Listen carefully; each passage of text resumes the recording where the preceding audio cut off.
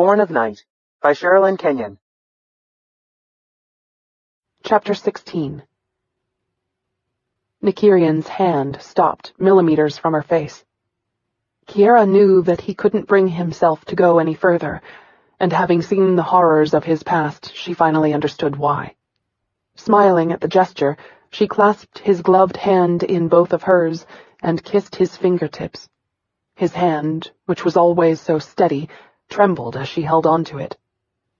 A hand that had been damaged so badly by other people's brutality that Nykyrian hadn't even been able to make a fist as a child. The same hand that had soothed and protected her, that had killed others, a hand he always kept covered. His features unreadable, he laid that hand against her cheek while his thumb stroked her chin. He buried his other hand under her hair, his fingers lightly stroking her scalp, causing chills to form all the way down her body. Desire erupted inside her, and she knew tonight she couldn't let him go. Not after what she'd seen of his past. He'd spent his whole life in solitude, and for reasons she couldn't even begin to fathom, she cared about him. She wanted to give him what no one had ever given him before. Things that she'd taken for granted her entire life. Things that every being deserved to have. Someone to hold him when he needed it. Someone who wouldn't judge, betray, or hurt him. His arms tightened, and he pulled her up to his mouth. His lips claimed hers with a passion born of desperate need. Kiara moaned with the pleasure of it as she cupped his face in her hands. She heard his ragged breathing as he gently nipped her fingers with his fangs. Opening her mouth, she welcomed him. He slid from his chair, his hands working magic on her body. Everywhere he touched, she burned, aching for more. Her heart thundered as she ran her hands down the soft silk of his shirt, delighting in the way his hard muscles flexed beneath her fingertips. She wanted him more than she had ever wanted anything. Nykyrian buried his lips against Kiara's neck, finally inhaling the sweet fragrance of her exotic perfume. She was so soft and warm, so very beautiful, and the way she held him, like he mattered. In this one moment, he didn't feel like a freak. Surely she wouldn't touch someone who was. He laid his cheek against her, so that he could feel the warmth of her as her breath tingled his skin. He shook with the force of his need, and lost himself in the first true bliss he could recall ever feeling. Her precious arms held him to her in a tender embrace. Desire surged through his veins like liquid fire. He clung to her, needing her, wanting her. Chills formed under the heat of her hands across his back. He gasped as her tongue played along the tendons of his neck, her teeth gently nipping. He closed his eyes to the sensation. Reclaiming her lips, he kissed her deeply. Kiara's body throbbed in an aching need that demanded the feel of his naked body against hers. She ran her fingers under the collar of his shirt, but that didn't appease her, it only whet her appetite more. She moaned as he moved his hand over her breast, down her stomach, and underneath the hem of her dress. Chills formed beneath his gloved hand as he stroked the skin of her stomach. Kiara kissed him fiercely, wanting to keep him with her. Nykyrian growled at how good she tasted. For the first time in his life, he felt desired. Wanted. It's a lie. Don't you dare buy it. I was morbidly curious what it'd be like to sleep with a hybrid. Tasha's cold words tore through him. You're a freak. I wish I'd never touched you. You ever tell anyone what happened and I'll have you killed. He winced at the memory of Driana's last words to him. Pulling away, he looked down at Kiara and saw the same desire they'd held. But it wasn't real. He was well acquainted with this game. He'd played it enough and lost to know better than to even try his hand. She was no different than they were. Today had proven that. You're shit, and shit is all you'll ever be. Not even your own mother could bear to look at you. Leave her now, before she turns you into the same drunken waste sin has become. Unable to bear any more, he rose and moved away from her. His breath came in labored gasps. He stared at Kiara's confused expression, his cock aching in painful arousal. All he wanted was to feel her body against his, But it wasn't worth the pain that would come later when she kicked him out of her bed and told him she didn't want anyone to know what they'd done. He would never do that to himself again. Better to jack off than be hurt. I'm sorry. Kiara blinked, his apology confusing her more than his sudden retreat. For what? He turned away and brushed his hand through his hair. I had no right to touch you. Forgive me, Princess. Kiara's heart lurched at his pain-filled words. Walking to him, she ran her hand over his back. You have more right than anyone else. She gripped his upper arm and turned him around to face her. When she reached up to remove his shades, he dodged her hand. Disheartened but determined, she ran her hand down his cheek, her palm scraped by his whiskers. I want you, Nykyrian. He tore away from her, as if her touch burned him. You pity me. I don't need it or want it. The anger in his tone set fire to her own. Don't tell me what I feel. She crossed the floor to stand in front of him again. Once more he tried to move away, but she grabbed his arm and kept him by her side. You can't walk away from me. I won't let you. His jaw tensed. Maybe I don't want you. One corner of her mouth lifted. She remembered the number of discs in his cabinet of her performances, the look on his face as he reached out to her just moments ago. If that were true, you would stay still and not keep moving away from me. Face it, soldier. You want me more than anything. She looked down and gave a pointed stare at the part of his body that showed her exactly how interested he was. Your lips can deny it all they want, but that says it all. He shrugged her touch away. You don't want me. Not really. I'm just a morbid curiosity to you and nothing more. He grabbed his long black coat from the couch where he draped it. You're safe here. I'll be back in a little while. Desperation filled her. If he left without this settled, she knew he would be gone from her forever. By God, hybrid, she shouted. Don't you dare walk away from me! The murderous look he gave her when he turned around caused her to take a step back. He clenched his hand at his side, and she had a distinct feeling he wanted to kill her. Don't you ever call me that again. Kiara gave him no quarter as she closed the distance between them. I thought soldiers were trained to meet conflict, not run from it. What is it about me that frightens you so? He didn't answer. Kiara wanted to scream in frustration. I'll be back later. In a single graceful move, he flared his coat out and put it on before he headed for the door. In that moment, she had total clarity as she realized he'd quoted the bitch in the video to her. I'm just a morbid curiosity to you. That was it. That was why he was running from her. He thought she'd do him the same way his commanding officer had done. That she'd kick him out of bed the moment they were through and tell him to keep his mouth shut. Her heart splintered with the thought of all the needless and cruel pain and rejection he'd carried throughout his life. Pain she wanted to soothe and banish. Why do you think you can't be loved? He froze with his back to her. That's it, isn't it? That's why you live here, light years away from everyone. Why you don't even trust your best friend. You've closed yourself off from everyone and everything to the point you can't even touch me. She closed the distance between them and put her hand on his shoulder. I won't hurt you, Nykyrian. I'm not like those others. He looked at her over his shoulder. I'm not blind, Princess. I saw the look on your face today when I reached for a towel to help you. I disgust you. You can't deny it. You are just like everyone else who's ever looked at me. She shook her head. You don't disgust me, Nykyrian, and that's the truth. You learned to forgive Hawk for hurting you. Can you not forgive me, too? She ran her hand down his arm, to his wrist where his League tattoo began. What you did today hurt me. It made me remember things from my past that I didn't want to. It shoved them straight into my face, and it took me time to separate those monsters who killed my mother and shot me from the man you are. Wrapping her arms around his lean waist, she pressed her front against his back and laid her head against his spine. Let me love you tonight, Nykyrian. Just once.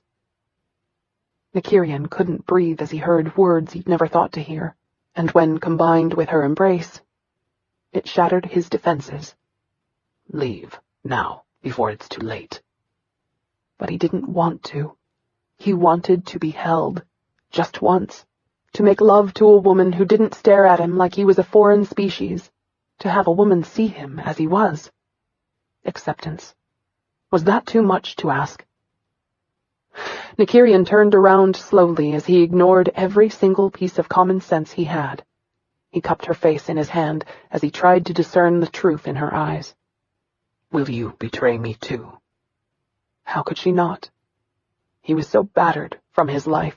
He didn't know if he was strong enough to take another blow. Dare he take the chance? Kiara struggled to breathe as she realized her words had somehow made it through his defensive core. He was standing his ground. Reaching up, she touched his shades. He didn't move away. Her hand trembling, she pulled them off so that she could stare into those beautiful green human eyes that laid bare his own fears and uncertainties. The soul she saw there wasn't frightening or cruel. It was the soul of a man who'd been thrown away one time too many.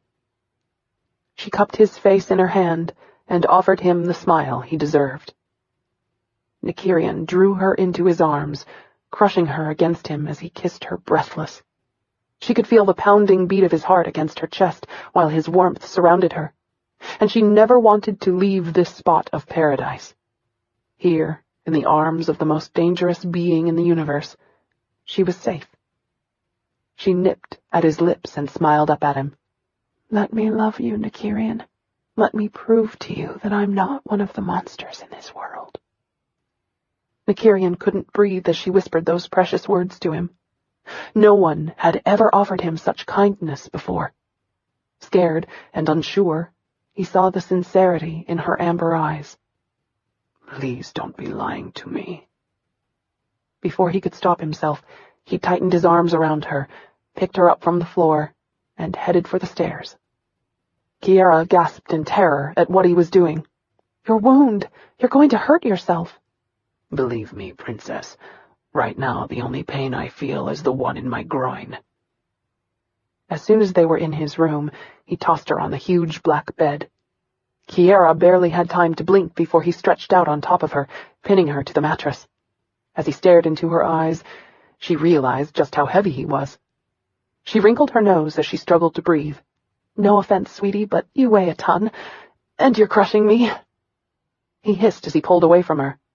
It's the coat. Sorry. I forget how heavy it is. He shrugged it off, and it landed on the floor with a most disconcerting thud. Her eyes widened at the sound. How did he wear that thing without being a hunchback from the weight? Should I even ask? He stepped back, his face instantly apprehensive, as if she'd struck a sour chord. Kiara tisked at him as she rose up on her knees and reached for his belt. Pulling him closer to her, she removed it and tried not to think about the weapons fastened to it. I know what you do, Nykyrian.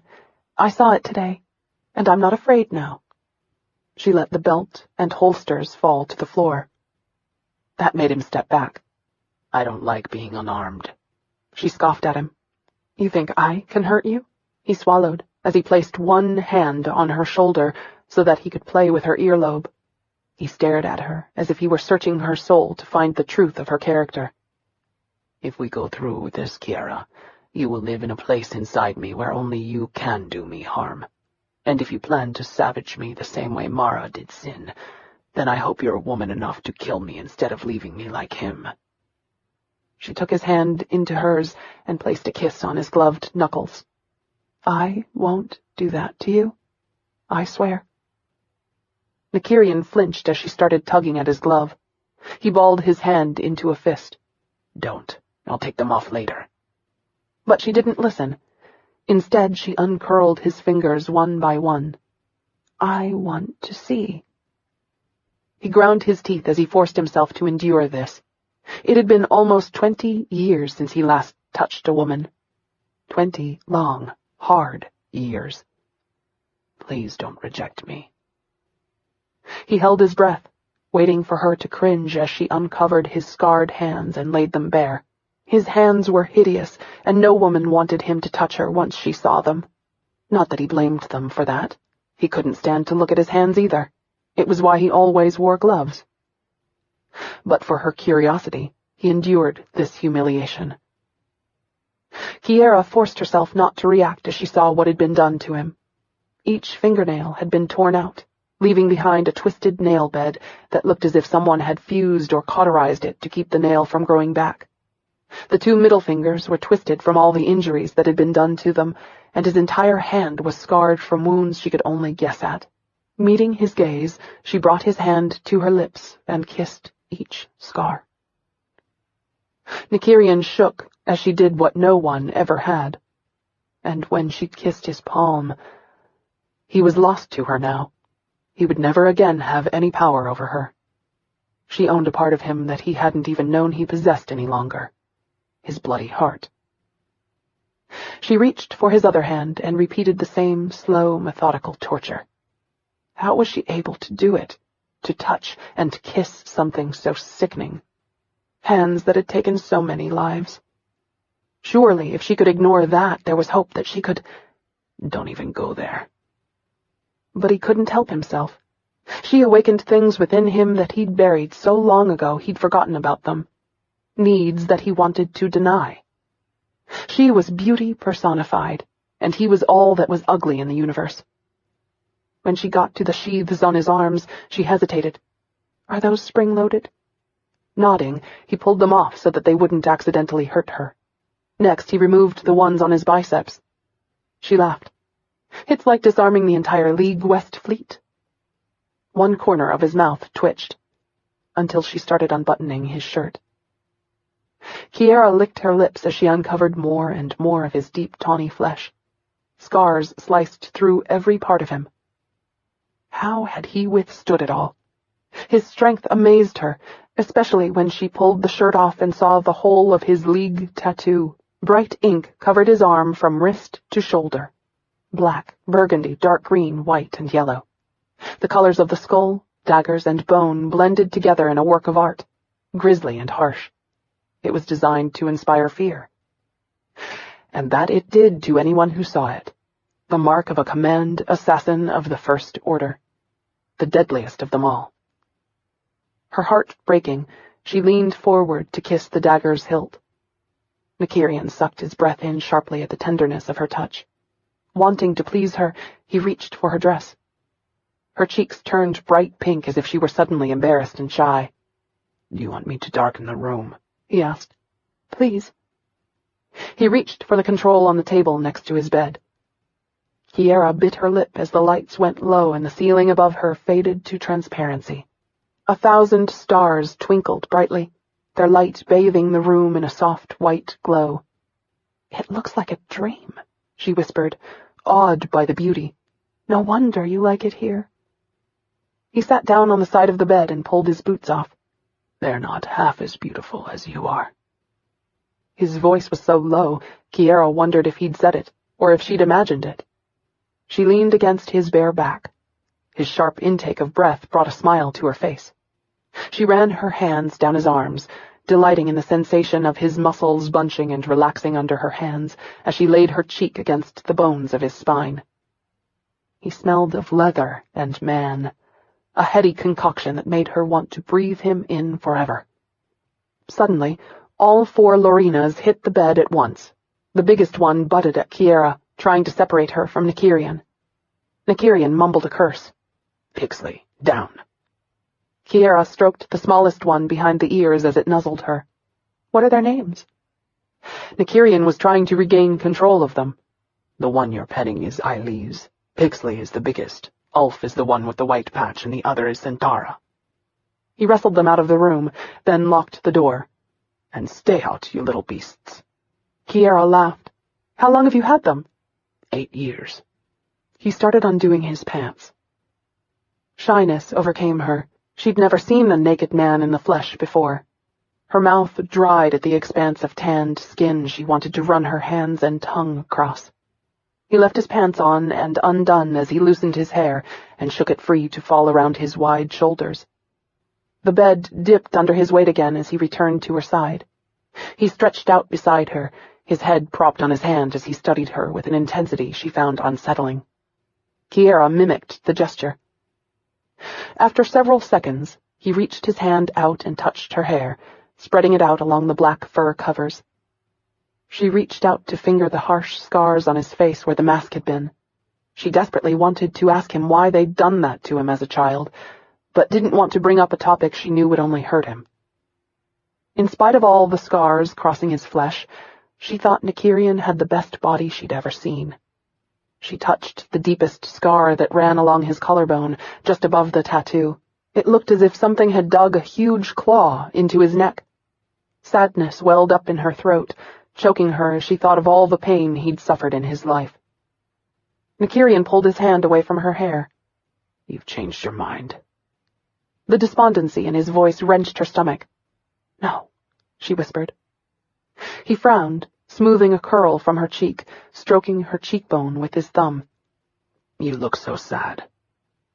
She held his hand to her cheek, reveling in the feel of his calloused palm against her skin. She moved his hand to her lips and kissed his scarred knuckles. I wish I could take away your pain. I wish I could go back to when you were born and take you somewhere safe, far away from all the people who have hurt you. His eyes were liquid emeralds. You're doing that now. He leaned forward and kissed her lips. Kiara welcomed the feel of him pressing her down on the mattress. He was still heavy, but this time the weight was not only tolerable, it was wonderful. His lips traveled over her body, blazing a trail of fire everywhere they touched. He lifted the hem of her dress and placed a kiss on her bared stomach.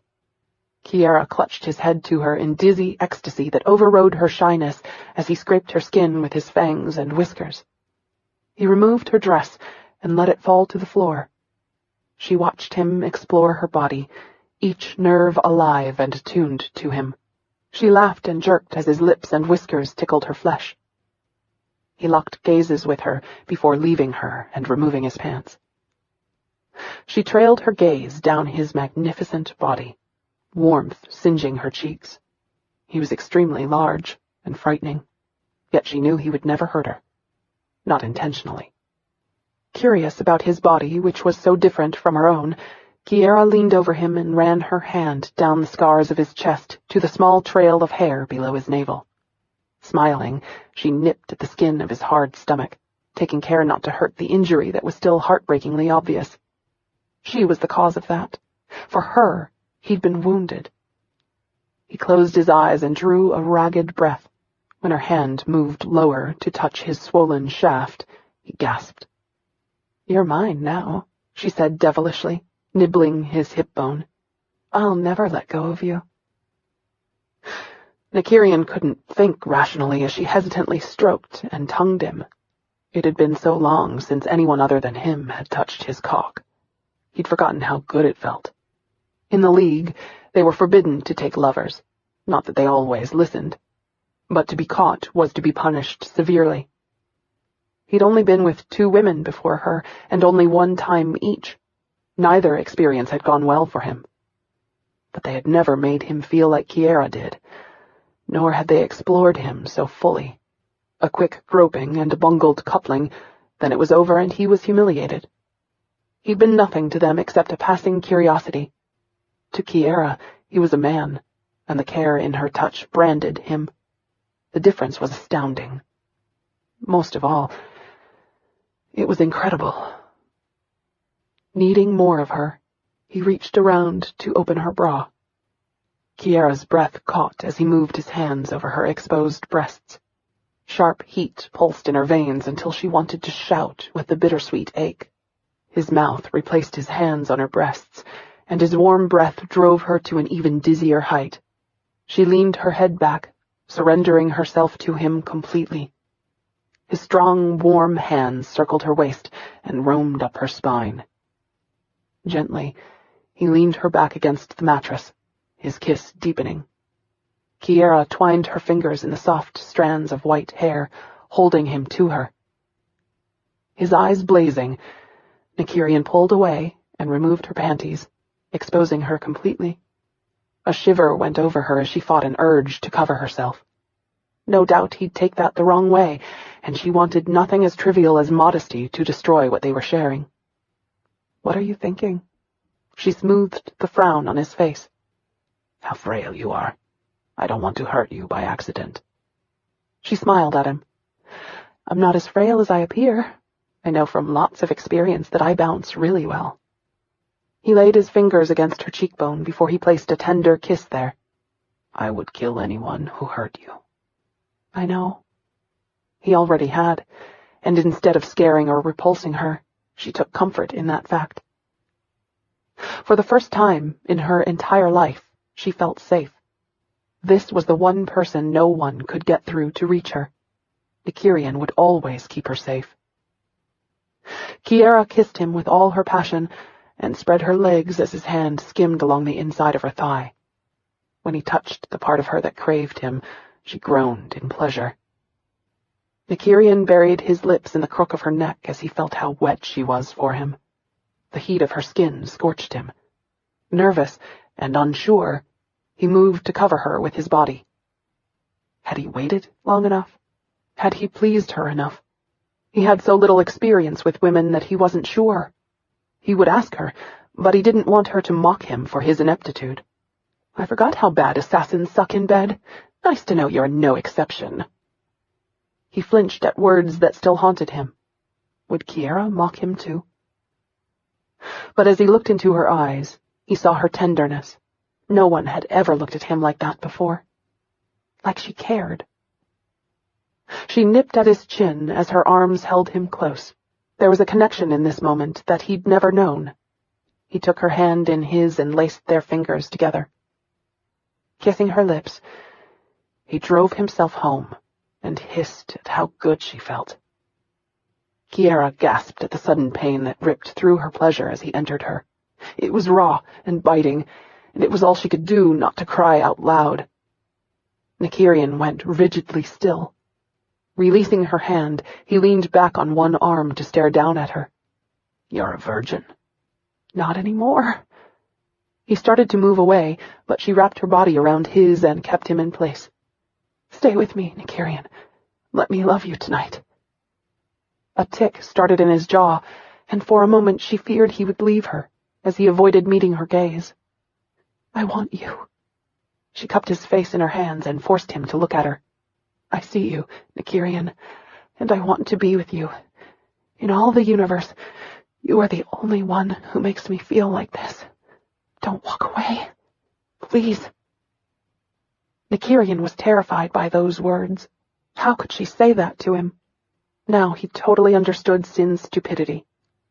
Even when it was bad, it was good. He had no right to be with her, no right to touch her, except for the fact that she wanted him. She kissed his lips and shattered the last shred of his resistance.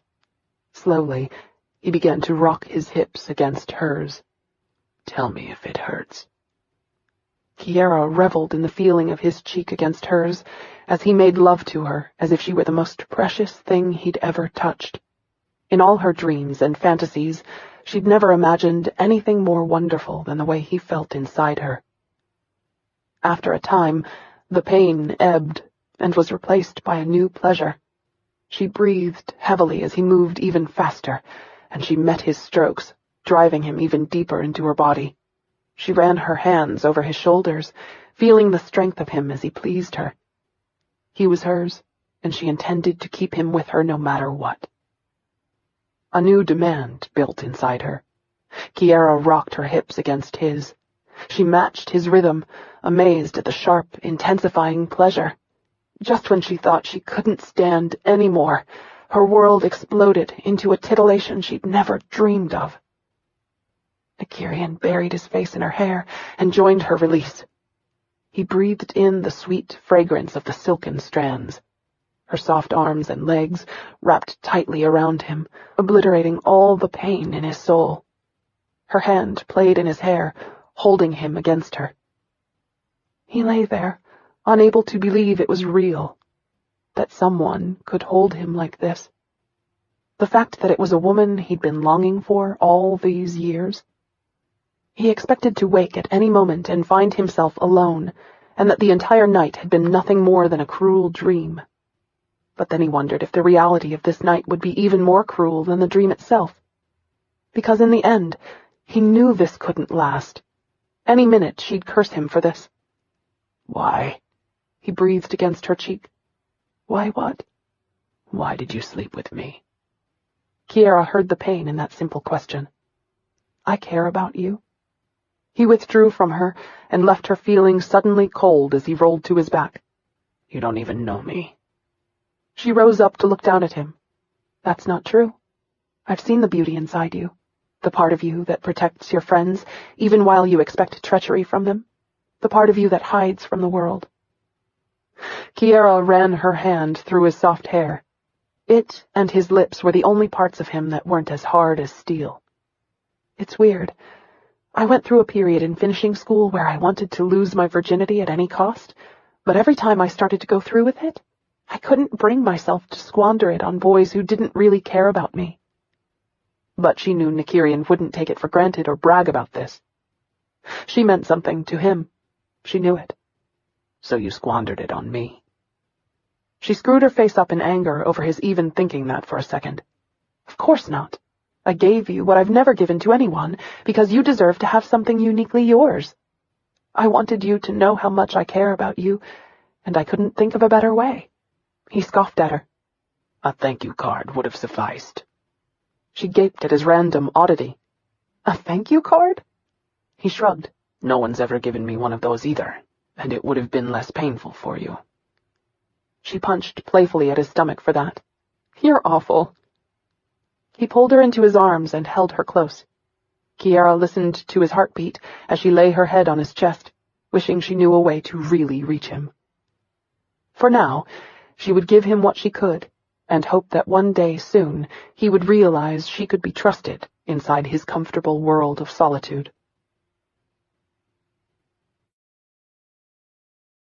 Chapter 17. Nykyrian watched the sky lighten. Kiara, still asleep, snored softly beside him as she lay tucked in his arms. He'd been here for hours, watching her sleep, feeling the warmth of her body tucked into his. The scent of her skin hung heavily in his nostrils while he ran his hand down her silken arm in a tender caress, her rear pressed against his cock, which was already swollen again. But he'd hurt her enough. He wouldn't press her for any more. He took her hand into his and studied the perfection of her fingers compared to the ugliness of his own. Her nails were polished and dainty. Beautiful.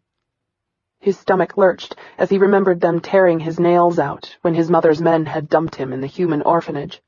After that, they'd dipped his fingers in acid to keep his Andarian claws from growing back. You won't be hurting any of our children, you fucking animal. He'd fought as hard as he could, but it hadn't been enough. They'd held him down and put that damned mask over his face to keep him from being able to bite. Then he'd been chained down in the bathroom, naked, and kept there for years, until the commander's wife had seen him. He could still see her looking at him as he cowered in the corner, ready to strike out at her if she attacked him like the others had done repeatedly over the years. Even on that day, he'd had one broken arm from an attack the night before. One of the guards had a sister who'd been killed by an Andarian, so the guard had used Nykyrian as the scapegoat for the Andarian's action and the guard's fury. The guard had beaten him so badly that his face was still burning, his back and arms, and other things he didn't want to think about. All he'd wanted was to be left alone in his pain to heal. It was why he'd been laying on his stomach on the floor when she'd entered the facilities as part of a charity tour. The moment they'd come in, he'd forced himself to sit up in spite of the pain and hide as best he could in the far corner of the last stall. He'd stared out from under his matted hair and held the chains around his wrists to try and keep them from making a noise that would betray him. If he was as still as possible, hopefully they'd ignore him and go away. But the commander's wife had drawn closer to him. "Don't get too close, mistress. He's an Andarian and prone to attack." She'd frowned at the shackles on his ankles and wrists. "Why is he chained so?" "To protect the children. We don't know what he's capable of, so we make sure there's no way for him to harm them." Taraga had tilted her head to watch him. "He doesn't look dangerous." "Trust me, he is. Vicious. We even use a pole to push his food near him when he's fed at night." Nykyrian had scoffed at the caretaker's words. Fed? The leftover, half-eaten scraps were bad enough. The fact that they usually spat in them before they handed them over was worse. As for water, He looked at the toilets where he was forced to find drink, like an animal. No, even animals were treated better than he was. The commander's wife had pulled back in horror. "You feed him here in the bathroom?" "Of course. He's not allowed to leave." Nykyrian had glanced up at the window not far from him. When no one was in here, he'd crawl over to it and lay his head on the sill so that he could look outside and pretend he wasn't locked away in here. That was his only contact with the outside world, and he was grateful his chains were long enough to allow him that one small freedom. Taraga turned back toward him with sadness in her eyes as the commander joined her in the doorway. He'd taken one look at Nykyrian and curled his lip in disgust. "What are you doing?" She pointed at Nykyrian. "I want to adopt him." Huan's snarl had only grown more severe. "It's pathetic and weak. Look at it." The commander had moved forward to kick him. Unwilling to be hit without returning the blow, Nykyrian had lunged at the commander with everything he had. Huan had laughed as he brought him down hard on the tiled floor. Nykyrian had screamed out in rage as he did his best to break free, but it was no use. He was too weak and injured.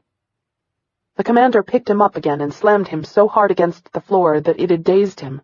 "You do have spirit, don't you?" He grabbed Nykyrian's face to examine it. "Not a single tear." A cruel smile had twisted his lips. "We'll take him, have him cleaned and brought to my ship." Nykyrian winced as more memories surged. He hated to think of the past, to remember. There was nothing there even remotely pleasurable. He leaned his head against Kiara's hair and inhaled her scent that drove away those horrors. She was the beauty that had been missing for so long from his world, and he never wanted to let her go. Unfortunately, he couldn't stay here in bed with her much longer. He didn't want to move, but he had too many things to do to lie in bed while she kept sleeping. As gently as he could, he pulled her arms away from him and slid out of bed. He watched Kiara situate herself on the mattress, her hips wiggling provocatively. A smile played at the edges of his mouth. He covered her with a sheet, then darkened the ceiling against the dawning sun. Kiara was beautiful in his bed, and the memory of her touch was branded into his soul. Reluctantly, he moved to the bathroom to shower. Over and over, he castigated himself for what he'd done last night. It was so wrong to touch her. She belonged to the day, to warmth and sunshine. Her world was light and wonderful, filled with love and laughter. And he was born of night. His mother was the darkness. Her cold embrace was all he had a right to crave. Just as the sun destroyed the night, he was sure she would destroy him, provided their enemies didn't kill her first. He refused to watch her die. A lump burned raw in his throat. He would treasure the memory of last night forever. But that would be all. She would have to be returned to her father before she did any more damage to him. Holding that close, he quickly bathed, dressed, and headed downstairs without looking at her tempting form. The Lorinas assailed him downstairs, unhappy about being banned from his room. Nykyrian grabbed a glass of juice and headed to his work. Switching on the monitor, he ran his hand through his wet hair. Without paying much attention, he scanned the new contracts. He drank his juice and switched the screen to the most recent contracts. He choked. No fucking way. He reached for his link. It took several nerve-wrenching minutes before Sin answered with a menacing curse. "I told you, Hawk, I'm not going. You can roast your overgrown—" "Sin, it's me." Nykyrian heard a yawn over the link. "Damn it, Kip. Have you any idea what time it is here? Unlike you, I do need to sleep, and damn it, my head hurts.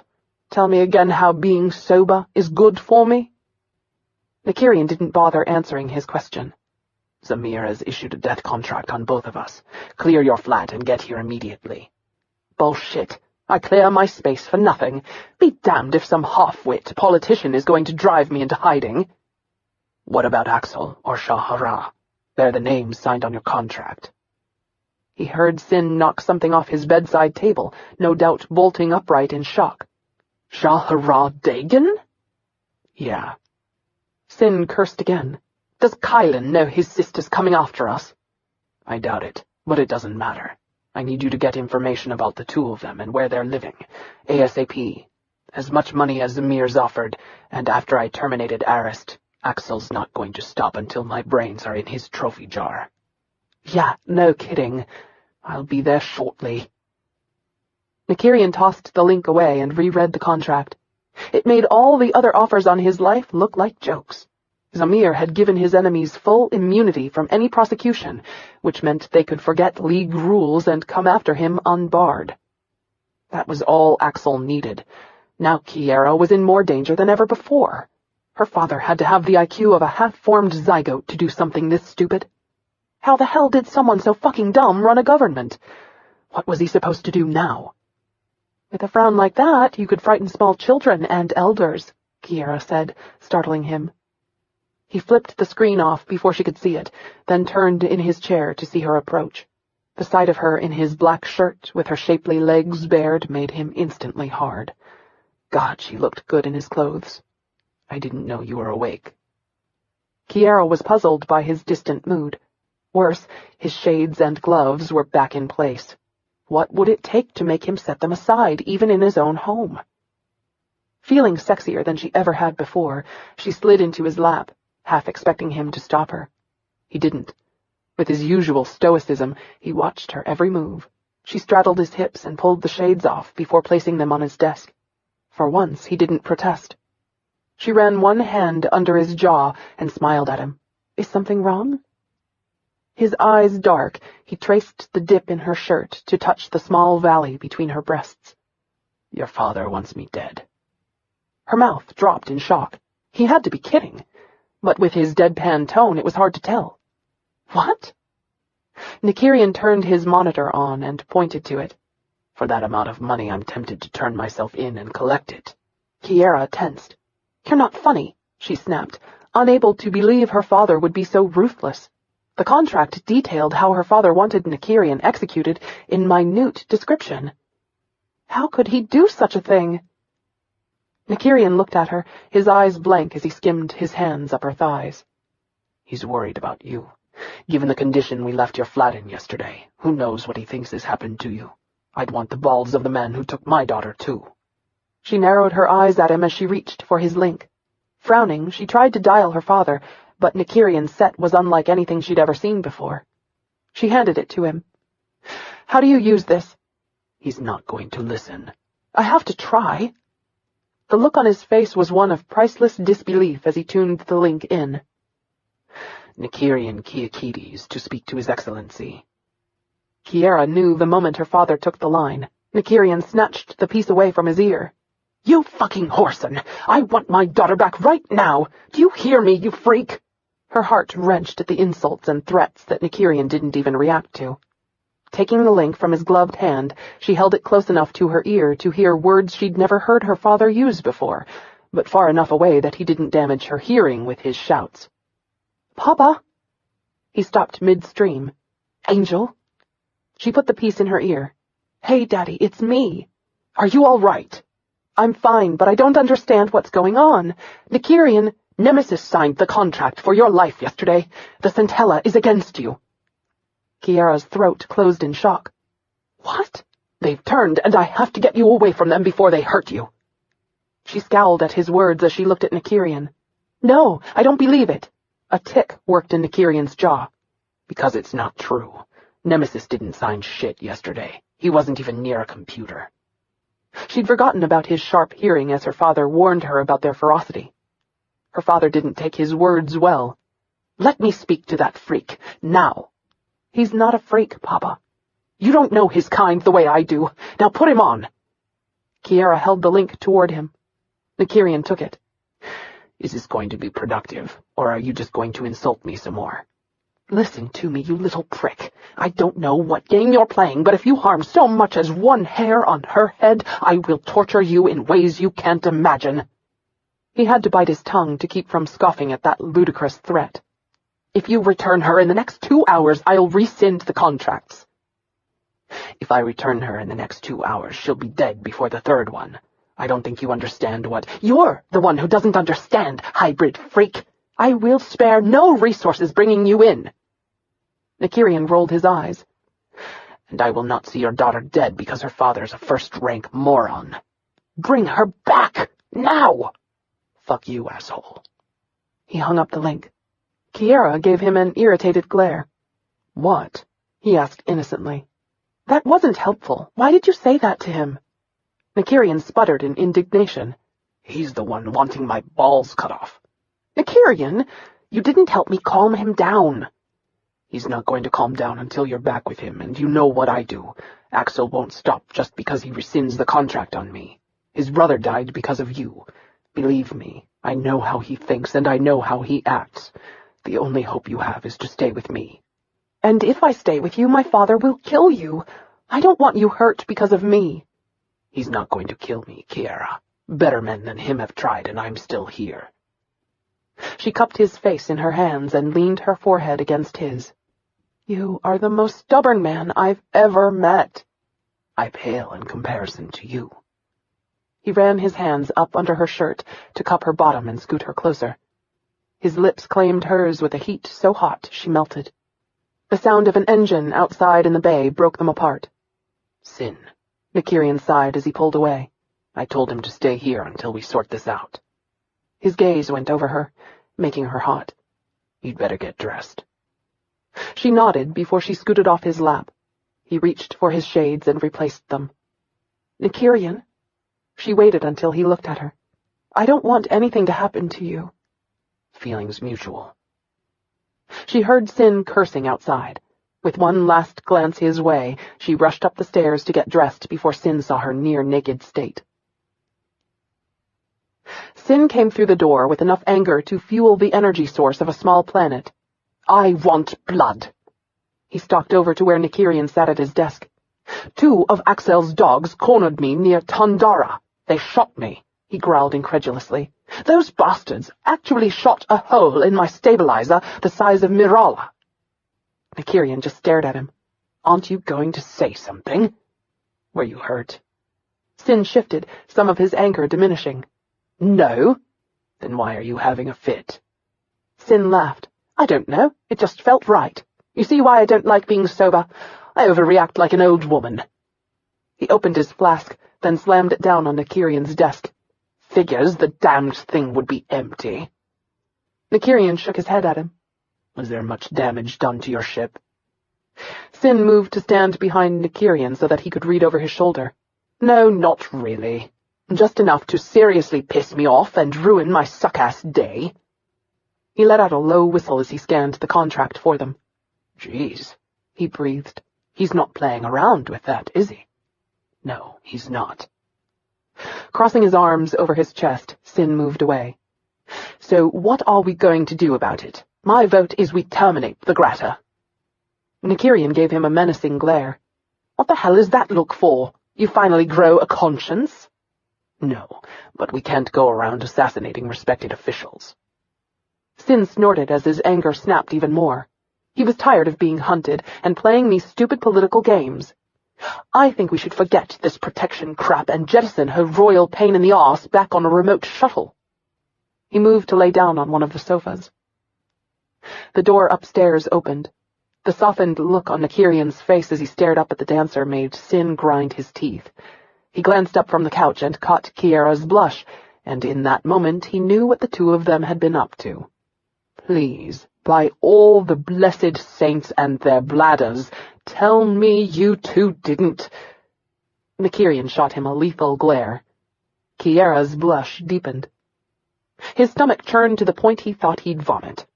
Sin slung his legs over the couch and moved back to where Nykyrian sat. Have you lost all semblance of intelligence? Nykyrian came to his feet, and Sin recognized the angry twitch in his jaw. It's none of your concern. Clenching his teeth, Sin backed down even though he wanted to beat his best friend until he saw reason. Fine. Whatever. Nykyrian pulled his coat off the couch and shrugged it on. Kiara and I have a few things to do this morning. I need you to stay here and work on locating Axel and Shahara. When I get back, we'll repair your ship.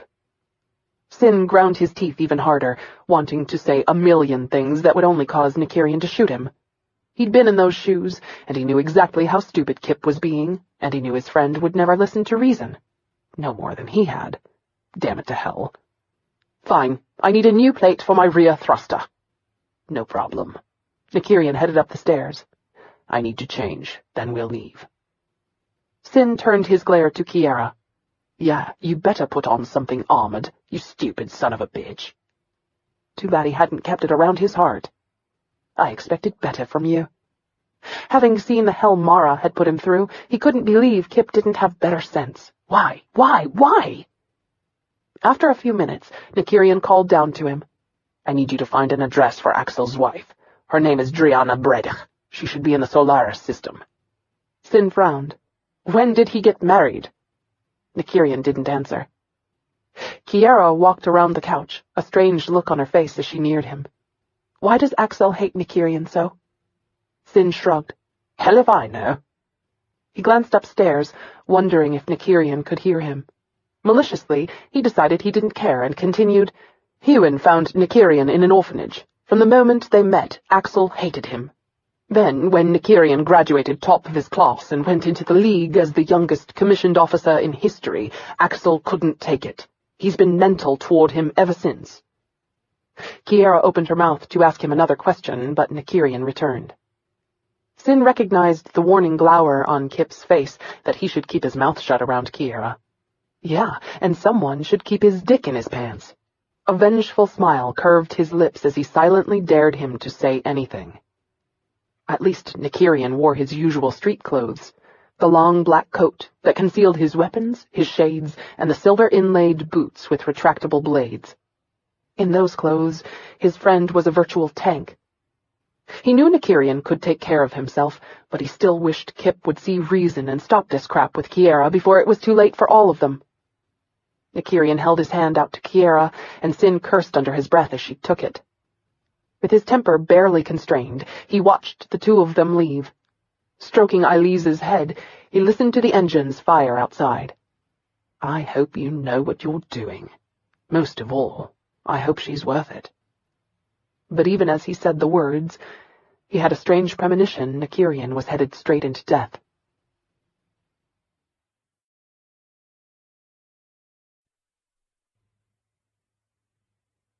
This audiobook has been broken into multiple parts to make the download faster. You have reached the end of a part, but not the end of the complete audiobook. So please check your library for the next part of this audiobook.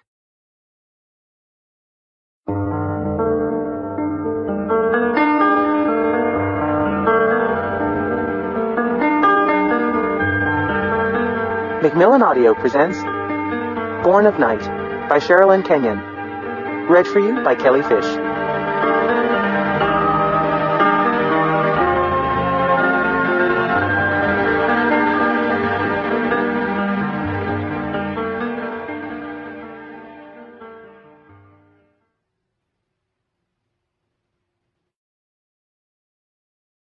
Chapter 18. Kiara stared out at the brightly lit landing bay on a planet she'd never been to before. But as she saw the subversive people who used this place, she realized why it was so bright, so the workers could keep an eye on the people who all appeared to be looking for victims. Where are we?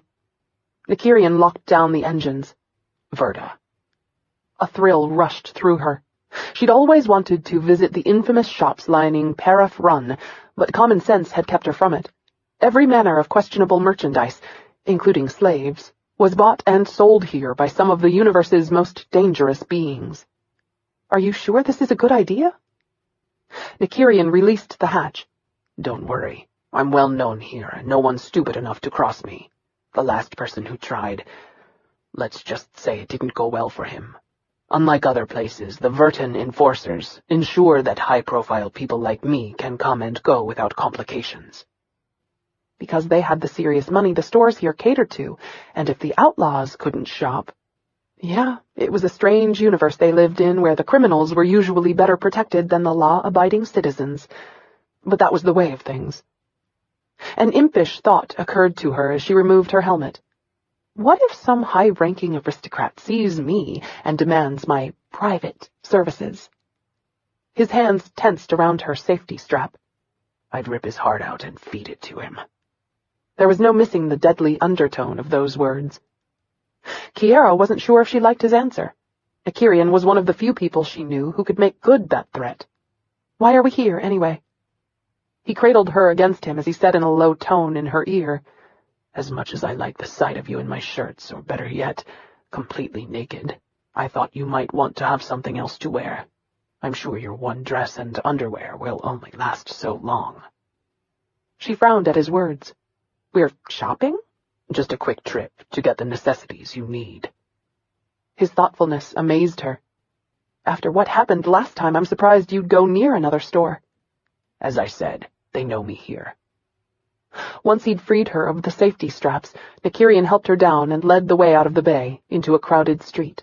"Stay with me, and don't wander off." He wrapped an arm possessively around her shoulders. That move would have thrilled her, had she not realized that he wasn't doing it to be sweet. He was doing it because this place was just that dangerous, and he wanted to publicly claim her so the rest of the people around them would leave her alone. Swallowing her fear, Kiara scanned the street, astonished at the variety of beings and cultures represented. She saw everything from wealthy princes and princesses arrayed in the finest materials available to filthy street urchins who barely wore enough to cover their nudity. But it was the thugs who scanned the crowd looking for marks that stood out the most. What a strange mixture. As they passed an alley, she heard a boy cry out, "Get off me!" Nykyrian pulled her to a stop. "Shut up, you little bastard!" He dropped his arm from her shoulders and took her hand, making sure to keep himself between her and whoever was in the alley as he went to investigate the loud voices. She was horrified as she saw the man mauling a boy who appeared to be around the age of 12. 3 other men were with him, laughing at the struggling child. Anger, fear, and horror went through her as she remembered the men who'd once done her the same way. "That's it, bitch. Keep crying. Mommy can't help you." Why did people have to be so cruel? She'd never understand it. Releasing her hand, Nykyrian shot across the alley. He kicked the man tormenting the boy into one of his cronies so hard that the 2 of them hit the ground. In one fluid move, he picked the boy up and put him down out of the crossfire, then spun around and caught a 3rd man in the jaw, knocking him away. He flipped the 4th one over on his back to the ground. He delivered 3 punches to his head that were so fierce she could almost feel them. The boy started back into the fray. "Yana, stay with the lady," Nykyrian growled before he spun to catch the man who'd picked up a board and was about to hit him with it. Nykyrian raised his forearm to deflect the board before he kicked the man into a dumpster. The boy shot toward her. Kiara wrapped her arms around him to keep him safe while Nykyrian dealt with his attackers. A few inches taller than her, the boy was so emaciated she could feel his bones, but even so, he had a handsome face that told her he'd be stunning once he grew into his own. "Who the fuck are you?" the first man asked, pushing himself up. Nykyrian lowered his head threateningly. "I'm the last thing you're going to see if you ever touch a kid again." Kiara saw the desire in the men's eyes to keep fighting, but their common sense prevailed. Extremely bloodied and bruised now, they pushed themselves to their feet. Nykyrian turned toward her and Yana. The moment he did, the first man attacked again. Before she could make a single sound of warning, Nykyrian spun about and caught him with a hard punch to his jaw that lifted him up from his feet and sent him straight to the ground, flat on his back. A second man went to return the hit. Nykyrian caught his arm and twisted it. She cringed at the sound of breaking bone. Nykyrian delivered another hit to the man's midsection hard enough to drive him to his knees. "Had enough? Or do I have to kill all of you?" "Enough," the man panted. Nykyrian wrenched the man's arm, causing him to scream out before he released him. "Next time, pick on someone a little closer to your size." Leaving the men to whimper on the ground, Nykyrian took her and Yana out of the alley. He let out a tired sigh as he looked at her. "I know, I'm an animal." Kiara shook her head. "No, you're not. You were too merciful." He frowned at her. She offered him a smile and patted Yana's shoulder. "I'm beginning to understand your world, Nykyrian. I'm not going to judge you for it." As soon as they were on the street and had put enough distance between them and the alley, he pulled Yana to a stop. "What were you doing there?" he demanded of the boy in a firm yet gentle voice. "You should know better." The boy swallowed. "I didn't do nothing, Nykyrian. I swear it on my life. I was minding my own business when they jumped me and dragged me into the alley. I tried to fight them off, but they were too big." Nykyrian's stern face softened. How many times have I told you to be careful? You have to stay away from Paraf Run. Have you any idea what could have happened to you had I been 5 minutes later? I know, and I listened. It's just... His blue eyes misted. Me mum died 2 days ago, and they threw me out of her brothel. The authorities want to take me to an orphanage or to a league academy, and I ain't doing that shit. Paraf Run is the only place where the enforcers don't patrol for bastards to arrest. Have you any idea what they do to boys in those places? I promised me mum when she died that I wouldn't let them take me. There was a subtle tightening to Nykyrian's features that made her wonder what ghosts tormented him. It's all right, Yana. I won't let them do that to you. A lump choked Kiara's throat as she watched the tender way he directed the boy down the street in front of them.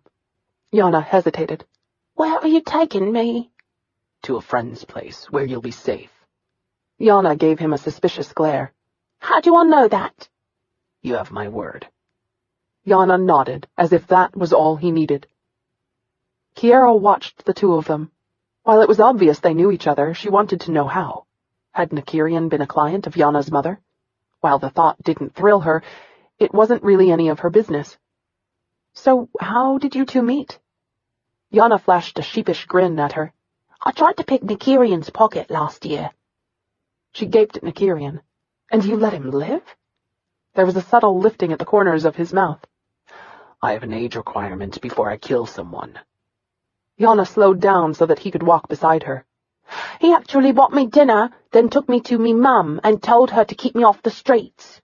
Not that she listened. She was a whore. Nykyrian's features tightened, and when he spoke, his tone was sharp. Your mother loved you, Yana. One day you'll understand how rare a thing that is. Don't disparage her memory by reducing her down to the occupation she had that kept you fed and clothed. She deserves better than that. Yana's anger deflated as he lowered his head. Sorry.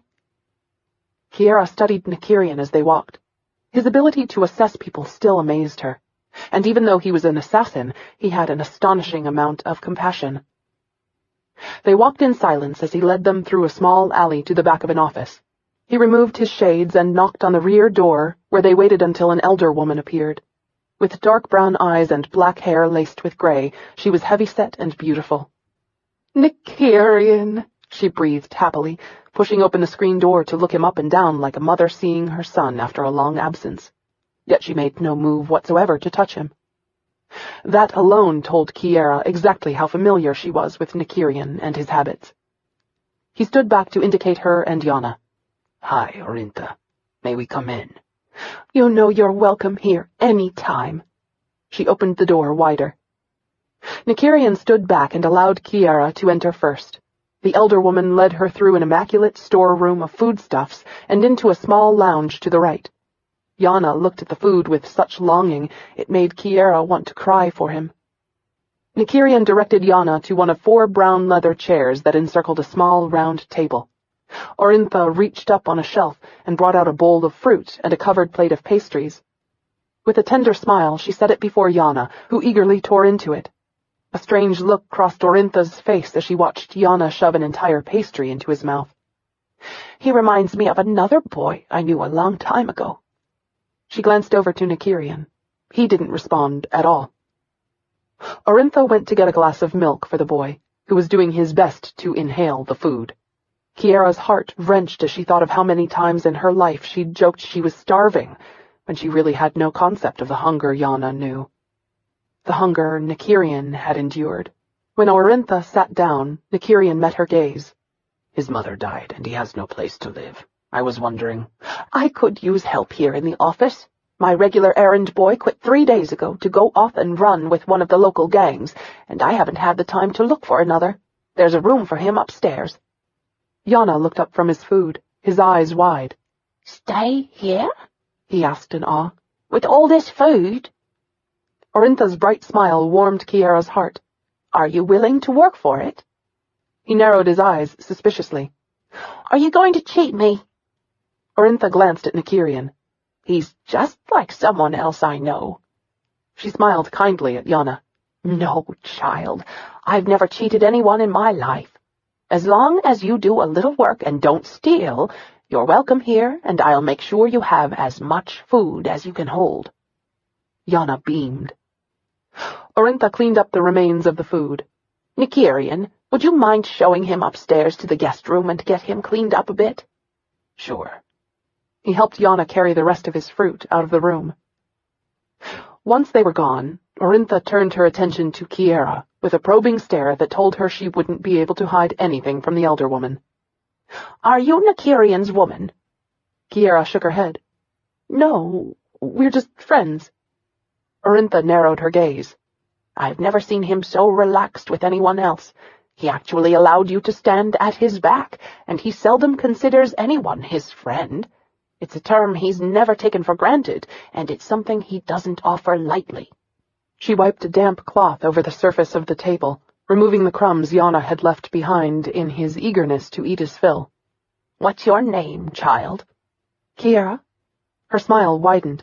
A name as beautiful as the one who bears it. Thank you. Orintha folded the cloth and set it on the table before them. Kiara watched the kind elder woman, 1,000 questions swirling in her mind about Nykyrian. How do you know Nykyrian? Orintha bit her bottom lip, then stood and closed the door to the stairs where Nykyrian had taken Yana. She returned to her chair. He can hear from long distances, you know? Yes, I do. Orintha leaned in so that she could speak in the lowest possible whisper. I was the psychologist Commander Quikiades hired after Nykyrian's adoption to... She paused as if seeking the right words. Nykyrian had a lot of trouble adjusting. How do you mean? Tears misted in her eyes as she swallowed audibly. I've been a child therapist and psychologist for almost 60 years, and I've seen some of the worst cases you can imagine. Things that would make you ill to even hear about them. Yet none of them haunt me the way his case does. The things that were done to him. She blinked back tears. He's a good man. I don't know how someone like him emerged out of the horrors of his past, but he did. She glanced at the stairway. If you are his friend, you have no idea how lucky that makes you. Nykyrian has trouble bonding to people. I don't understand. Because of the way he was abandoned and treated, he doesn't trust people at all. He doesn't even open up much to me. He's afraid to let anyone know him for fear of their rejecting him as his parents did. Because of that inner fear, he rejects others before they have a chance to hurt him. Kiara scooted closer. I've noticed that he never talks about his childhood. I don't blame him. Orintha toyed with the cloth on the table as if she needed the distraction to speak. He was thrown into a human orphanage where he was only allowed garbage for nourishment. The workers there feared giving him meat. They thought the taste of it might drive his Andarian blood into a feeding frenzy, and so they... Orintha winced as if the horror of it was too much to bear even now. He drank out of toilets, and then, when he was taken to the commander's home, they weren't any better to him. Sometimes I think it was even worse because the commander and his children were trying to kill the last human part of him. She sighed heavily. The commander even put a training collar on him. Do you know what those are? I've seen them, but I don't really know how they work. They can lock down the entire nervous system so that a person can't move, or more to the point, defend themselves. You can feel, but you can't move. They also have a shocking device. They're the worst kind of torture, but the commander demanded it, and so... Orintha wiped a trembling hand over her face. The commander never listened. I can still remember arguing with him when he sent Nykyrian to school. I knew it was too soon, and... She shook her head. That poor boy used to sleep on the floor, underneath his own bed in their home. Why? For protection. The commander's sons used to sneak up on him in the middle of the night to beat him, so he learned to stay up for days, and still does. He only sleeps when he absolutely cannot go another moment without it. Kiara finally understood. She remembered what he'd said to her when they met. Because when he sleeps, he's vulnerable. Orintha nodded. I'll be honest. I told the commander to put him down for his own good. Given the horror of his childhood, I didn't think there was any hope for him at all. But that was what the commander wanted, a killing machine incapable of human feeling. Kiara was horrified that the woman before her had actually called for Nykyrian to be killed. Why would you want him put down? You have no idea what he was like back then. He was so fierce as a child. He would attack without stopping until someone overpowered him. And then, one day, as I was observing him in a park while he did his homework, a small child came up and hit him for no reason. I was terrified and tried to get to them. I was sure he'd kill the child before I could reach them. But instead, Nykyrian looked up and stared at the child, and did nothing. As soon as I reached him, the child ran off, and when I asked Nykyrian why he didn't attack, he looked at me blankly and said the child wasn't old enough to know better. Then he went back to his reading as if nothing had happened. It was then I knew that somehow, against all odds and against everything my books had told me about psychology, he understood right and wrong. I realized that when he attacked, it was to protect himself. He doesn't attack out of anger or maliciousness. He attacks out of necessity. Exactly. And he understood who would be a threat later and who wouldn't. Like Sin had said. It was why Patala and the bullies in the alley had been spared. But Kiara was still trying to reconcile what she'd seen in the video with the man she knew. What about the commander's wife? I always felt sorry for her. I could tell she wanted to help where Nykyrian was concerned, but every time she tried, her sons and husband would mock her for it. In the end, she wasn't much better off than Nykyrian was, and so she tried to stay out of things as much as she could. But she wasn't the worst to hurt him.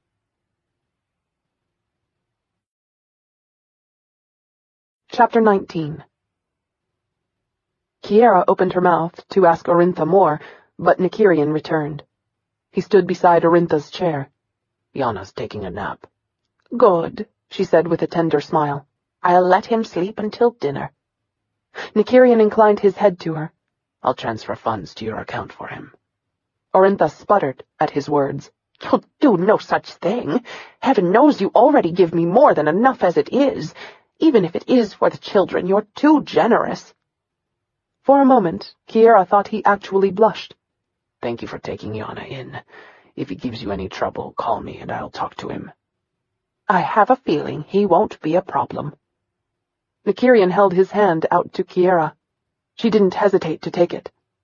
A frown covered Orintha's face. You're not leaving now?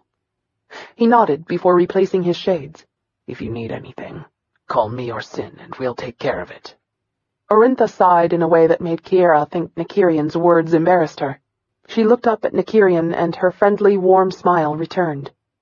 You take care of yourself and this pretty lady. The two of you make a handsome couple. Kiara smiled at the gentle woman. Thank you. By Nykyrian's face, Kiara could tell the compliment made him uncomfortable. I'll check on the two of you in a couple of weeks. Orintha nodded and showed them to the door.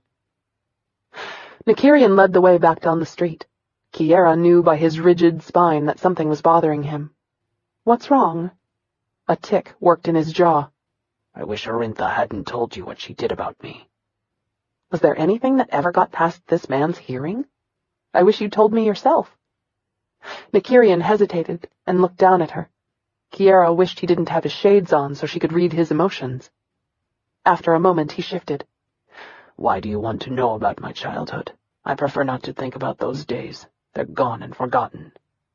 Kiara shook her head in denial. It's not forgotten, Nykyrian. Horrors like that don't just fade. Take it from someone who knows. No matter how hard we fight, no matter how hard we try, they sneak up on us and drag us back with a clarity that is as vibrant as it was when they first happened. I like to pretend my past isn't there too, but it doesn't change the fact that I still can't stand to be alone in the dark. Nykyrian paused as her words touched him. The fact that she understood, it made him feel close to her, but it didn't change the pain he carried with him. I would never leave you in the dark. And I feel the same toward you. The smile she gave him weakened his knees and made him feel the stirring of something he didn't even want to contemplate. Unwilling to think about that, he took her to the large shopping complex at the end of the street. Kiara gaped at the dizzying variety of colors and merchandise that blended with shoppers from all cultures. The store they entered had huge glass counters filled with accessories and trims, any and everything a person could possibly want. Clothing styles were hung over abstract mannequins, showing how they might look on various life forms. As she browsed, she realized the clothes here were obscenely priced. Even her extravagant father would faint over these. She stepped back from the rack. Is there another place to buy clothes? Don't you like them? She widened her eyes as she leaned into him to whisper, Did you see the price? Nykyrian snorted. I'm more than capable of supplying you with several wardrobes from here. But nothing, Mutara. Start shopping. Kiara bit her lip in agitation, unwilling to give in so easily. No one needed clothing that cost this much. This really isn't... Kiara, he growled low in his throat. Buy clothes or go naked. Personally, naked works for me. How could she be both annoyed and amused by him? Fine. When you're homeless and bankrupt, remember I tried to stop you. A smile curved his lips. Stunned, she stood there, unable to move as she saw the one thing she'd never thought to see from him. A real, full-blown smile. The man was absolutely gorgeous. My God, you have dimples! His smile vanished instantly. I know. No, she said, reaching up to touch his cheek. Don't you dare hide those. They're beautiful. He dodged her touch. They look stupid. She let out an aggravated breath. They are as sexy as all get out. Trust me. Dimples like those will definitely get you laid. That almost succeeded in making him smile again. At least until they were interrupted. Kiara Zamir? Kiara turned around to face an excited sales clerk. The young woman stared at her with huge, animated brown eyes. Oh my God, I love you, she gushed. I saw Silent Prayer last year and thought it was the best thing ever produced. You are the best. Kiara grinned, warmed by the compliment. Thank you. My name's Tara, and whatever you need, just let me know. Oh my God, I can't wait to tell my mother. She'll never believe this. And Nykyrian had been right. Unlike on Goron, Tara didn't judge or react to him. No wonder he was willing to pay so much. Here, he was normal. Kiara glanced at Nykyrian to see how he was taking the clerk's continuing adoration. He watched them quietly, his features patient and his stance unobtrusive. Oh, thank goodness he wasn't chafing like other people, including her father, did. He seemed completely content to stand in the background and let her have her time with her fan. That meant a lot to her. She allowed the clerk to take her by the arm and show her a variety of pieces. For all the generosity of her father, Kiara realized she'd never seen such extravagant materials. Every piece was light and airy with the most delicate, silky texture. Tara explained many of the fabrics were from non-human worlds, brought to the store only by an exorbitant price. She glanced over her shoulder, unsure how much Nykyrian was willing to spend on her clothes. I like that one, he said, indicating the dress Tara held. Kiara cringed. It was absolutely stunning, but I don't know. It's the GNP of a small planet. He let out a slow, aggravated breath. Don't worry about the price, princess. Just buy whatever you need. Tara smiled at him. Ooh, I like you. If you're not counting coins, I have an even better line in back. At his nod, Tara moved them to the exclusive section. In spite of her reluctance, Nykyrian and Tara fitted her with enough clothes to last for a solid month. As Tara left to place the order, Kiara faced him with one arched brow. How long are you planning to keep me? Again, there was no emotion whatsoever from him. Until you're safe. She looked at the pile of samples they'd gone through and the bigger pile of ones he'd approved to purchase. That's a lot of clothes. I can't believe you spent so much on me. He shrugged. You're terrible, Nykyrian. She wished she could see his eyes. Instead, her irritated reflection glared back at her from the dark lenses. I want you to have it. You deserve beautiful things, and I took you from your own clothes. No, Axel did that. She trailed her gaze over his tall, sexy body. He leaned back against the mirrored column with his boots crossed at the ankles and his arms folded over his chest. Deceptively relaxed, he was alert to everything around them. And she was highly attuned to him. She walked herself into his arms, forcing him to straighten up. He stiffened until she wrapped her arms around his waist and kissed him lightly on the cheek. "Thank you, Nykyrian." Nykyrian was at a complete loss of words as his hormones fired. He really didn't know how to deal with her kindness. Tara returned with her computer ledger, and Nykyrian quickly signed his name and indicated where the packages were to be delivered to his ship. "Do you need anything else?" he asked Kiara, handing the ledger back to Tara. "Not hardly." With a nod to Tara, he took Kiara's hand and led her from the store. "We need to get Sin's part next." "Can you buy him a new attitude while we're at it?" Nykyrian frowned. "Why?" "He's just been a little cranky lately. Haven't you noticed?" "Not really. He's usually acerbic when he drinks." Kiara was puzzled by his answer, since she had yet to see a time when Sin wasn't guzzling alcohol. "Then why are you friends?" He paused to look down at her. "He saved my life." Kiara was stunned that he'd admit that. Had he suffered a head injury in the earlier fight? Really?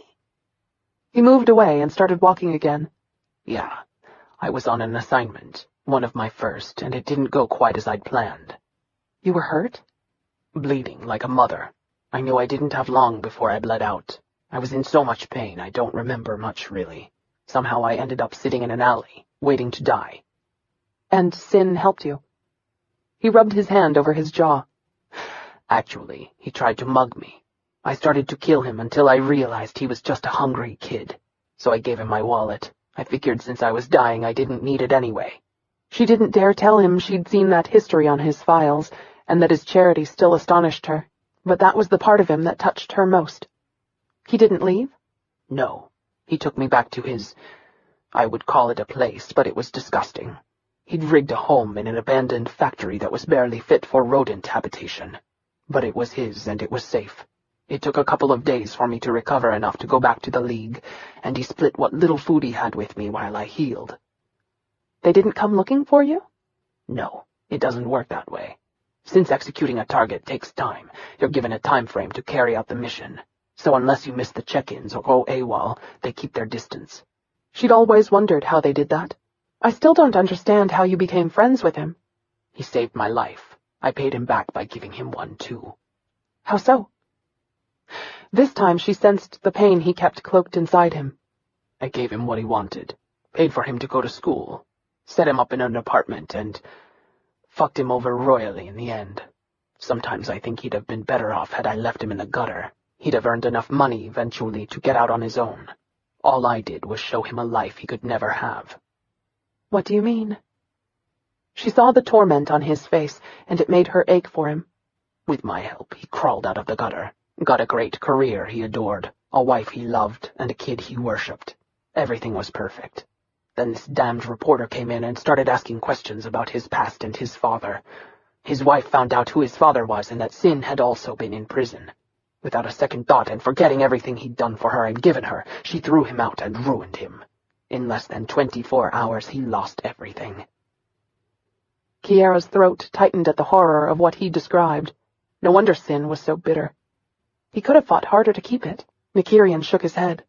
"Believe me, no one could have fought harder for his life than Sin did. In the end, it wasn't enough. By trying to save him, I shattered him even more."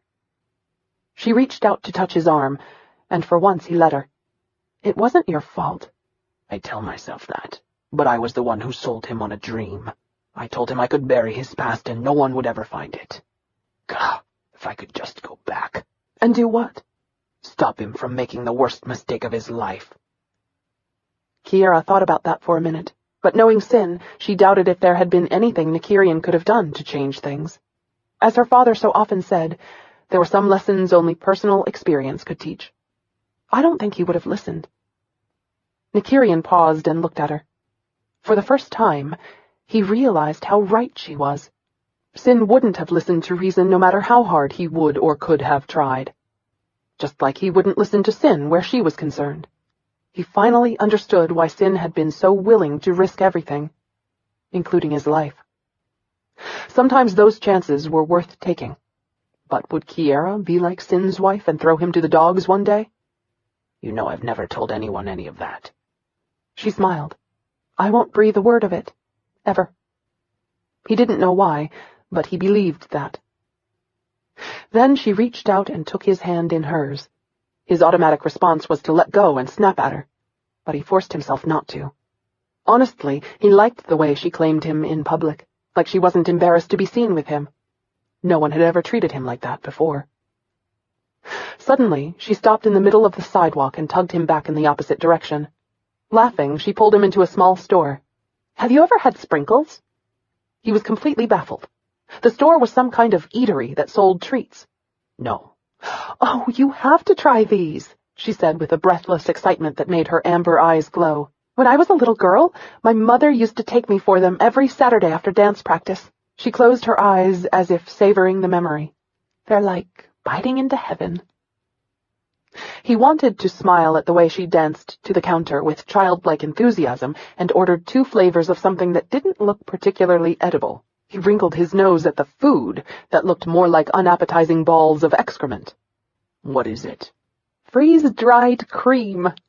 She reached up and popped him playfully on the nose. "Stop making faces, you'll love it." Nykyrian couldn't have been more stunned had she slapped him. Indeed, that he would have expected. This playful side of her that dismissed the fact he could snap her in 2 with his bare hands was unexpected and fun. The clerk handed her the containers while he paid for it. She bit her lip before she dipped her spoon in and took a bite. The look of ecstasy on her face made him instantly hard as she savored the food. "Oh, this is the best!" Her eyes bright, she dipped her spoon in and then offered him a bite. Before he could stop himself, he opened his lips and let her feed him. Sin would shit sideways if he ever saw this. For that matter, the rest of his crew would fall over dead. But as the flavor hit his taste buds, he choked on it. Cringing, he had to swallow fast to try and kill the taste. What is that? "It's supposed to be good." Nykyrian shook his head, trying to dispel it from his mouth. I'm not used to things that are sweet. Her face fell. "I'm sorry, I thought you'd like it." He wiped a small trace of melted cream from her chin. I like that you like it, but it's definitely not for me. Kiara had never been more touched by anything in her life. It wasn't just what he said, it was the look on his face, the gentleness of his caress. Before she could think better of it, she rose up on her tiptoes and kissed him. Nykyrian froze as her tongue swept against his, in public. That quick, simple kiss scorched every part of his body. She treated him like he was normal, and they were lovers. Taking his hand, she led him back to the street. "Do you want this?" he asked, holding his container out to her. She pouted teasingly as she licked the back of her spoon in a way that made his cock twitch. "Are you sure you don't?" "Yes."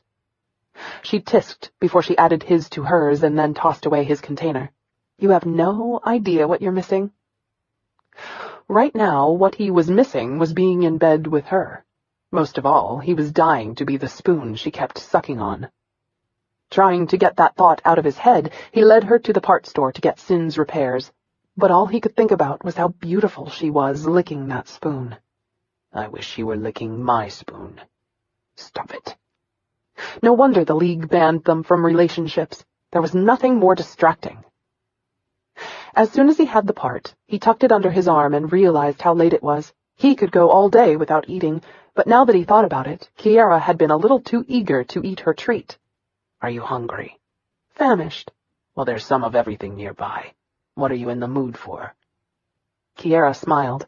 Licking her lips, she raked a wistful look over his tall, gorgeous body. And Darian? Really? Most humans find it too spicy. She started to correct him, but ended up biting back a laugh as she realized he wasn't used to women flirting with him. Not that she minded. She was actually glad he wasn't like the playboys she was used to. She found it charming and sweet. Yeah, right. 2 words that definitely flew in the face of his lethal facade. She shook her head as he opened the door to an Andarian restaurant and allowed her to enter first. She frowned as they waited to be seated, and she noticed something about him. It's very strange that here, in one of the most dangerous, most crime-ridden places we could possibly be, you're more relaxed than I think I've ever seen you. How is that? He leaned over to whisper, Not true. The most relaxed I've ever been was last night after I made love to you. She blushed profusely. Out of the bedroom? He shrugged. The people here are more honest. You know they're looking for a shot at your back, and they know you know, so they tend to live and let live. So long as you're not a snap, you're safe. Snap. Sin used that term. Single, naive, amateur, person. A walking Vic. A shiver went down her spine. And you guys would be, in a word, predators. That definitely suited him. He didn't speak to the Andarian waitress who raked a speculative glare over them. He merely held up his hand to indicate two of them. The waitress led them to a table in the back. Kiara sat down first and noted that Nykyrian took a seat with his back to the wall so that he could watch everyone in the cafe. Some habits died hard. She frowned at the menu that was written in an alphabet she'd never seen before. She wasn't even sure if she was holding it right side up. Don't they have menus in Universal? No, Andarians are assholes. If you can't read it, they don't want you to eat it. He leaned over to explain the menu choices to her. Kiara was hesitant. There's no human meat on here, is there? He shook his head.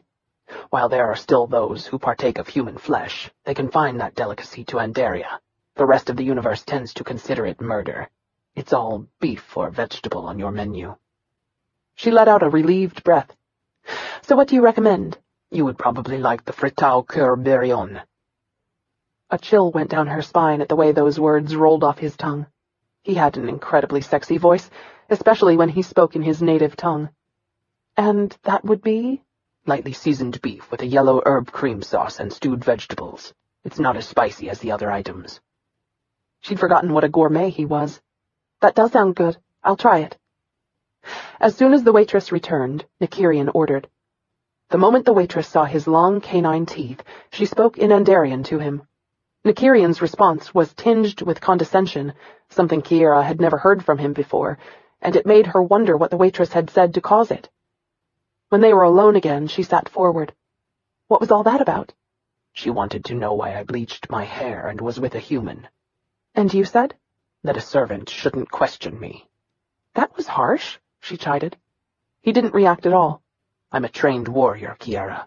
On Andaria, the only thing that outranks me is the aristocracy. Had I answered her questions, I would have ceded my status and become inferior to her. She would have attacked us both. The caste order is sacred in their world. If I considered myself a true Andarian, she'd have been beaten for even questioning me. As bad as you think Hawk is off-world, you should be around him when he's with his people.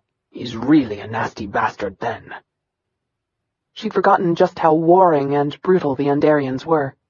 I'll bet you're glad you weren't raised there, huh? As soon as the question was out of her mouth, she realized how stupid and thoughtless it was. I'm so sorry, Nykyrian, I wasn't thinking. It's all right. It didn't go any better for me on Andaria than it did in the orphanage. I see no real difference between humanity and them. Both races prey on the weak and defenseless. Kiara hated the fact that he was right. In the end, it was only a dental anomaly that really differentiated them from each other. Do you remember your mother at all? He gave the subtlest of nods. She opened her mouth to ask more, but a chill went down her spine. Kiara Zamir, you're the last person I expected to see here. Nykyrian went completely still as he heard the one voice that spun him into a level of pissed off that not even Sin's drinking could match. Julian Eaton Anatoli, the crowned Andarian prince. Nykyrian steeled himself to keep from leaping at him and killing him where he stood. Julian had been bad enough to stomach before he'd been sent off to the orphanage. But it was the cruelty of the bastard in school that still haunted him. A bully and a ringleader, the prince hadn't been content to pick on him, knowing he couldn't fight back so long as he wore a training collar. The little bastard had accused him of stealing his sacred signet ring. He ground his teeth at the memory. He'd been put through 3 weeks of hell, the highlights of which had been 2 brutal body cavity searches and then spending 2 days in jail while having his arm broken in the process. Meanwhile, the prince had hidden the ring in his own gym bag and conspired with his asshole crew to frame Nykyrian for no other reason than he didn't like him. If not for Hawk coming forward to say he'd found the missing ring, Nykyrian would probably still be in jail for a theft he hadn't committed. And now, having almost ruined his entire life, the bastard didn't even recognize him. This was priceless. Kiara turned around in her chair to see Prince Julian behind her. She smiled, even though she wanted to curse. Julian had a bad habit of turning up in places she'd rather he not.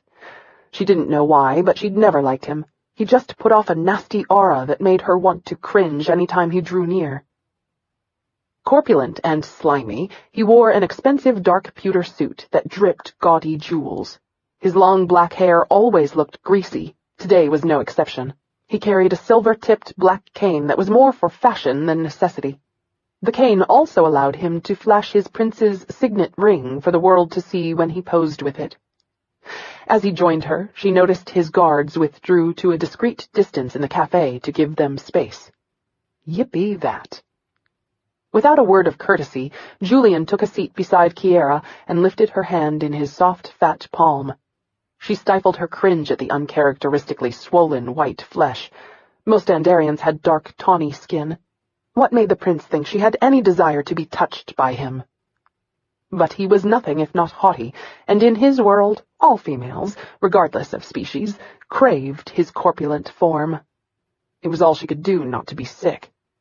"It's such a pleasure to see you again." Julian smiled a confident smile that told her how much arrogance the ugly thing possessed. She smiled stiffly. "It's a pleasure to see you again, Your Highness." "Now go away and get out of my face." She pried his hand away from hers. Flipping a lock of coal-black hair from his shoulder, he took her dismissal in stride. Kiara glanced at Nykyrian. He appeared calm, and yet she had the distinct feeling it was taking all of his self-control not to leap at Julian and strangle the prince. Why? Facing Julian, she met his gaze and had to stifle a shudder at his mutated greenish-brown eyes ringed in blood red. His smile widened. "I've spoken with my father about bringing you back to Triosa to perform. He's as enthralled with your beauty and talent almost as much as I am, but my people have had trouble getting yours to commit. I'm sure it's just an oversight. After all, think of how good it would be for your career to be seen on our stage." What did he think? That she was some ingenue begging for a job? His offer was as insulting as the way he drooled over her. Nykyrian cleared his throat. "Emperor Aros is exceedingly generous to say such things." Julian raised a disbelieving eyebrow and turned around in his chair to face Nykyrian. Kiara held her breath, unsure of what would follow. No one spoke to a prince unless acknowledged beforehand. As Nykyrian had pointed out, their caste system was set in stone. "Did I speak to you?" Nykyrian responded to him in Andarian. Julian's eyes narrowed, and for a moment Kiara thought he might call his guards to arrest Nykyrian. "You are one of my subjects. I demand proper respect." "Titana, too." Kiara didn't know what Nykyrian's deadpan response was, but by the amount of color suffusing the prince's cheeks, she knew it wasn't polite. She prayed Nykyrian calmed down before Julian's guards attacked him. "Giacon," Julian sneered. Nykyrian rose to his feet, his entire being coiled to strike. "Your Highness," Kiara interrupted before the tensing guards launched themselves at Nykyrian. "I would be honored to perform on Triosa. If you could contact my manager, I'm sure something can be arranged." She offered Julian a false smile. Julian glared intensely at Nykyrian. "Very well, Mutara. Unlike your Fritala, I have no desire to further embarrass you." Julian stood, his eyes locked on Nykyrian's face. Nykyrian didn't move until Julian and his guards had been seated far away from them. "What was all of that?" she asked him. "Nothing." She was aghast at his answer. "Nothing? You lecture me on the higher order of Andarian etiquette, and then you insult their crown prince? We're both lucky they didn't arrest you." "They wouldn't have lived long enough to regret that mistake." Kiara paused as she noted the bitter undercurrent in his voice. There was history there. Then she remembered the bit in his files. "You went to school with him?" Nykyrian didn't answer as the waitress brought out their food. Kiara wasn't willing to let this go. "Nykyrian, why did you attack him that way? What did he do to offend you?" "He was born, and I don't want to discuss it." He indicated her plate. "We should eat and get back." "You're locking me out again, aren't you?" His grip tightened on his silverware. "In spite of Julian calling me your girlfriend, I'm not a woman, Kiara. I'm a mercenary assassin, and I really don't want to talk about my feelings." The wall around him was back in place. She could almost weep in frustration. They'd had such a pleasant day. Now it was ruined. Sighing, she ate in silence while she pondered everything she'd learned today. But what disturbed her most was how easily Nykyrian could shut her out and retreat back into himself, as if she wasn't even there.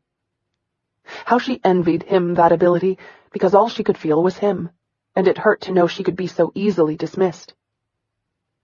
Nykyrian searched his mind for some way to ease the awkward tension between them. He wanted to go back to the playful Kiara who'd fed him her disgusting treat, but he didn't know how. I suck at human relations. He always had. Jane and Darling said he was too brutally honest. Sin called him socially awkward. It was easier to stay silent and just observe others. And yet, he wanted to know how to make her happy again. Why bother? She's just a client. No, she was much more than that. She'd made love to him. Most of all, she'd touched him in a way no one ever had before, and she made him feel things he'd never even dreamed possible. Damn you, Julian, for ruining this. One day he was going to kill that bastard? After they finished eating, they picked up her clothing packages in the hangar and made their way back to Nykyrian's fighter and then his house. Kiara remained silent as she entered the house first and patted the Lorenas on their furry heads. Sin appeared relieved by their taut silence as he helped unload the fighter. The only words Nykyrian spoke to her were to tell her where to store her purchases. Other than that, he quickly changed and made his way out to the bay to work on Sin's ship.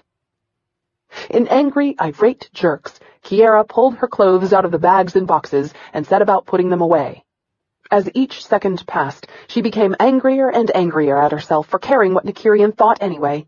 She was acting like some lovesick teenager. If he didn't want to talk to her, fine. So what if he kept her at a distance? It was his prerogative. And yet it wasn't that easy.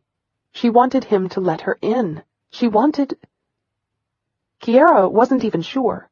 She just knew that he'd somehow changed her, and it wasn't fair that after all they'd shared, he would cut her out so easily.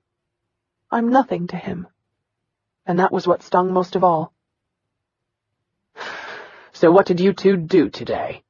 Sin helped Nykyrian jerk open the panel on his stabilizer. Nykyrian picked up a socket wrench. Grabbed some clothes for her and your part. Unwilling to elaborate beyond that, he changed the subject. Did you find Driana's address? Sin nodded, his stare probing Nykyrian in a way that always made him want to throw something at the man. I also found out some interesting tidbits about you and Driana. Nykyrian narrowed his gaze. He definitely wanted to throw something at Sin. You weren't supposed to go into her personal file, or mine for that matter. Sin shrugged and unwrapped the new part. You know me. Couldn't resist. Nykyrian held his breath, waiting for Sin to build up enough courage to ask him the next question. Sure enough, he found his courage. So, how did she end up married to Axel and not you? You know the answer. I was already engaged to the League. Nykyrian loosened the plate's bolt, his mind whirling with memories he didn't like to think about. Yeah, but from what I've read, enough, Nykyrian roared. I don't want to think about this anymore. It was a long time ago. And what had happened between them still tore through him with serrated talons. The parting words Driana had sneered at him were forever carved into his heart. Leave it alone. Kiara stroked Elise's ears as she drew a ragged sigh. A few weeks ago, she'd known exactly who she was and what she wanted out of her life. To retire after a brilliant career and marry a nice, loving aristocrat her father approved of and start a family. Now she wasn't sure of anything. Instead of dreaming of her polite, sweet man, she was haunted by the presence of someone who lived his life on the edge, a man more lethal than anyone she'd ever met. One who saved people, even when it flew in the face of his ruthlessness. Why was she so attracted to someone who didn't seem to care about her at all? Yes, he'd slept with her, but that wasn't love. Men wanted sex, and she'd made a mistake by sleeping with him. Why am I so stupid? With a trembling sigh, she pushed herself off the bed and continued folding her clothes. She didn't understand why Nykyrian did anything. Why did he buy her so much, then push her away? He'd been so tender last night that she'd convinced herself he cared for her, that he needed her. Then the morning had dawned, and again he was distant. Clenching her teeth against the miserable pain in her heart, she pushed the button to open the closet door.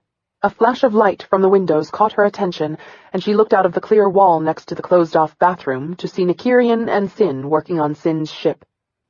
From inside the closet, Sin's voice was muffled, but clearly audible as they talked, and for once they spoke in a language she could understand. "You are out of your fucking mind," Sin snarled, tossing a tool up to Nykyrian. Nykyrian caught it with one hand and leaned back into the engine well. "Stay out of it, Sin. Kiara's my concern." "No, she's all of ours. My God, with one word she could destroy you. Hell, all of us, for that matter." Nykyrian grimaced as he tugged on a part. "So could you." Sin made a sound of disgust. "You know better than that. Be reasonable. We've worked too hard for what we have for you to just toss it away because of some harita. If all you want is a piece of—" Sin barely had time to dodge the tool that flew past his head. Nykyrian jumped off the ship and grabbed Sin by the collar of his shirt. Kiara held her breath, afraid of what he might do. "Don't ever insult her again," he snarled, his hands tightening around Sin's shirt. "It's my life I risk, not yours." Anger clouded Sin's face, and for a moment Kiara feared they might begin fighting. "God damn it, don't do this. You're all I've got. She's not worth your life, don't you understand? You saw what Mara did to me, how quickly she turned. Do you really think for 1 minute that the princess—" he sneered the word— "would be a bit better in the end? She'll betray you before the end of it. Mark my words. Dump her now before it's too late." Nykyrian shoved him back. "I've had so many people dictate my life for me. I'm tired of doing what I'm told. I thought you, of all people, would understand what it's like to want something, and then once you get it, not let go." Sin shook his head, his lips in a tight line. "Come on, you know better than this. Since when are women reliable? They leave you the first time anything gets difficult." Nykyrian snorted. "That's not true." "Isn't it? She'll never leave her career to be with you, and you know it. And you can't live out in the open. If you try, you know how long it'll take before a League assassin cuts your throat and hers, just for good measure." Nykyrian slammed his hand into the side of the ship. The hollow sound echoed in the bay. "I've spent my entire life listening to people tell me why I can't be loved, and how I'm nothing but a worthless piece of shit." The bitterness in his voice tore through Kiara. "I always told myself that I didn't care, that I didn't need anyone else." He raked his hand through his hair and leveled his gaze on Sin. "It was a lie, you know. I do care, and I want Kiara. If it costs me my life to be with her, it doesn't matter. I've already lived past my prime anyway. I get up every morning with more pain in my joints than the day before. If I have to die, I'd rather die knowing someone cared about me, just once. Is that really too much to ask?" "For us? Yes, it is. We are the gutter, and the gutter is all we'll ever be. Don't reach out for the stars. They'll burn you until there's nothing left." "Then let me burn." Kiara slid down the wall in the closet as 1,000 thoughts went through her. But above all, it was the one that mattered most. Nykyrian cared for her. Even though their relationship made no sense, even though it was ludicrous and unorthodox. And in that moment, she realized her own truth. She loved him. That was why she'd slept with him. That was why his moodiness hurt her. She cared. Every part of her wanted what only he could give her. No other man had ever made her feel so safe, so desired. And somehow she was going to breach his defenses and show him that she wasn't like Sin's wife. She would never betray him. Your father will never allow you to be with someone like Nykyrian. Neither would her dance company. Reality crushed her. And yet she didn't want to listen to any of it. There had to be some way to work this out. And by all that was holy, she was going to find it even if it killed her. And it bloody well might.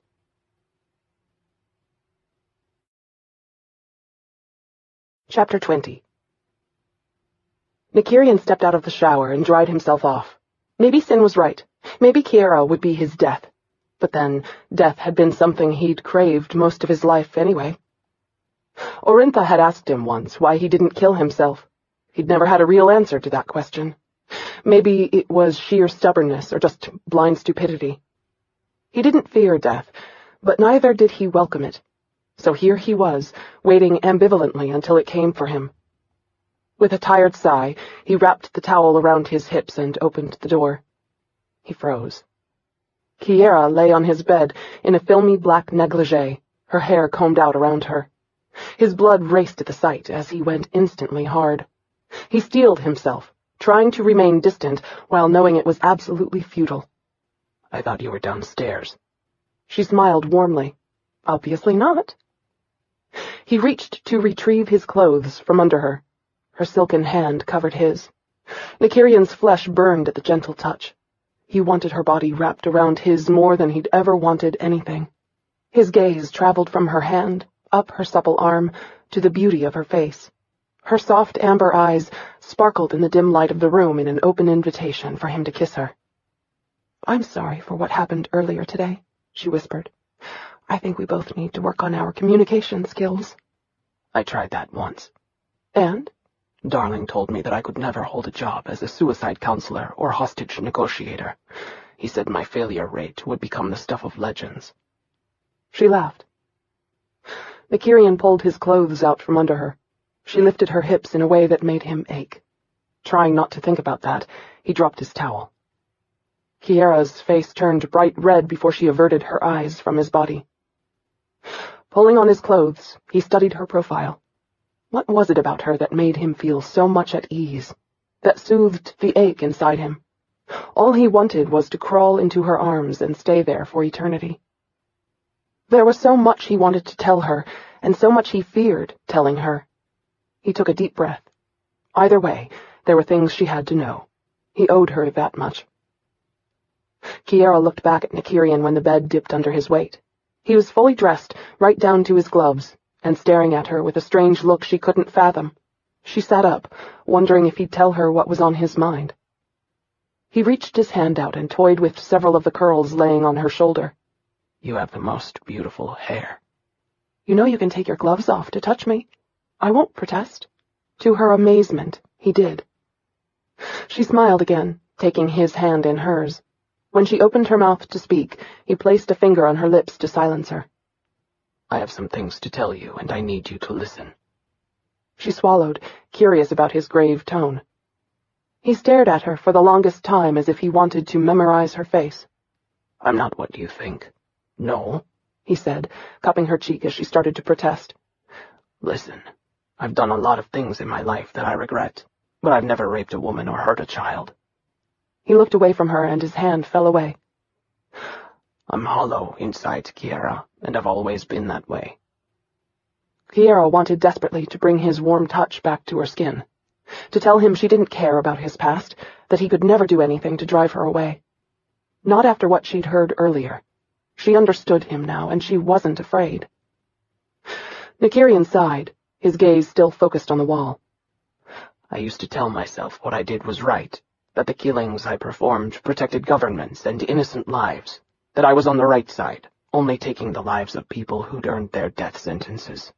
An angry tick beat a determined rhythm in his cheek. Then I learned the bitter truth. When he didn't elaborate, she ran her hand down his back and prompted him.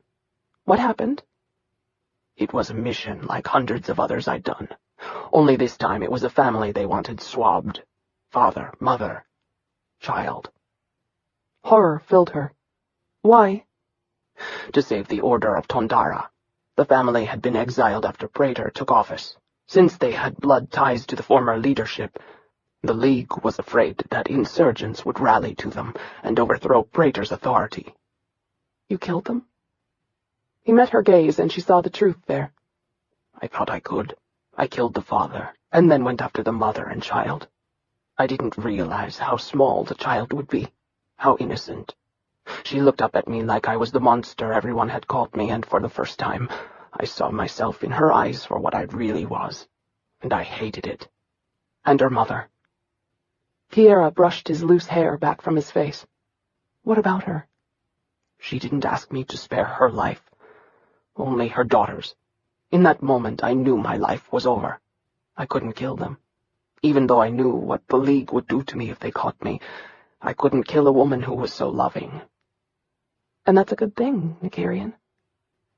He shook his head as if he disagreed.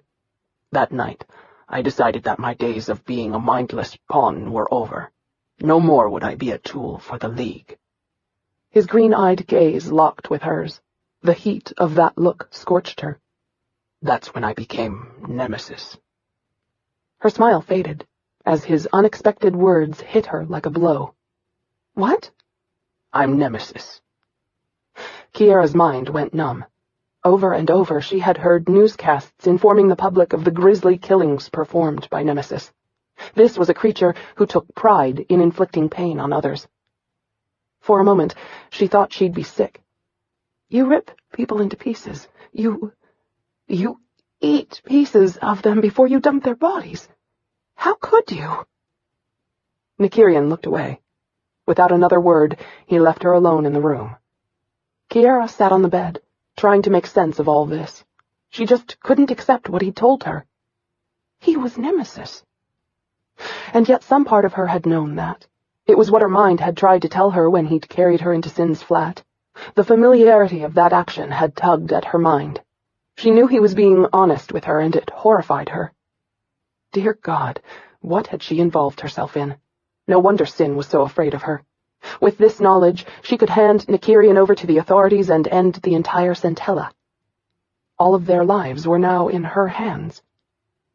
Nemesis, the most feared creature in the entire Ichidian Universe, and she'd slept with him.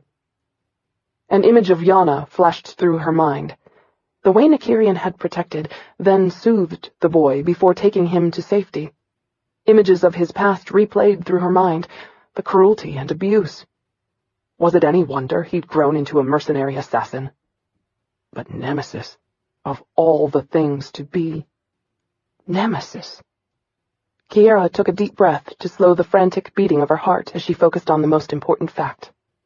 Nykyrian had trusted her. He'd given her the most sought-after secret in the universe, and he'd laid his life at her feet. He could have kept his secret. But he trusted her. A man who expected betrayal from everyone. A man who didn't like to feel vulnerable. One who'd withdrawn so far from others that he lived on a remote planet, alone. He trusted her. She sat there for close to an hour as she sifted through her warring emotions, the fear and uncertainty. Part of her wanted to do the right thing and turn him in. It was what her father had raised her to do. Abide by their laws always. But her heart and soul wouldn't let her. Nykyrian wasn't a brutal killer. Well, that wasn't entirely true. He could kill brutally, but there was a lot more to him than that. He had a heart. A true, kind heart, and even though she should be terrified of him, she wasn't. He'd protected her, cared for her. Most of all, he touched a part of her that no one ever had before. And that was the part of her that loved him. Wanting to put his mind at ease, she left the bedroom and went to find him in his monstrously large house. It took her a few minutes to wade through the Lorinas, who were begging for attention. Pushing them aside, she searched the media room, his office. She finally found him in the exercise room, stripped to the waist, pounding a weight bag. His hair was pulled back into a ponytail as sweat glistened over the muscles that were taut and honed. Each blow he delivered to the bag was one in studied fury, and they caused stats written in what appeared to be Andarian to flash on a monitor across from her. She could feel his anger and pain as if it were her own. And every strike emphasized not only his power, but his lethal beauty.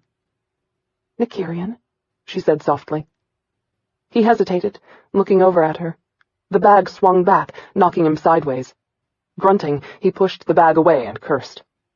Kiara stifled her laughter over the shocked look on his face. He curled his lip at her. "What are you doing here?" He struck the bag again with his fist. "I might get blood on you." She swallowed the lump in her throat as he turned to deliver a succession of fast, angry blows to the bag. Kiara watched his hands pound into the rough canvas and was distracted by the sound and lights on the monitor. What are those colors that keep flashing? He delivered a staggering blow. "When it turns red, it lets me know that I hit hard enough to shatter human bones." He slammed a fist into the top part of it. The monitor turned black. "That tells me that if the bag were human, I'd have snapped the neck and splintered the skull." Again, he struck a series of blows, and the monitor flashed several colors that he named off. "Black, orange, red, and purple are death blows. The colors just let me know how much pain they'll feel before they die. She glared at him as a much too graphic image went through her head. You say crap like that intentionally to horrify me, don't you? He spun around and kicked the bag with his foot. Again it flashed red, another death blow. I am what I am. Nothing will ever change that. His hand flew into the bag with a heavy thud that caused the chains suspending it from the ceiling to rattle. Black flashed. And I don't expect a damned thing from you. Just take your prissy, Orange, spoiled, purple, ass out of my sight before I show you just what Nemesis is capable of. The monitor flashed red, black, and purple simultaneously. Kiara's common sense told her to leave, that he was too angry to talk to. But she couldn't. Before she could rethink her actions, she crossed the room and shoved him away from the bag. Stumbling 2 steps before he caught himself, he gave her an astonished look. The bag swung in an arc between them. Are you out of your fucking mind? Apparently. 'Cause I'd have to be to shove at you after what I just saw. But it got your attention, didn't it? And now you're going to talk to me. Nykyrian raked her with a sneer. Or what? Don't think for 1 minute you can do anything to me someone hasn't done already. And that was what cut her deepest as she looked at the scars marring his flesh. The horrors of his past would always be there, so close to the surface that all it would take was one thoughtless word to remind him of the degradation. Just like her. Kiara lowered her gaze from his face as pain consumed her, wanting some way to break through his overdeveloped defenses. Then she saw his knuckles. They were dripping blood. "What did you do?" she snarled, crossing the distance between them to take his bleeding, swollen knuckles into her own hands. He tried to pull them away, but she held fast. It doesn't hurt. I'm used to it. She let out a sound of utter disgust. "Why aren't you wearing your gloves? Of all the times to be without them, what were you thinking?" Then it dawned on her. He'd done it intentionally. The physical pain numbed the inner one. He closed his eyes and pulled away. "Nykyrian, talk to me, please. I swear I'll listen. I know you aren't capable of tearing someone apart." Instead of soothing him as she'd intended, her words angered him more. He spun on her with a snarl, pushing her back against the wall. His light green eyes raged with emotions she couldn't even begin to name. Do you really think I couldn't tear someone into pieces? He ground out in rage. I was trained to tear men apart so fast that they had the opportunity to see whatever organ I ripped out of them before they hit the floor dead. His arms, braced on either side of her, tensed. Have you ever held a beating heart in your hand? Felt the warm, sticky blood slide between your fingers while it pulsed? "No, I haven't," she breathed, trying to stay calm. He had a soul. She knew it. She'd seen him do too many things that contradicted such brutality. "I asked you once before if you enjoyed killing. Do you?" He looked away from her. For a moment she didn't think he'd answer, then he shook his head. I hated it, he whispered, pushing himself away from her. Every damned minute of it. But it wasn't ever that hard to do. All I had to do was reach just below the surface where all my rage dwells. All the times when I was wronged and abused, and I pretended they were the ones who'd hurt me. That was all it took to mutilate them. He turned around and stared at her with all the horrors of his life burning in his eyes. You have no idea what lives inside me, Kiara. The absolute need to crush people who are around me. There are times when it's so commanding that I don't even know how I pull it back. And yet you do. No. Sometimes it escapes in spite of my best efforts. Kiara pulled him into her arms. I would never hurt you, Nykyrian. But you have to give me time to adjust to the things you tell me. She cupped his face. I know you, but I have to reconcile what I've heard of you and what I've seen with my own eyes. You are a scary person. You know that, but it doesn't mean I don't love you. Nykyrian froze at what she'd said to him. Disbelief floored him. What? I love you. He jerked back from her, unable to accept that. It wasn't possible. No, you don't. Don't tell me what I feel. I know exactly what's inside my heart. Still, he refused to believe her. He had to make her understand what she was dealing with. While he might have been worth something as a child, he'd long since damned himself by his own actions. I'm a killer, princess. Plain and simple. It's all I'll ever be. You can be, but you're also the man who holds me while I sleep. The one who tenderly cared for me when I was sick, even while I cursed you. You're not just one thing, Nykyrian. Like you told Yana, no one should judge you for what you've done to feed and clothe yourself. Look me in the eyes and tell me the truth. Have you ever once killed purely for profit? No. Would you ever kill for the money? He shook his head.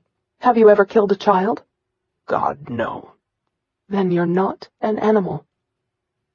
He stared at her in awe. How did she do it? How was she able to see him, to look at his bare face and eyes, and not sneer or curl her lip when everyone else had? She brushed a stray piece of hair back from his face and cupped his cheek.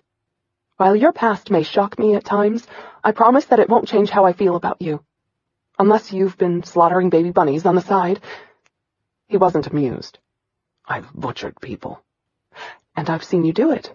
But I wouldn't consider them people. People don't take pleasure in hurting others.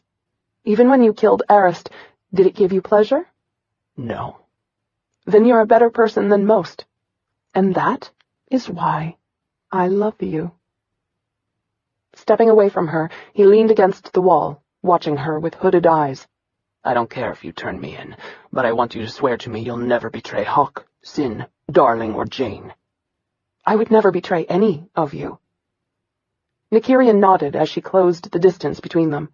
He took her hands and turned them upwards. In your palms, I've placed my life, my secrets, he whispered, his breath falling against her cheek, making her skin tingle. I give you freedom to leave me at any time. I'm not easy to love. No one ever has. All I ask is that you always keep your silence. If not for me, then for the families of the others you destroy.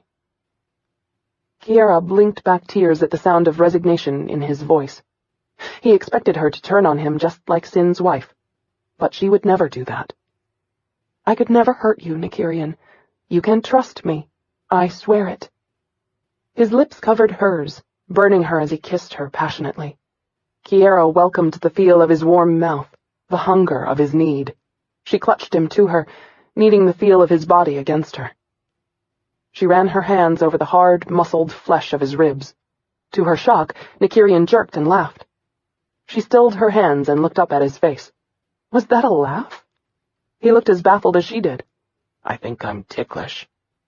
Devilishly, Kiara ran her hands back over his ribs. True enough, he was ticklish. His rich, throaty laughter filled her ears and her heart with happiness. She kept tickling him, delighting in the way he squirmed. Mercy, he cried at last, his eyes bright. She gave one last rub before she pulled her hands back. Okay. She kissed his cheek. He pulled her to him, his eyes serious, and wrapped his arms around her shoulders. Don't ever leave me, he said in a ragged voice that tore through her. I won't leave you. In one deft movement, he pulled her nightgown from her body and lowered her to the floor. Kiara welcomed the feel of his skin against hers, even though he was sweaty. Strangely enough, he didn't stink. It was a warm, musky scent that made her instantly wet. She caressed the hard tendons of his back that were covered with deep scars, wanting to keep him with her forever. You lied to me, you know. He scowled at her. How? You told me you slept with the Nemesis every night. His gorgeous dimpled smile teased her. No, I said I fucked him, which I do. I screw myself over pretty much every day, or at least on a regular basis. She rubbed her nose against his. You're terrible. Not around you, I'm not. Nykyrian stared at her in amazement. What was it about her that tamed the anger inside him? Well, not when she pissed him off, but right now. Her touch quieted all the fury that lived inside him. His soul was at peace. How did she do that? Lowering his head, he took possession of her mouth and tasted her. Her scent and soft skin suckered him like nothing ever had. For this he would be willing to die. She wrapped her legs around his waist. He pressed his cheek to hers as he savored the sensation of being held. Her breasts pressed against his chest as he breathed her in. He pulled back to stare into those eyes that reflected his face back at him. It was the first time he could look at his reflection and not sneer. The child's eyes had shown him a monster. Kiara's showed him the man. And he wanted to be that person she stared at so adoringly. Rolling over, he set her on top of his bare stomach. The hairs at the juncture of her thighs teased his skin and made him even harder. Kiara took Nykyrian's hand and grimaced at the blood still on his knuckles. "We should take care of this." He pulled a towel to him that was on the floor a small distance away and wiped at the blood. "Trust me, I don't feel it." She took his thumb in her hand and nibbled the pad, tasting the salt of his skin. "You are a masochist, aren't you?" "Most assassins are." He traced his free hand over her breast, toying with her nipple. "You know, I've never had sex with the same woman twice." Dropping his hand, she arched a brow at that. "You really do stink at social skills, don't you? Telling me you've been with a bunch of different women isn't exactly the thing to do, especially right now. Just so you know, it's really a buzzkill." He took her hand back into his. "That's not what I meant. I've only been with 2 women. Neither of them would have me again." "Why not?" He didn't answer, but she saw the pain in his eyes. "They were fools, Nykyrian." She ran her tongue up under his neck until she reached his lips. "There's no one I'd ever want to be with." Nykyrian closed his eyes as those words tugged at his heart. Reaching behind her, he opened his pants and slid them off. Kiara was impressed by his ability to do that while she still sat on his stomach. "You are a strong, flexible little booger, aren't you?" "I have my moments." He sat up under her so that he could taste her breasts. Leaning back, she gave him full access as she cradled his head to her chest. His tongue stroked her nipple, making her stomach contract while pleasure spiked through her. She felt his cock pressing against her stomach as he took his time, tasting her. Unable to stand it, she lifted herself up and set herself down on him. They groaned in unison. Nykyrian ground his teeth as he pulled back to watch her ride him. She lifted her hips up and sank down, taking him in all the way to the hilt. Her warm skin slid against his in a velvet caress. Biting his lip, he raised his hips, driving himself even deeper inside her. He took her hands into his and kissed her delicate fingers. She was so frail, and yet one unkind word from her lips could shatter him. How could she have so much power over him? He wanted to hate her for that. If only he could. Kiara leaned forward as she quickened her strokes. She wanted to please him so much. His gaze locked on hers, he reached down between their bodies to stroke her. She let out a gasp as he increased her pleasure. A slow smile spread across his face. "You like that?" She wrinkled her nose at him as his fingers stroked her in time to her thrusts. Nykyrian held his breath until he saw and felt her come. She almost fell off him. Catching her, he rolled over and quickened his thrusts, intensifying her orgasm. She clung to him. He buried his face against her neck and let her scent send him over the edge so that he could join her. Growling, he kept himself deep inside her until he was completely spent. He laid himself down on top of her, careful not to put too much weight on her. Her hands played in his hair. "I'm yours, completely." She laughed. "I somehow doubt that." And she would be wrong. Right now there was nothing he would deny her. Suddenly, a loud whistle rent the air. Nykyrian looked up with a jerk. "What is it?" she asked breathlessly. He let out an irritated growl. "My link. 10 to 1, it's Sin's stupid ass needing something stupid." "You're hung up on that word, aren't you?" He grunted as he reluctantly withdrew. This had damn well better be important. Otherwise Sin was going to be wedged somewhere very uncomfortable. Kiara pulled her gown to her while he picked up his pants and left the room. As soon as she was dressed, she went to see what was going on. Nykyrian, now wearing just his pants, switched the link off and tossed it back on the low table. He rubbed his hands over his face, a deep grimace lining his features. Is something wrong? Yeah, we're about to have company.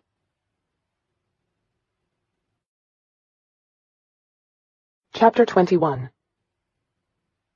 Kiara's heart clenched at his dire tone. What do you mean? Arturo beat Darling up again. Since Sin's place isn't secure, there's no other safe place to take him to keep him out of Arturo's reach. He cursed foully. I knew I should have killed that bastard. She moved to stand behind him so that she could rub his back and offer whatever comfort she could. Honestly, I'm surprised you haven't. Yeah, but Darling doesn't want that. End of the day, it's his uncle and he says he loves him. God, he's an idiot. How can he love someone who beats the shit out of him? People are complicated. Didn't a part of you love Commander Quikiades? He gave her a droll stare over his shoulder. Kiara, I'm the one who killed him. She stepped back, stunned by the disclosure. What? I killed him. He crossed the wrong person at the wrong time, and the League Justices called for his death. It was one of the few missions I volunteered for. It's also the one that got me my commission so early. My CO said my ability to carry out their orders so swiftly and coldly against my own father showed ideal discipline. Ironic, really, when you think about the fact that it was all the commander wanted me for, and his death is what actualized his dream. He shook his head. You should have seen the look on his face when I cut his throat. She struggled to breathe at what he was telling her. You killed the man who adopted you? He ground his teeth. And now I've horrified you again. See why I'm better off not telling you anything? She held her hand up and tilted her head as she tried to quell her emotions. I told you when you dropped these little bombs on me that you have to give me a chance to cope. Some of these are harder to take in than others. I know from what little I saw of your past that the commander was a complete bastard. I get it. But even you have to admit that was harsh. No. His gaze blazed with fury. Harsh was leaving me in jail for 2 days because he was embarrassed by something I didn't do and insisting that I be put in with the Class 3 felons. Class 3 felons? Rapists and pedophiles. Kiara felt ill as she remembered what Axel had said to him when the commander's wife had brought him home. He must have known what his father had done, and the fact that he would rub Nykyrian's nose in it. They were sick. She looked up at Nykyrian. Are you saying... Did they... She couldn't even bring herself to use the word. It was too nightmarish to even contemplate. His expression was completely dead. Yes, they did. As bad as everything else was. Nothing compares to those 46 hours of being degraded, while I wore a collar that kept me from being able to fight back as I was attacked. Repeatedly, and without mercy. You want to know why I hate Julian? He was the one who accused me of theft when he had the ring the whole time. Because he was a prince, and I was the bastard the commander wouldn't even give his name to, who outscored him on a test. He wanted me hurt, and it was the best revenge on me he could think of. The school officials seized me and searched me, then handed me over to Julian's guards, who beat and interrogated me for hours before they called the commander to tell him what had happened. He told them to do what Julian's father had called for, send me to jail. And they did. The furious pain in his eyes scorched her. I was barely 14, Kiara. She hugged him close. I'm so sorry, Nykyrian. Why would he do that? He wrapped his arms around her and rested his chin on her head. For the same reason Axel and Arist hated me. I was beneath them, and yet I outscored them. How dare I, a mongrel life form that should never have been born, outperform them in any way?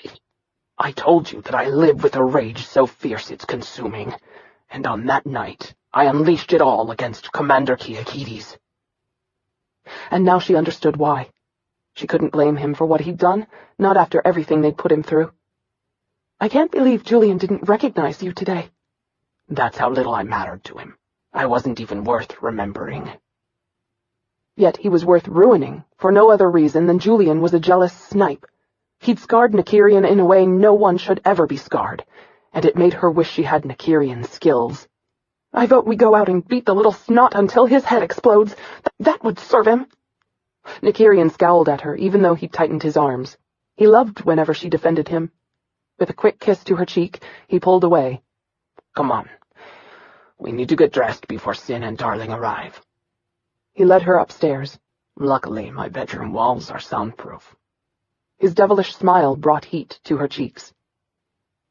After they cleaned up and dressed, they ended up in the media room. Kiara wrinkled her nose at everything he pulled out for them to watch. Don't you have anything that isn't gory? Not really. You don't have a single comedy? He shook his head. I have you performing. She rolled her eyes and laughed. I think I'm offended that I said comedy, and that was your suggestion. He laughed. Do you get any broadcasts out here? Yeah. He handed her the controls. Download whatever makes you happy. Even if it makes you miserable? I've suffered through worse, I'm sure. He went to lie down on the couch while she scrolled through the downloadable movies. Ooh, there was a romantic comedy she'd been dying to see. She looked over her shoulder and sighed. She wouldn't torture him. You can watch it if you want. Watch what? That sappy crap you paused on. She hesitated. You sure? Yeah.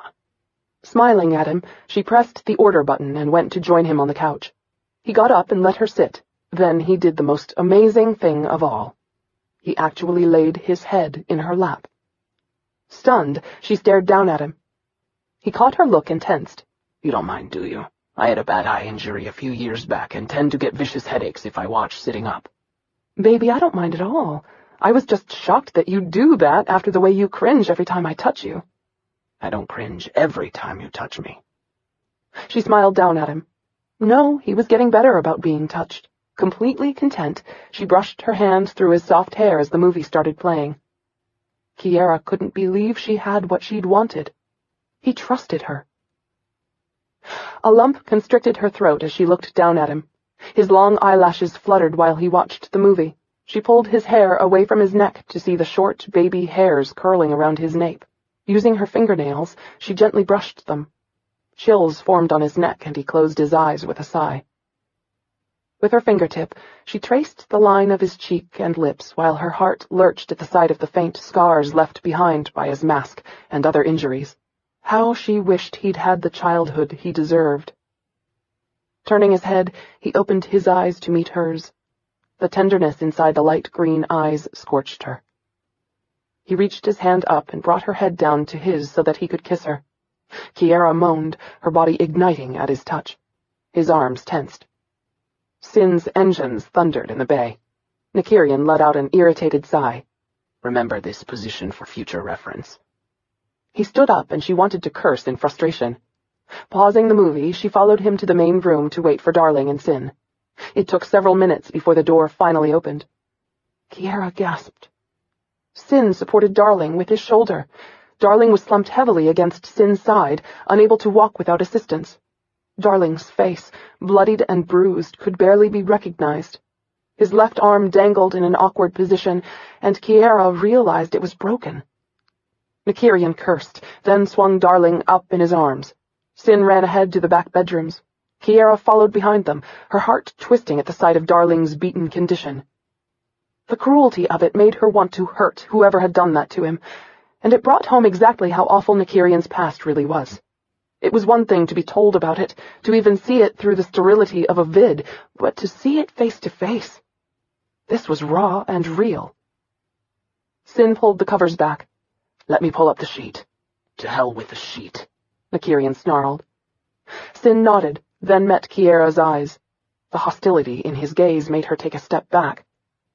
Oblivious to the hate-filled look, Nykyrian laid Darling down on the bed. Sin broke eye contact with her to tend Darling. Kiara stood in the doorway, the Lorinas curling around her legs as they rubbed against her. She frowned as she saw for the first time why Darling kept his hair over the left side of his face. A deep, white scar traveled down his face from hairline to chin. What in the world would leave a scar like that? Her throat tightened at the amount of blood covering him. Never in her life had she seen anyone so abused. She glanced at Nykyrian, his jaw tight, and wondered how many times he'd been beaten into a similar condition. I'm going to kill Arturo, Nykyrian ground out between clenched teeth. Darling reached out and touched Nykyrian's arm. Leave him alone. Nykyrian let fly a vicious curse. Kiara couldn't believe he was still conscious given the severity of his injuries. Sin injected a painkiller into Darling's arm, then moved to set the brake. How did Darling stand it without crying out or at least cursing? He just lay there so quiet, and still he didn't look real. The only reason she knew he was still conscious was his open eyes that stared up at the ceiling. Nykyrian looked at her. He crossed the floor, took her by the elbow, and led her outside. I think it best if you went upstairs and waited for me. Kiara nodded. Is he going to be all right? Nykyrian brushed a strand of hair from her cheek. He'll be fine, he said, before giving her a quick kiss on the lips. Kiara started to leave, then paused. Nykyrian? She waited until he turned around to look at her. I hope you do beat Arturo. And with that, she headed to their bedroom to wait for him. It was an hour later when Nykyrian joined her in the bed. Without a word, he pulled her into his arms and held her close, his face buried in her neck. His warm breath caressed her nape through her hair. Kiara wished for the words to make him feel better, to ease some of the tenseness in his muscles that surrounded her. How's he doing? Nykyrian sighed and pulled back from her neck. He stroked her bare arm with his hand. He's asleep. He'll be fine, all things considered. She bit her lip, her throat tight. Do you know what I've been thinking about while I laid here? A short laugh rumbled behind her, bringing a tiny thrill to her body despite the seriousness of her mood. I hope you were thinking about me and not another man. He kissed the lobe of her ear. She caught his hand in hers and brought it to her cheek. The irony of life. She felt him stiffen around her. Kiara closed her eyes and held his warm hand closer to her. I've been thinking about how much I wanted to leave my father's house growing up, because he never respected me or my privacy. She sighed, her thoughts tripping over each other. I always thought he was so cruel to check up on me and intimidate and interrogate my friends like they were criminals. He'd never let me out of his sight without sicking one of his soldiers on me. She winced as she remembered all the arguments they'd had about his restrictions for her. I was so stupid. My mother used to tell me my life wasn't so horrible. Now I fully understand what she meant. God, I've been so blind. His hand tightened around hers and he raised it to his lips where he placed a gentle kiss on her fingers. I'm glad your father protected you. I wouldn't want to have to kill him too. Kiara gave a bittersweet laugh. All I wanted growing up was to be free. She rolled over onto her back and faced him. Is that what you wanted? To be free of your father? His eyes darkened. Truthfully? She nodded. All I wanted was to die like a man, without tears or pleading. That made her want to weep for him. And now? She whispered, afraid that he still wanted to die. He kissed her heatedly. His lips trailed over her body with an insistence she couldn't deny. Kiara welcomed him to her as he pulled her gown from her body and kissed his way from her lips to her breasts, then lower over her stomach, until his lips were buried where she craved him most. She cried out in pleasure as his tongue teased and tormented her until her body exploded. Still, he licked and played until she'd had 3 more orgasms. Only then did he take his own pleasure. He made love to her slowly, with the stars twinkling all around them. When he was finally sated, he held her tightly in his arms, as if he were afraid to let her go. It wasn't until later, when she was drifting off to sleep, that she realized he'd never answered her question. To Kiara's amazement, Darling left his bed the next morning. His movements were slow and studied, but he was able to get about by himself. After seeing him the night before, she'd been certain Darling would be bedridden for days. Darling sat at the kitchen table eating muffins with Kiara as Nykyrian joined them and made a cup of tea. I always wondered where you lived. Now that I know how nice it is, I'll be sure to pass the info on to the rest of the group. This'll make a nice crash pad for us. Nykyrian looked up from his cup, a smile twitching the edges of his lips. Finish your food before I finish what Arturo started. Sin checked the Larina's feeder in the kitchen. Where are the mongrels? Nykyrian took a sip of tea before he answered. They were confused by all the people. Last I saw of them, they were hiding out in my bed. Darling frowned. They don't bite, do they? Nykyrian scoffed. I'm the only thing that bites in this house. Kiara had to stifle a laugh at his dry response. Her neck still tingled from the bite he'd given her last night after he'd joined her in bed. Though he tried to be careful with his fangs, every now and again he did catch a bit of her skin. Darling scratched at his plaster cast. What are we doing today? Sin crossed the room to join Nykyrian. You're going to rest. Nykyrian downed the last of his tea, put the cup in the sink, then donned his long black coat. And since you're here, you can keep Kiara company while we go after a couple of Axel's men. Kiara's heart stopped beating as fear for him consumed her. I wish you wouldn't. We have to. God, how she hated his stubbornness. She could argue, but in the end she knew it wouldn't do her a bit of good.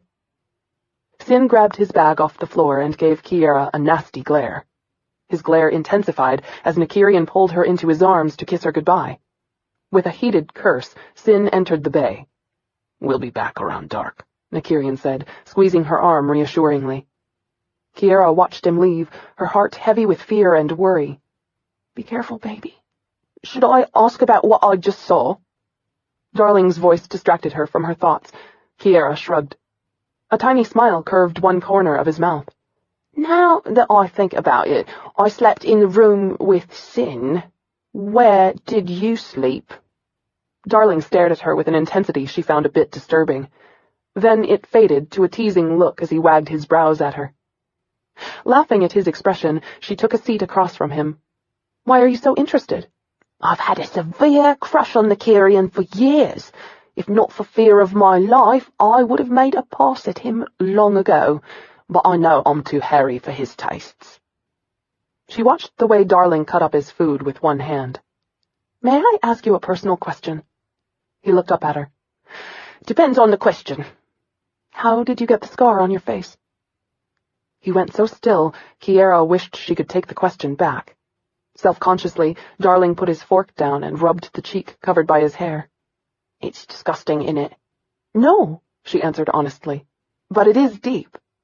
He sighed. Yeah, you should have seen it 16 operations ago. Her eyes widened in shock. What happened? He shrugged as if the matter didn't really bother him, but she knew better. My oldest brother, Rin. We got into a fight a few years ago, and this, he tucked his hair behind his ear to display the scar, is what happened. Your brother did that? Kiara was aghast. Didn't any of them have a happy childhood? Darling nodded. It was an accident. At least I think it was. Compassion welled up inside her as she surveyed the scar. While it was far more noticeable than Nykyrian's, it really didn't detract from his handsomeness. You know, you're still extremely good-looking. He gave her a look that told her he thought she'd lost her mind. If only you were a man, love. Unfortunately, most people curl their lips and run. Most people are idiots. He laughed. No argument on that. Then he turned serious. Draping his uninjured arm over the back of his chair, he studied her face for several minutes. I want you to promise me something.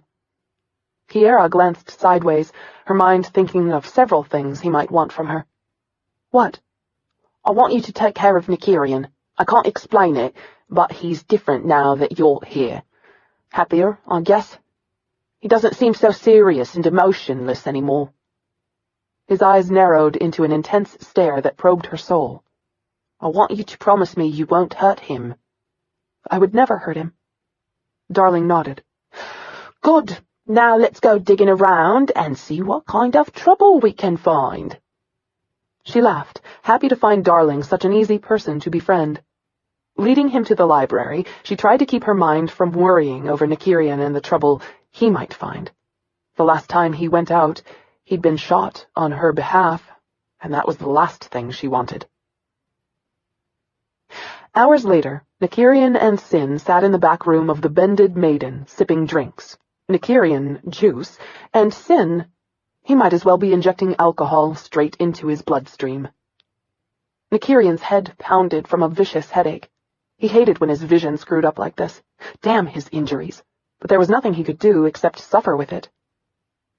They continued to review their findings for the afternoon, to little avail. He growled at the time they'd wasted. Axel beat his dogs well. They were all so afraid of him, none of them would betray him for fear of his retaliation. Bloody bastards. All he wanted was an end to this contract. So long as Axel was on the hunt, Kiara wasn't safe, and God help her if Axel got his hands on her.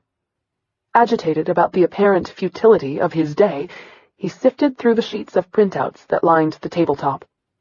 The bare tan walls kept out the noise of the clientele in the bar area fairly well, but every now and again a loud laugh or shout would interrupt their quiet. Antilles brought them another round of drinks. Nykyrian watched the elderman fight his way around all the boxes and barrels that stored his supplies. The old man smiled at them, setting their drinks on the table. "It's good to have the two of you back. It's been too long." Nykyrian inclined his head in appreciation and handed him payment. Sin sat back and cupped his hands around his head. "Has Ambassador Cruel arrived yet?" His tone was irritated. Like him, Sin had grown bored with the wait long ago. Antilles offered Sin a look of apology. "He hasn't yet, but I promise to send him back here as soon as he does." When they were alone again, Sin let out an aggravated growl. "Shah-Hara is my main worry. Axel comes in full force, blasters blazing. You can't miss him. She slips up from behind and drives a blade into your lung. Lethal, Harita." Nykyrian agreed. Shah-Hara was one of the best bounty hunters ever born. A fully trained Seax, she was to tracing what he was to the Assassin's Guild. No one ever escaped her.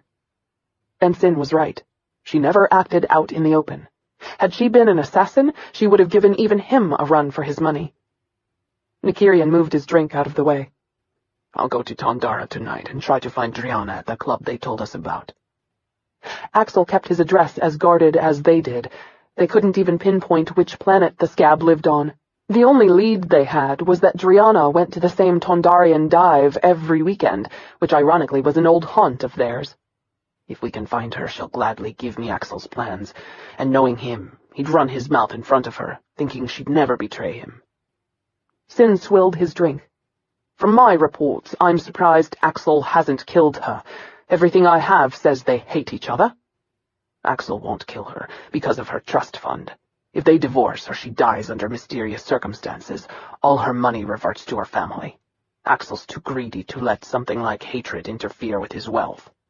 "Why doesn't she divorce him?" "He'd kill her and her family. You have to remember, Axel's one psycho bastard." "Why are you talking about that scum?" Nykyrian turned to see Rin approaching them. Rin's red hair was a shade darker than his brother Darling's, but his eyes were an identical shade of blue.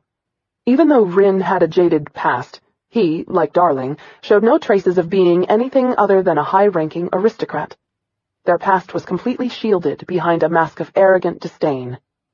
Dressed in bright imperial robes, Rin looked like he'd just left a council meeting. "We were discussing ways to kill him. Want to join the fun?"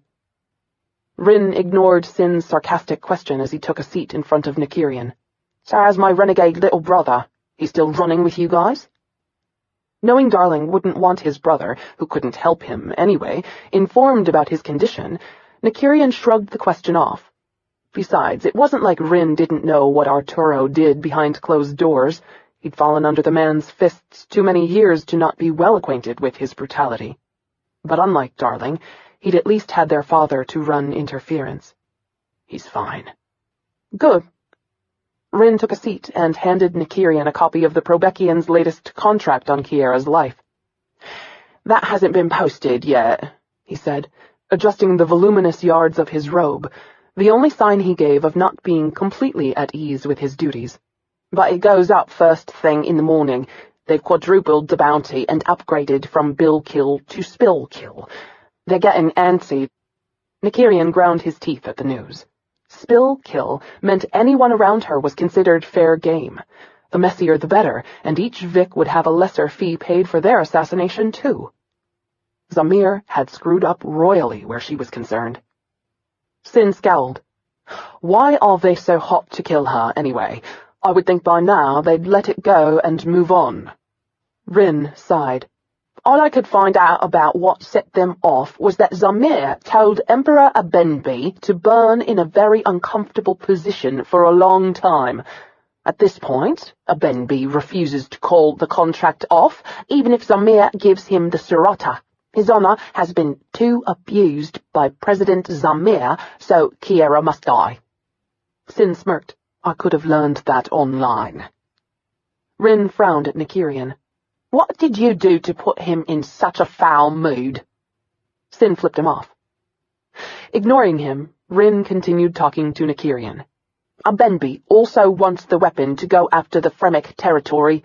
He feels since they're his neighbors, they should be part of his territories. I really wish you guys would put a stop to him. Sin crossed his arms over his chest. Pay our fee. Rin glared, but again wisely chose to ignore him. That's all I know. I hope it helped. At Sin's scoff, Rin faced Nykyrian. You should put him on a leash. Nykyrian barely had time to grab Sin's arm before his fist made contact with the ambassador's chin. Calm your ass down. Grudgingly, Sin retook his seat. Nykyrian shook Rin's hand. Your information helped a lot. Thanks. Sin rolled his eyes as Rin took his leave. We waited all this time for that. Nykyrian jerked the papers off the table. What the hell is wrong with you? Sin slammed his hand down on the table so hard it almost upended his drink. You slept with her last night. I waited up half the night hoping you'd come back downstairs. But you didn't. You stayed with her. I know where I spent the night. Sin's gaze narrowed dangerously. When she betrays us, just remember, I warned you. Nykyrian clenched his fist, tempted to send Sin flying. Their friendship was the only thing that saved Sin's jaw from being shattered. He tried to remind himself that Sin's anger was only because his friend was watching out for him, but right now he was sick of hearing Sin's shit. How could I forget, since you'll no doubt remind me every day of my life? From the clenched fists Sin kept at his own side, Nykyrian knew he wanted to knock his head from his shoulders. After a few tense minutes, Sin snatched his papers up. It's your funeral. He stormed out of the room. With Sin's dire warning echoing in his head, Nykyrian made his way slowly to his ship. Maybe Sin was right. Things had been going too good. His life never went smoothly. Just when things seemed to improve, something always happened to screw it up. Nykyrian climbed aboard his ship. He sat in the leather seat, thinking. His thumb played across the trigger for his lasers. A bad feeling crept along his spine. Checking his power grid and fuel levels, he didn't see anything out of the ordinary. Still, the dread feeling persisted. He could literally see himself in a massive dogfight with his ship damaged. It was as clear as day. And if he'd learned anything in his life, it was to always trust his instincts. And now those instincts were buzzing loudly in alarm. Something awful was definitely going to happen, and he was going to be in the middle of it.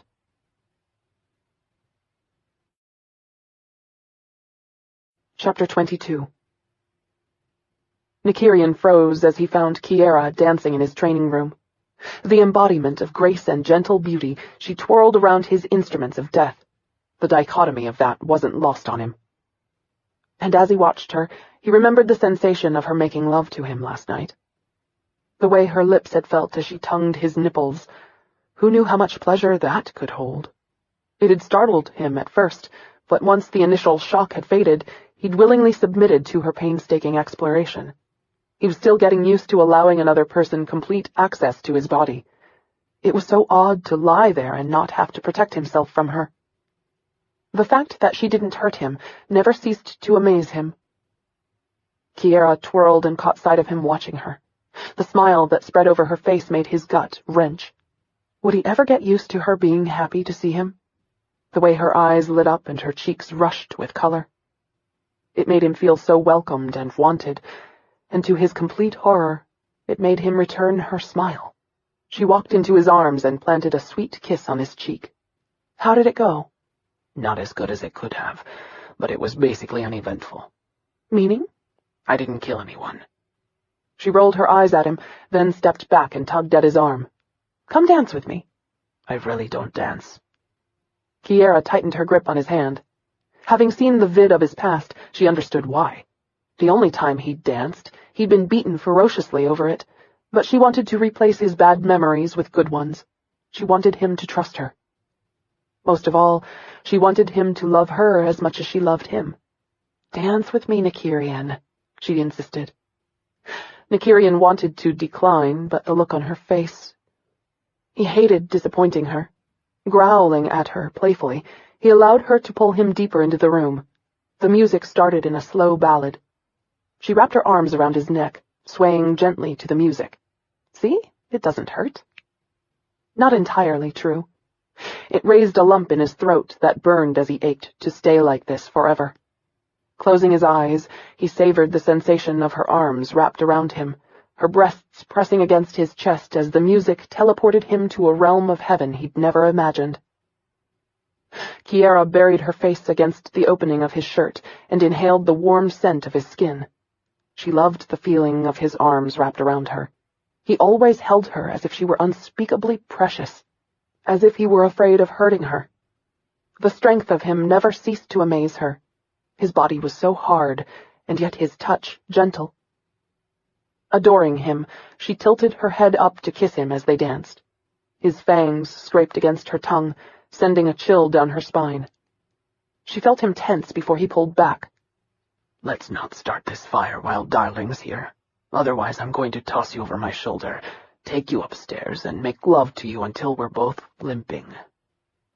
Smiling at his threat, she twisted her hand playfully into the small hairs at the nape of his neck. "You said the room was soundproof." He smiled at that. "You are an evil temptress." She kissed his cheek. "Only for you, baby. Only for you." Reluctantly, she stepped back and released him, but not before she nipped at his chin. "Go on with your bad self. I need to finish working out." Nykyrian had to force himself to let go of her. With one last smile at him, she headed back to her dancing. Her touch and scent lingered on his skin as he realized why he couldn't listen to sin. Kiara healed him.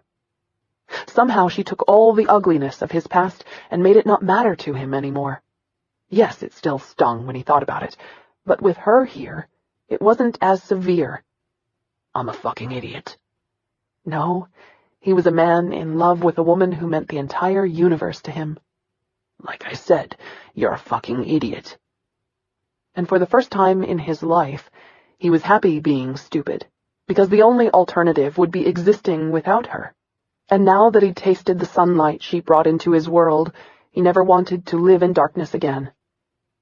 "Please don't send me back to the night."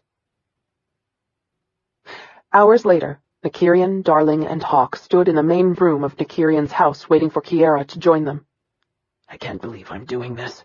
What kind of moron would even contemplate taking her to Club Blood?" He didn't like the answer to that question, since it was him. If only she hadn't pleaded with those big amber eyes, he might have been able to stand fast and make her stay behind. But he was entirely too weak-willed where she was concerned, and her disappointed pout completely overrode his common sense. "Your advice didn't help," Hawk said darkly, eyeing the stairs. Nykyrian turned around to see Kiara descending. As he'd requested, she'd pulled her hair back from her face into a severe bun. The old, ragged battlesuit that added inches to her waist didn't deter from her beauty in the least. Damn. And even worse was the major hard-on he had just looking at her. Just what I need. More blood drained from my already impaired brain. Darling let out a loud sigh. "What else can we do?" "Put something over her head." Hawk's tone was completely dry. Kiara's face flushed bright pink. "Why don't you wear something over your head, you big, hairy—" "That's it," Nykyrian said, interrupting her before she said something that might piss the Andarian off. "Keep her mad. She looks like she could kick ass now." Hawk didn't comment as he came forward to strap a blaster and a belt of knives around her waist. Kiara frowned. She hadn't realized before how much things like this weighed. It was a wonder Nykyrian and the others could move, never mind fight when armed. "What are you doing with those? I've never been able to shoot straight." Hawk snorted. "No one else has to know that. Just consider them for show and make sure that if you do pull out the blaster, warn me so I can duck before you pull the trigger." Kiara scoffed at him as Nykyrian went to the closet and pulled out a thick, padded leather jacket that was 4 times her size. He brought it over to her. "What are you doing? I already look like a shuttlecraft." Nykyrian winked. "That's the idea." Kiara pursed her lips, no longer sure if she should go with them, given their behavior. When Darling had told her what type of club it was, her curiosity had gotten the best of her. But now, maybe she should stay here. While Nykyrian helped her into the jacket, her gaze drifted over his hot, taut body. He wore a pair of tight leather pants and an oversized leather jacket without a shirt on beneath it as a show of strength and power. "I'm such a badass that I don't need protection from your unworthy attempts to hurt me." An act of silent defiance that was helped by the presence of scars that advertised exactly how many battles and fights he'd been in, and obviously survived. But it was the sight of his well-defined 8-pack that left her all but drooling. His tanned, muscled flesh begged her hand to touch him. If not for Hawk and Darling, she'd pull him back upstairs and make him beg her for mercy. She licked her dry lips as she met Nykyrian's eyes. Color strained Nykyrian's cheeks at her hungry look. Hawk's laugh rang out. "That may actually be the first time in my life I've seen that boy blush. Damn, someone grab a pick, quick. We might be able to use it for blackmail later." Nykyrian cast him a dark scowl. Hawk took a step back, still laughing. Muttering a curse about the Andarian, Nykyrian undid Kiara's hair and gently plaited it into 3 braids, then the 3 into 1. He stood up the collar of her jacket and turned her to face Darling and Hawk. "Now what do you think?" Hawk grimaced. "I still think she's too damned attractive. She's going to get us killed." Darling shoved playfully at him. "Relax. Shah-Hara goes there all the time and no one ever bothers her." Hawk gave him a droll stare. "That's because she'd kill you for nothing more than asking her the time of day." Kiara hesitated as she looked up at Nykyrian. "I would love to go with you, but—" "We'll keep our eyes on you. Don't worry. If anything happens to you, I'll kill Hawk for it." Nykyrian took her hand in his gloved one. Hawk arched a brow, but wisely said nothing as he followed them out to the landing bay and they boarded their ships. Time passed quickly for Kiara as they made their way to the large planet of Tondara and the thriving port city called Tauros. They landed and docked outside the grimiest bay Kiara had ever seen. When they told her the club was filled with riffraff, she assumed they would at least attend to basic hygiene, but apparently she was wrong. As the hatch raised, she choked on the pungent odor of rotting garbage and body odor. Now she understood where Chen's had learned his cleanliness from. Maybe she should have listened to Hawk and stayed home after all. This place was disgusting. She pressed her hand to her nose to help block the odors. Nykyrian unstrapped her. "You'll have to jump down unassisted. Act like you know what you're doing, and if anyone looks at you, snarl at them like you're going to kill them where they stand." "Are you serious?" "Very." She definitely wanted to go home, but it was too late. She'd argued with all of them to come, so the least she could do was be a woman about it. Trying to look tough, she got out and did just as he told her. When her feet hit the pavement, pain jarred through her knees. "Ow!" she breathed, but at least the fierce grimace on her face was real. And she did great maintaining her kick-ass facade until several unidentifiable vermin squeaked past her feet, rushing under a nearby garbage heap. Unable to stand it, she made a most undignified shriek and ran to Hawk for protection. Several beings turned to stare at her with interest. Hawk let out a disgusted sigh as he pried her hands loose from his arm and scowled at the people who were now eyeing them. Nykyrian jumped down beside her. Like Hawk, he gave the onlookers a fierce scowl that threatened total dismemberment. This time, they paid attention and quickly averted their eyes. Nykyrian placed his arm around her shoulders in an act of overt possession. Darling joined them. He glared at Nykyrian. "My knees hate the shit out of you, boss." Nykyrian shrugged. "Mine don't think much of me either." Hawk narrowed his eyes as he glanced around the area. "Looks crowded tonight. I think we should turn back before we get pulverized." Nykyrian pushed Hawk toward the entrance. Kiara tilted her head down and used her peripheral vision to pinpoint the lethal predators around them, who watched them intently. It was obvious their group was being sized up and judged by them. Luckily, she was with the deadliest of the bunch. Nykyrian leaned down to whisper in her ear. Don't meet anyone's gaze. Kiara nodded, even though a lump of dread settled in her stomach. When the doors to the club opened, she flinched. Loud music blared at a level that pulsed in her body like a second heartbeat. Her curiosity faded in the wake of true panic. This is a major mistake. After being with Nykyrian and his group, she'd mistakenly thought most outlaws were similar to them, but she was wrong. The men, women, and aliens moving inside the dark club were the roughest, most intimidating individuals she'd ever seen, and she had no doubt any of them would kill someone for nothing more than looking at them askance. Dim lights blinked wildly overhead and flashed off elaborate outfits and weaponry. The stench of cheap alcohol and expensive perfume and aftershave lodged in her throat. Creatures tumbled over one another, shoving, snarling, picking fights. Or, more to the point, picking pockets. Nykyrian paid their fee before he led her in. You won't be hurt so long as you stay with us. He pulled a pair of filters from his pocket and held them out to her. Grateful for them, she put them in her ears so they would muffle the throbbing sound. No wonder Nykyrian wasn't flinching from his sensitive hearing. She let out a relieved breath as the music and voices dropped to a tolerable level. Thank you, she mouthed at him. He inclined his head to her. Hawk put his hand on her shoulder, letting her know he was behind her. Literally. Darling indicated a table with a jerk of his chin. There's an open table. He cut through the crowd ahead of them to get to it before someone else claimed it. Once she was seated between Darling and Nykyrian, Kiara breathed a sigh of relief that no one had bothered them. Yet. Hopefully it would stay that way.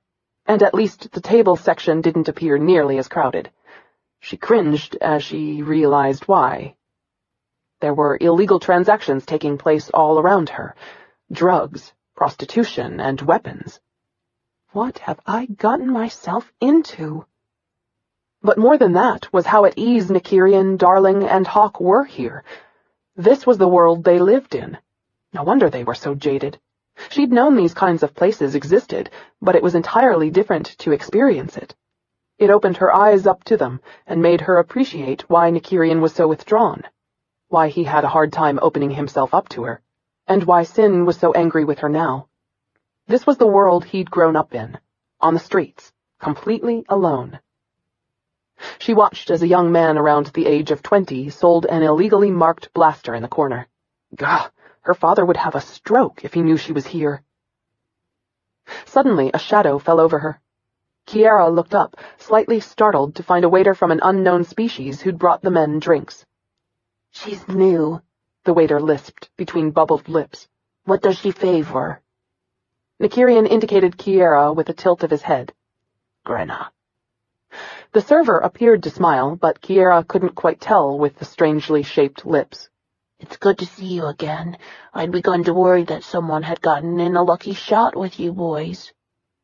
Nykyrian smirked. You know better than that, Vrasna. I go down for no one. He glanced over at Kiara and amended his comment. At least, not when I'm fighting.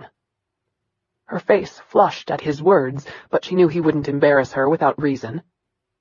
Vrasna gave Kiara a once-over that made her want to sink under the table. Is she yours? Nykyrian nodded. Vrasna adjusted the tray. I'll make sure to pass that around. No need for unnecessary bloodshed. We just got the window fixed from the last bloody brawl. Kiara watched the creature leave on 4 tentacled legs. What species is our waiter? One corner of Nykyrian's mouth lifted. You can't pronounce it because of the way our palates are formed. But she's female, and very nice unless you step on her limbs or call her a male. That'll get you choked out. Nykyrian handed her his drink. Kiara took a small sip, then gasped as the tart, thick liquid almost burned a hole in her tongue and through her lips. Tears stung her eyes. Damn, Nykyrian, you should have warned her. Darling switched his drink with hers. What is that? She gasped when her voice was finally able to work again. Nykyrian answered. Tondarian fire. She sucked air in to cool her mouth while it continued to burn. How does Sin drink that crap? Darling shrugged. Hell if I know. I'm told you can use it to strip rust from lead, though. Personally, I believe it. So did she. Darling urged her to take his drink. Skeptical this time, she eyed it warily. Relax, it's coloured juice so that no one knows I can't stand the shit they serve here. Thank you. She took a deep drink to put out the fire on her taste buds. Nykyrian ran a gentle hand through her hair. I'm sorry. I should have warned you. It's all right. Just remember in the future that I have the taste buds of a girl. Instead of being amused as she'd intended, he tensed before moving away from her and made a hand gesture at Hawk that said to guard her closely. Hawk nodded, then Nykyrian took off through the crowd. Worried and upset about his quick departure, Kiara watched as the crowd shrank from his path as if they knew just by looking at him what he was capable of. She didn't know who he was after or why, but she prayed he wasn't running into danger. Of course, that thought ended a few moments later when he cut across the room and met up with an extremely attractive blonde woman. Kiara's gaze narrowed as an unfamiliar wave of jealousy tore through her so fiercely she was tempted to push her way through the crowd and snatch the woman's hair out by the roots. Then, when Nykyrian led the cheap-looking hoe off to the back, she burned even more. Hawk's rumbling laugh filled her ears as he caught the expression on her face. Relax. Nykyrian needs information, nothing more. That'd better be all he's after, or he's going to be hurting later tonight. Unlike the people in this club, she didn't live in fear of his moods. But if he had any sense at all, he'd better live in fear of hers. After a few minutes, Hawk excused himself to chase after an old friend as Vrosna brought them more drinks. So, what do you think? Darling asked. I think all of you live in a very dangerous place, and now I understand why my father has always been so overprotective of me. A strange look darkened his features. I hear you. She studied the refinement that bled from his pores, the same way savagery bled from Nykyrian, and tried to understand how it was he'd come to be friends with the Centella members. Hawk told me you do explosives. He nodded. I live to blow shit up. It seems like a strange occupation for an aristocrat. He took a drink before he answered. Not really. I loved chemistry in school and got into demolition as a hobby. The skill it takes, I don't know. There's nothing like it. But my father wanted me to be a politician. Would that be so bad? He smirked. I don't like people well enough to play nice with them. It's why I treasure Nick, Hawk, Sin, and Jane so much. With them, you always know exactly where you stand. If you're getting on their nerves, they tell you. Granted, sometimes gruffly, but they do tell you. There's no backstabbing bullshit or manipulation. They don't play head games or lie. There's no deception. Believe me, it's a rare thing, and I don't want to be nice to someone I can't stand because I have to be politically correct. If I hate you, I want to be able to tell you to get out of my face and go die.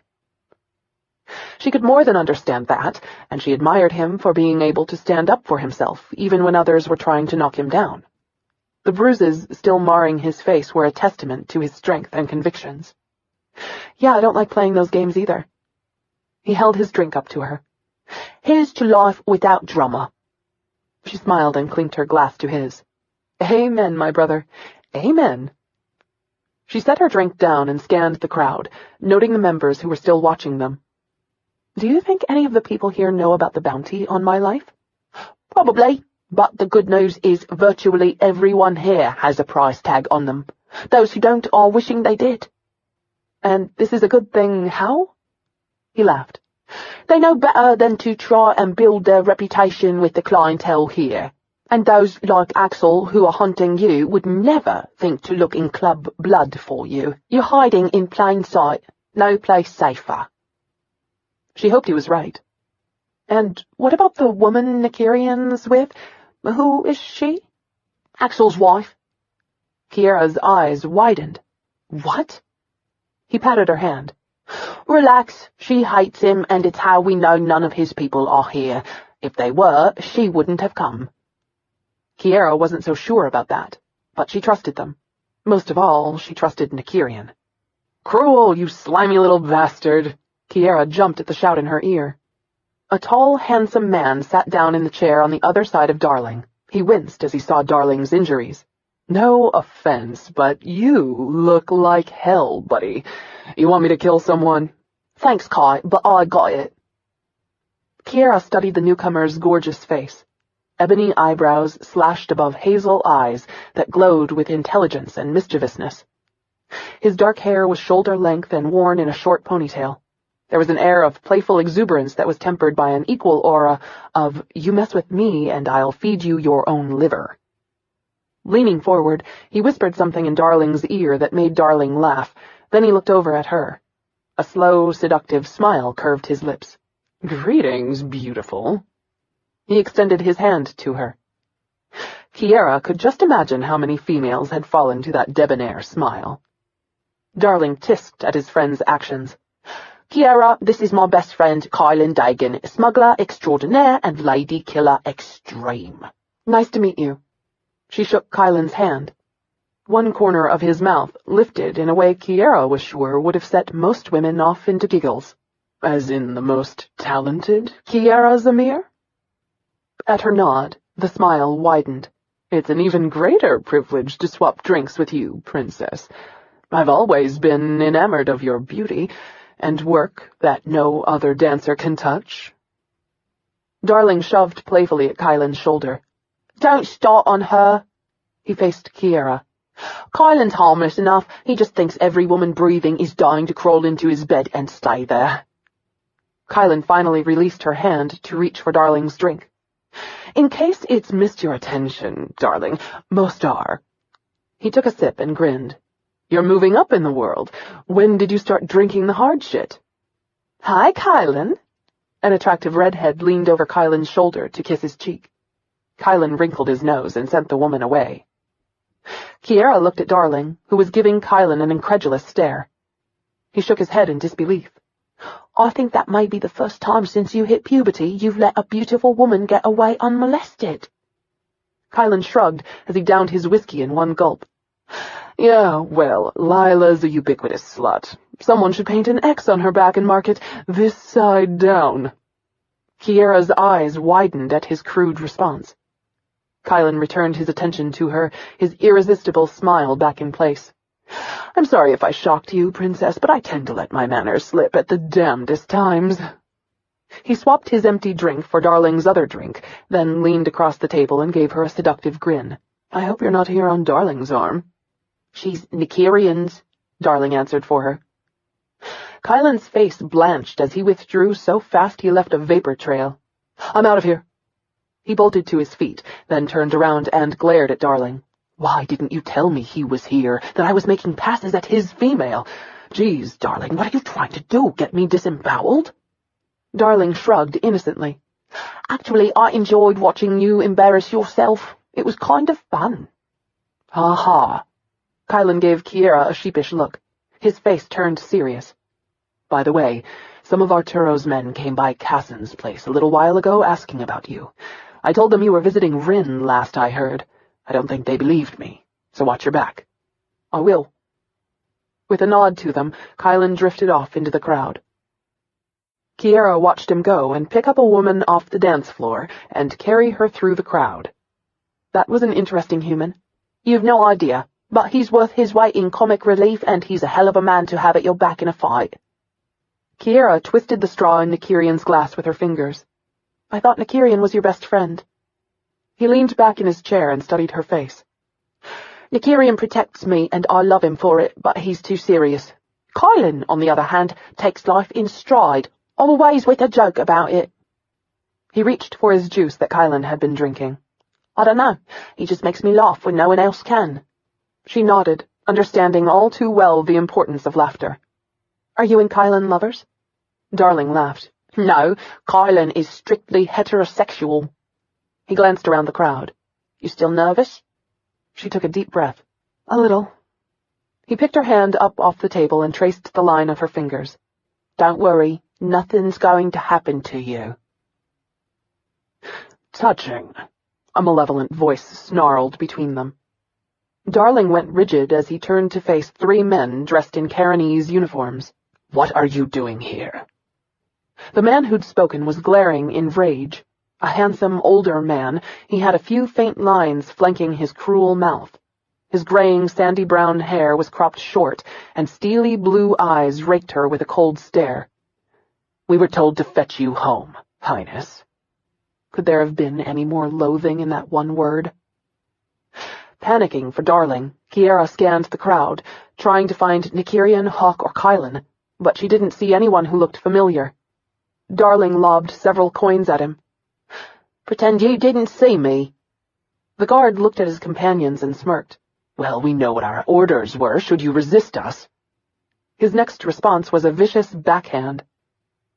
Darling fell against the table, upturning it. Without thinking, Kiara ran forward and shoved the guard away from Darling. She barely budged him. With a ringing curse, he slapped her hard, knocking her backward into a group of men. Ignoring her stinging cheek, Kiara pushed herself off them, intending to return to the fight, but found herself surrounded by the ones she'd bumped into. "Excuse me." She tried to break through them. They refused to part or move in any way. "Just where do you think you're going, lovely?" "I don't think she's going anywhere," another answered, before grabbing her by the waist and pulling her back into the center of the group. Terror engulfed her. She had to do something. Kiara fought against the man's hold, clawing at his hands. With a heated curse, he slung her over his shoulder and headed for the door. She shrieked and screamed as she fought as hard as she could against his hold. He didn't relent at all. Infuriated and frustrated, she watched as the guards dragged Darling through a rear door. She renewed her struggle with vigor. She had to get free to help him. The man holding her laughed at her attempts and bounced her hard against his shoulder. Her breath left her with a loud, painful oof. Pulling at his hair, she clawed at his exposed neck. He took her outside to the landing bay and threw her onto the filthy ground, where she landed with a solid thud. She moaned at the pain pounding through her body. Her ribs and back ached to the point where she feared they were broken. "You'll pay for that, Harita." He drew a huge dagger out of his boot. She shook all over, her mind seeing Chen's coming after her again with his cruel blade.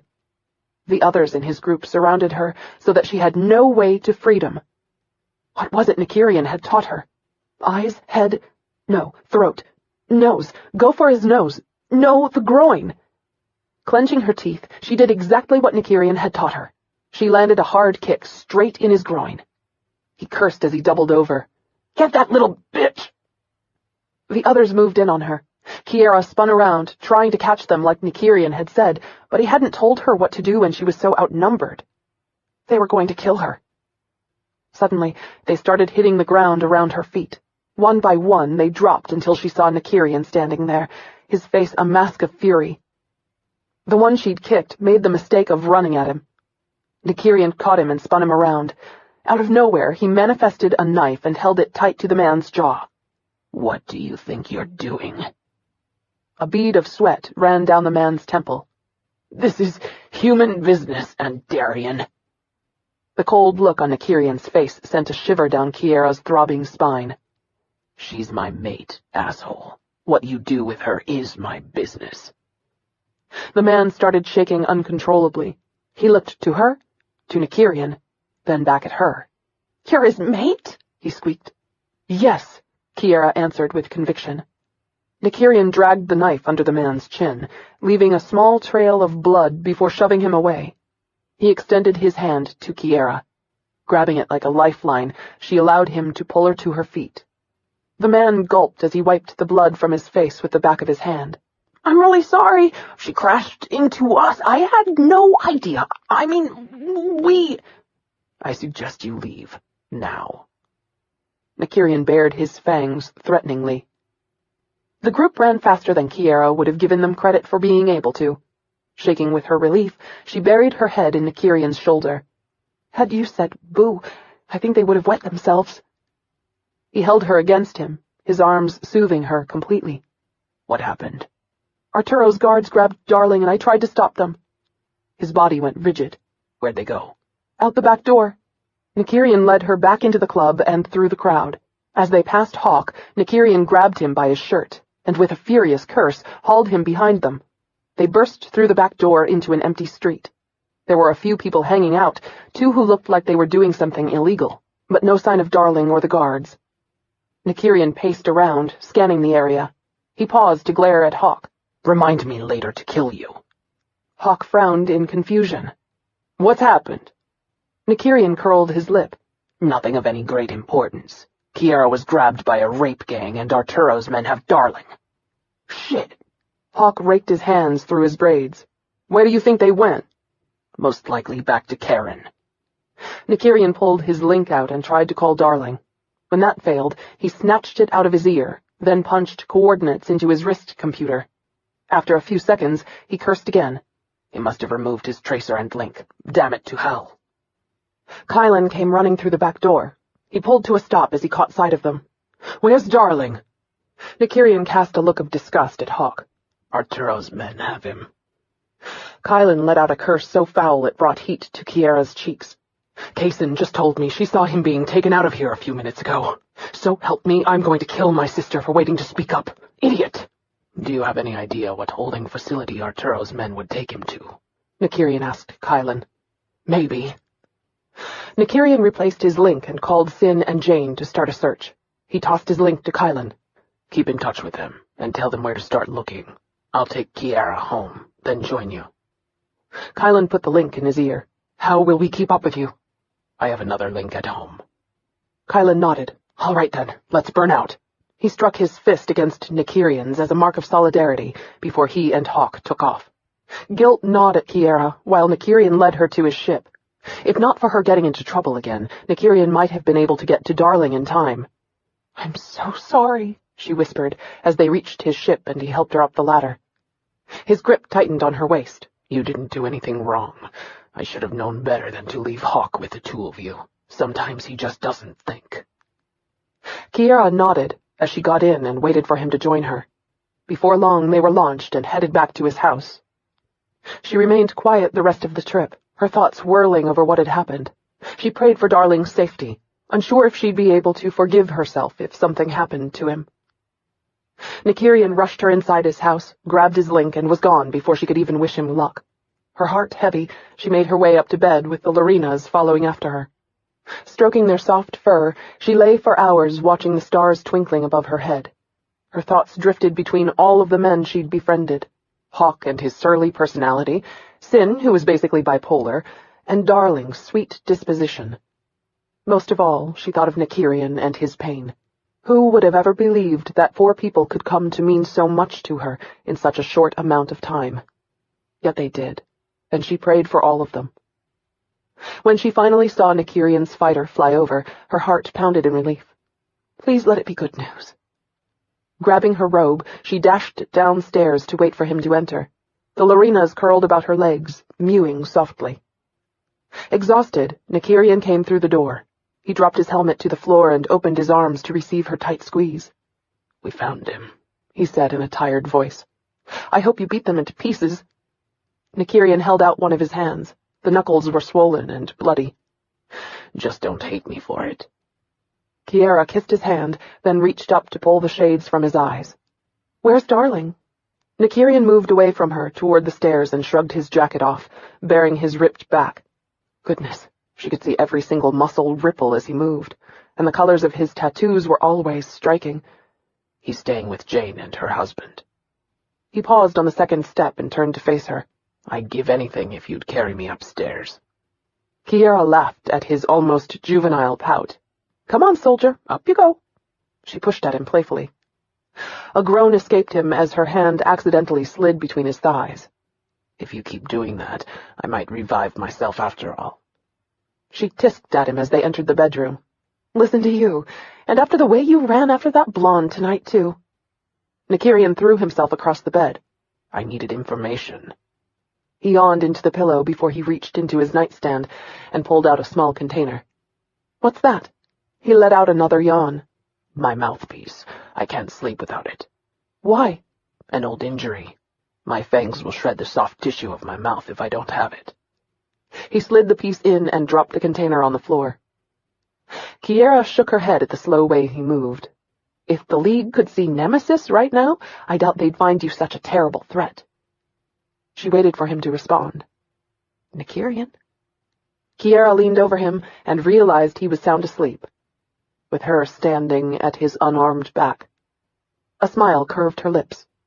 Orintha had told her he would get tired like this.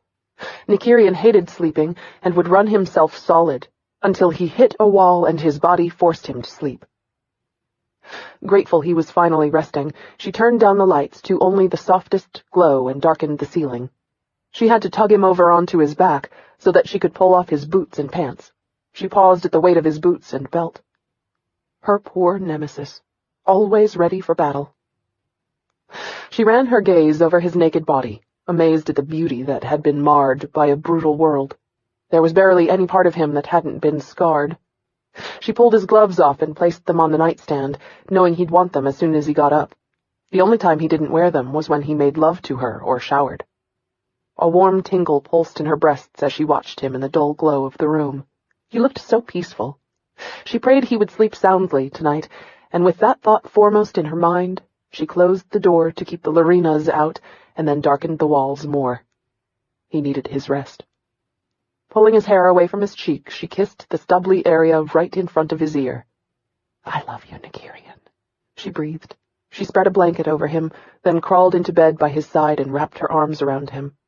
With a contented sigh, she drifted off to sleep. Nykyrian slowly came awake to a strange sensation. Something was pressing on him. At first he thought it was one of the Larinas, until he realized it was Kiara's silken body entwined with his. Her thigh rested high between his, pressing nicely against his balls while her right hand was tangled in his hair. Her gown had ridden up, exposing her entire bottom as she slept like an angel beside him. For a full minute he couldn't breathe as it dawned on him what he'd done. He'd spent the night asleep with someone touching him. Never had he done that before. In the past he'd always known if anyone came near him and jolted awake. But not with her. Even his subconscious welcomed her. Astonished by that, he cupped her head in his hands and kissed her brow. She blinked her eyes open to stare up at him. As soon as her gaze focused on his face, she smiled. "Good morning, baby." He cherished every syllable. "Good morning." She started to move her leg, but he caught it. "Easy.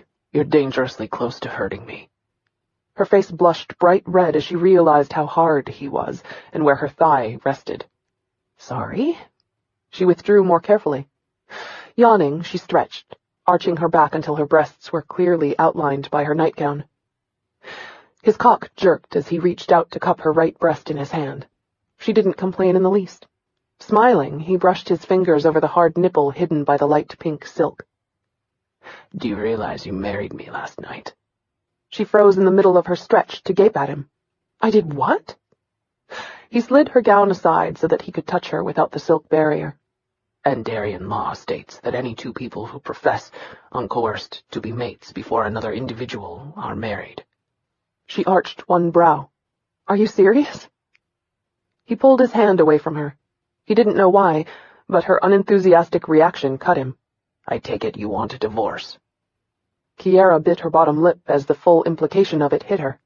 She was married to Nykyrian? She should be completely horrified, and yet there was a part of her actually thrilled with the prospect.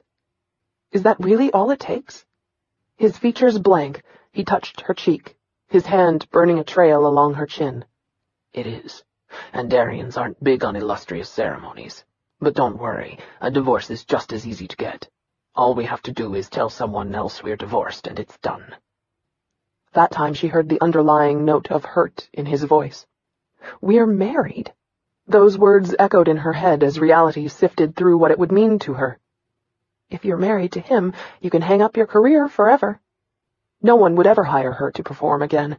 She couldn't be a public figure while married to Nykyrian. He's an outlaw. And not just any outlaw. He was Nemesis. "Your father will have a stroke." It was all true. Nothing in her life would ever be the same again. And with that thought came the realization that everything had already changed. She wasn't the same person who'd been kidnapped by Chens. She no longer wanted the same things that she'd wanted a few weeks ago. While she still loved to dance, she hated the politics and people. The best dance of her life had been the one with Nykyrian downstairs in his training room. The one with no audience except for him. He didn't care if she slipped or if her costume was a little tight. In his eyes, she was beautiful, and for the first time in her life, she really felt beautiful. When he was with her, she was calm. Most of all, she felt safe. Even in a club filled with the scum of the universe, she'd felt safe. He changed her forever. Her life was no longer her own. It belonged to him, and she didn't want to live if that meant existing without him. She cupped his jaw in her hand and narrowed her gaze teasingly on his face. "Oh, no, you don't, boy. You're stuck with me now. I'm not about to divorce you." Nykyrian couldn't breathe as he heard the last thing he'd expected. "Don't tease me, Kiara." She brushed the backs of her fingers down his face, while her amber eyes stared at him with total sincerity. "I'm not teasing you, Nykyrian. I willingly give to you my heart, my life, and my devotion. I will put no one before you, not even myself, and I will gladly be here when you need me, to support you forever." Those were the Gorish marriage vows she spoke. "There's no priest here to sanctify that oath." She smiled. "I don't need one. God hears me, and you hear me. That's good enough for me." And in that moment, he could almost believe in a higher deity. Hell, in this moment, he felt like he could fly. If someone as innocent and pure as her could love something as repulsive and corrupt as him, anything was possible. "I will make myself worthy of you, I promise." She scowled at him. "You're more than worthy of me." No, he wasn't. He knew the truth, but the fact that she believed it touched him deep inside his heart. Kiara watched as his expression darkened. What was tainting this for him? What's wrong? He kissed the top of her head. "I thought I'd take you to your father today." That was the last thing she'd expected him to say. She studied his lovely green eyes, not entirely sure she wanted to go home. But it was wrong to leave her father worried about her. There was no telling how insane her absence had made him. And while her current arrangement might not fly too well with her father, she was sure she could win him over. Like Nykyrian, he only had so much willpower where she was concerned. "You know, my father might shoot you if he finds out we're married," she said with a smile, running her hand under their blanket. "I definitely would if I were him." He jerked as she touched the tip of his cock. She bit her lip, giving him her most seductive smile. "Is the marriage legal without consummation?" Before Kiara could blink, he had her pinned on her back to the mattress. He pulled out his mouthpiece and set it on his nightstand. She welcomed his kiss, the strength of his hands on her body. He trailed kisses to her ear, gently nibbling the lobe. Chills shot white-hot through her body. Everywhere he touched, she ached in pleasure. She dug her heels into the mattress and arched her back to meet him. Never had she felt so desired, so alive. He was so hungry with her. She'd never seen him like this, like he had to be touching her body. She ran her hands over the planes of his back, feeling the scars. He belonged to her, and no one would ever take him away. She would make sure of it. His kiss was frenzied and possessive as he parted her legs with his knees and filled her. She reveled in the feel of him deep inside her as he thrust against her hips. The power of him, the strength. She loved being joined to him like this. His features intense, he stared down at her as he held her close. "You are mine, Kiara." "I know." He quickened his strokes, shooting ecstasy through her until she couldn't stand it anymore. When she came, it was explosive and more intense than anything she'd ever felt before. Throwing her head back, she cried out his name. Nykyrian stared down at her in awe as she clutched him to her and wrapped her legs around his hips. It still amazed him that she could accept him so completely, that she could look at him like she was doing right now and see him as a man. He was lost to those amber depths. Staring into her eyes, he felt himself slipping as his orgasm claimed him. He buried himself deep inside her and held her close as he breathed in her precious scent. If he died right now, he'd be grateful, because the last thing he wanted was for her to learn to hate him. "Stop it. Don't ruin this." But it was so hard not to. Nothing good ever happened to him. Nothing. And he knew this would be fleeting. "Don't take her to her father. Keep her here forever, just the two of you." But that would be selfish, and it'd be wrong. Her father loved her as much as he did. And she loved her father. Sooner or later she'd demand to see him. Better to get it over with. Like ripping off a bandage. Get the hurt out of the way so the healing could begin. Because in his heart he knew this would be the end of them. There was no way Zamir would let her return with him. Their time was over. It's best this way. Let her go now before she learned to hate him. Before the new and shiny wore off their relationship and she saw the flaws in him. Before she became like Mara and turned him in to the authorities out of spite. Sin had barely survived. You're going to die without her. No, he would live, just as he always had, alone and in solitude. Pain is your friend. His heart screamed, but he ignored it. This was the best for both of them. He knew where Axel was, and he could drop her off with her father, then kill the bastard and keep her safe. No one would ever hunt her again. He'd make sure of it. Kiara brushed her hand through his soft hair as he lay on top of her, his strong body melding to hers. She forgot about her career, her life. All she wanted was Nykyrian. Kissing his lips, she hoped her father wouldn't stay angry at them for too long. She wanted the two men she loved most to be friends and to respect each other as much as she respected them. As they lay silently, Kiara felt his heartbeat slow down to a normal rhythm. She kissed the salty flesh of his neck, reveling in the deep, masculine scent of his skin. She could breathe him in all day long. Care to join me for a bath? Kiara smiled. I'd love to.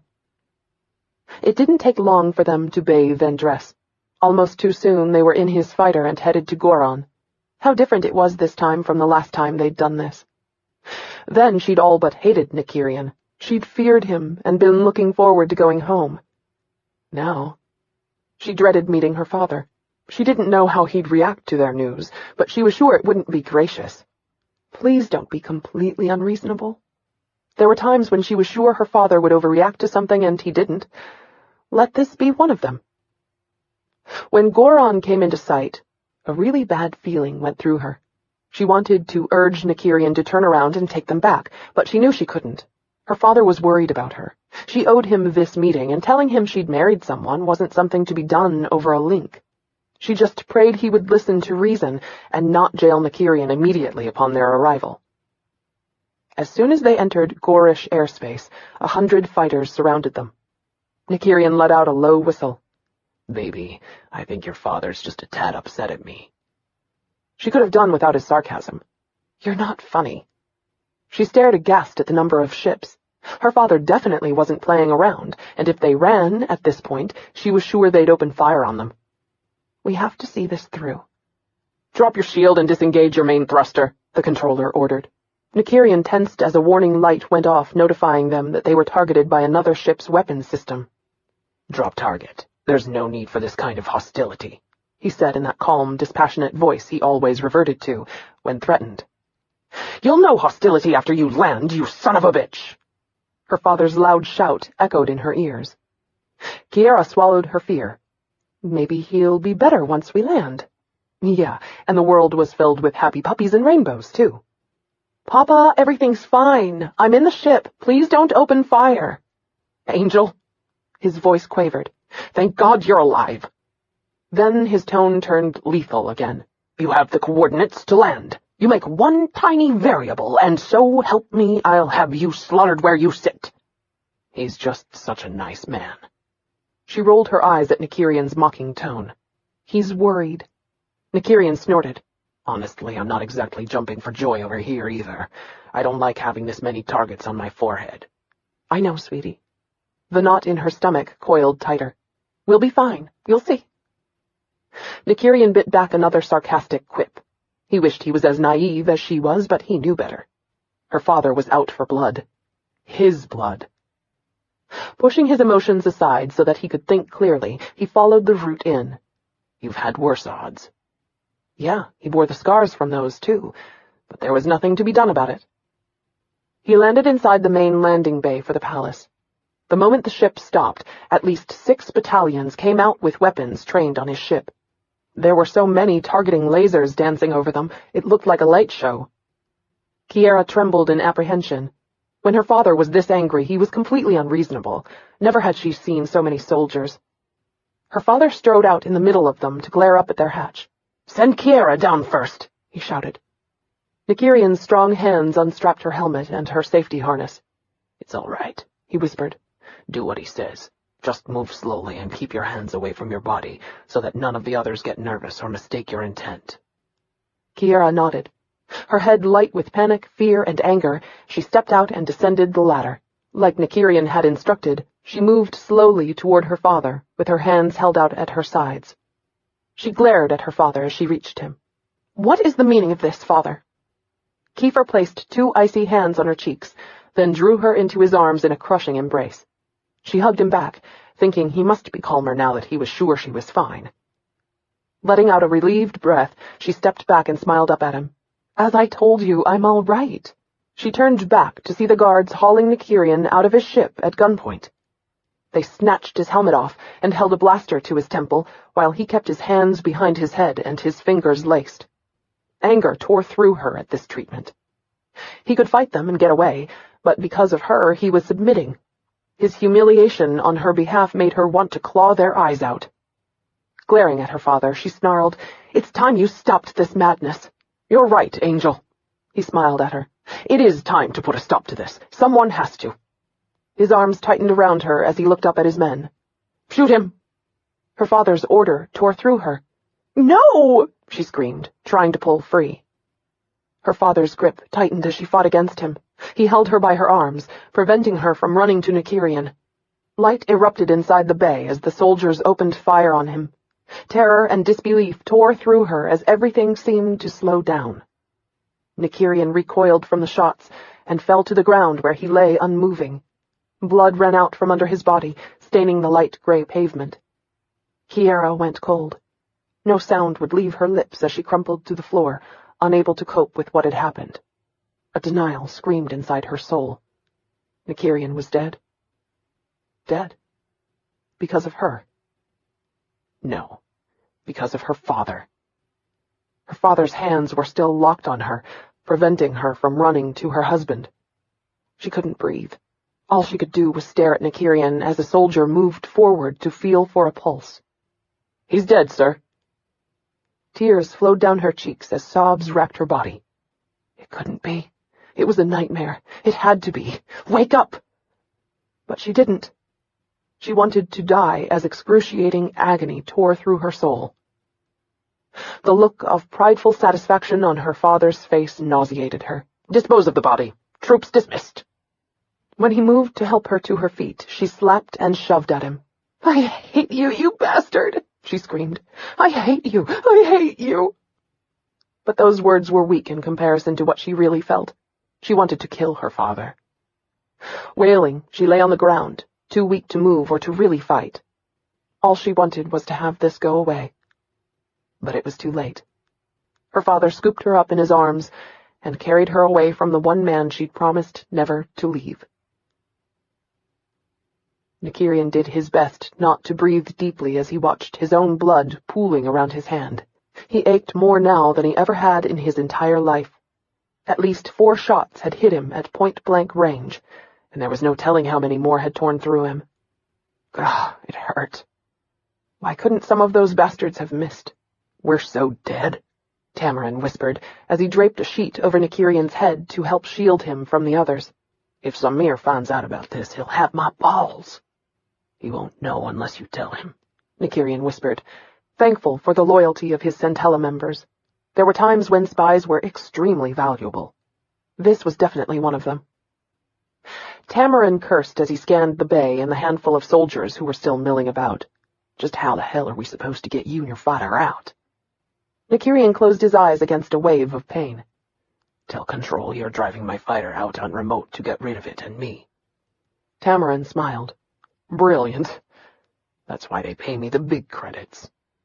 Nykyrian forced himself to remain limp as Tamarin and Jade picked him up and dumped him into the seat of his fighter. He had to bite back a curse at their roughness, but they all had to make it look real or die. Kiara's screams echoed in his ears, and he wished for a way to let her know he was alive. Unfortunately, if he tried, he really would be dead.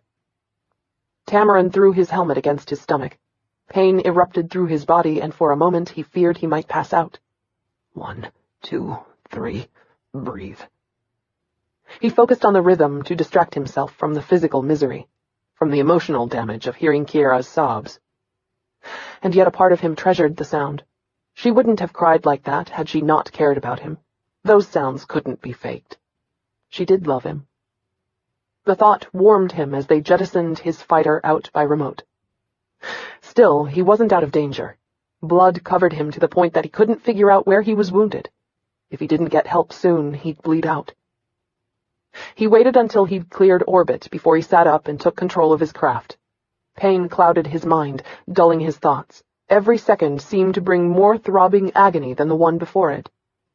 By the time he reached home, it was all he could do to move at all. Get out and get in. Come on, boy. You can do it. He had to stop the bleeding. Nykyrian staggered out of his ship, his eyesight dimming. He had to call Sin and get help with his wounds. He didn't have much time left. In spite of the sweat covering his body, he was freezing.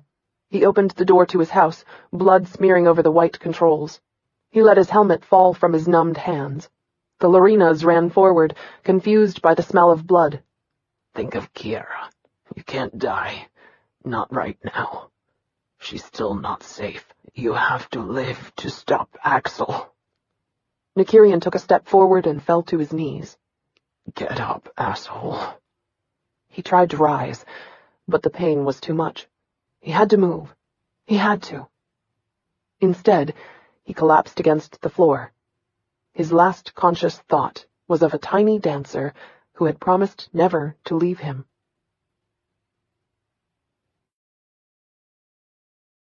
Chapter 23. The Probekians repealed their contract on your life. You're safe. Kiara barely heard Tayana's jubilant shout. Honestly, she didn't care. Her life had ended 8 weeks ago when her father had killed Nykyrian right in front of her eyes. Nothing else had mattered since. Nothing. Tayana squatted down beside the chair where Kiara sat in the palace's garden, wrapped in her mother's old woolen shawl, something she always wore whenever she was upset. It made her feel like her mother was still with her. Every day, her father had her marched out here to the garden by his soldiers, thinking the beauty would soothe her and create some freakish miracle that could drive Nykyrian's memory from her.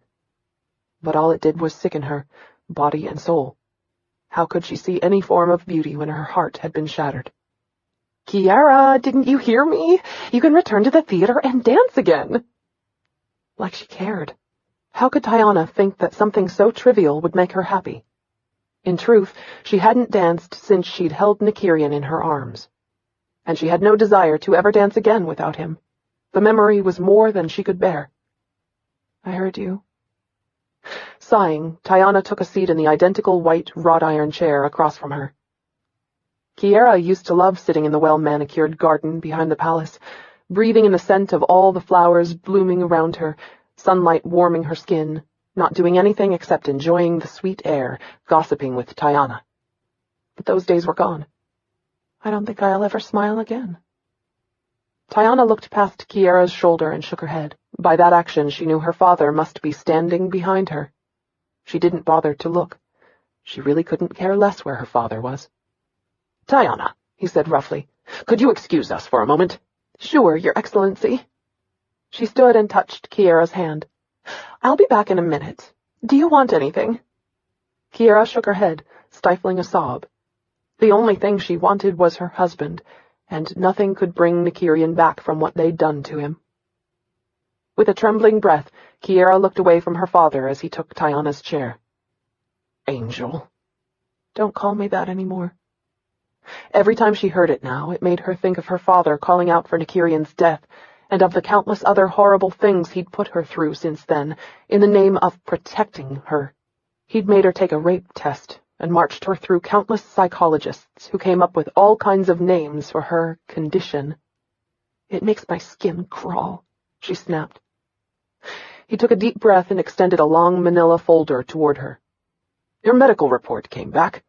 I wish to God I could kill all those bastards for what they did to you. Kiara ground her teeth, wanting to claw his eyes out for that statement. She was so sick of him calling down the wrath of all incarnations to destroy the Centella, when all they'd done was protect her. Of course, it would help if the psychologists would stop calling it captive syndrome. The victim learns to identify with her captor, and in time will even begin to think that she cares for him. How stupid could they be? But they were experts, and so her father listened to them and their psychobabble instead of hearing her when she spoke. She refused to take the folder from his hand. She didn't want anything from him. Ever. Her father believed that she'd been raped by all of the Centella men, and no matter how much she tried to explain what had happened between her and Nykyrian, her father kept saying she'd been brainwashed. Why wouldn't he listen to her? How many times had she tried to tell him no one did anything to her she didn't want done?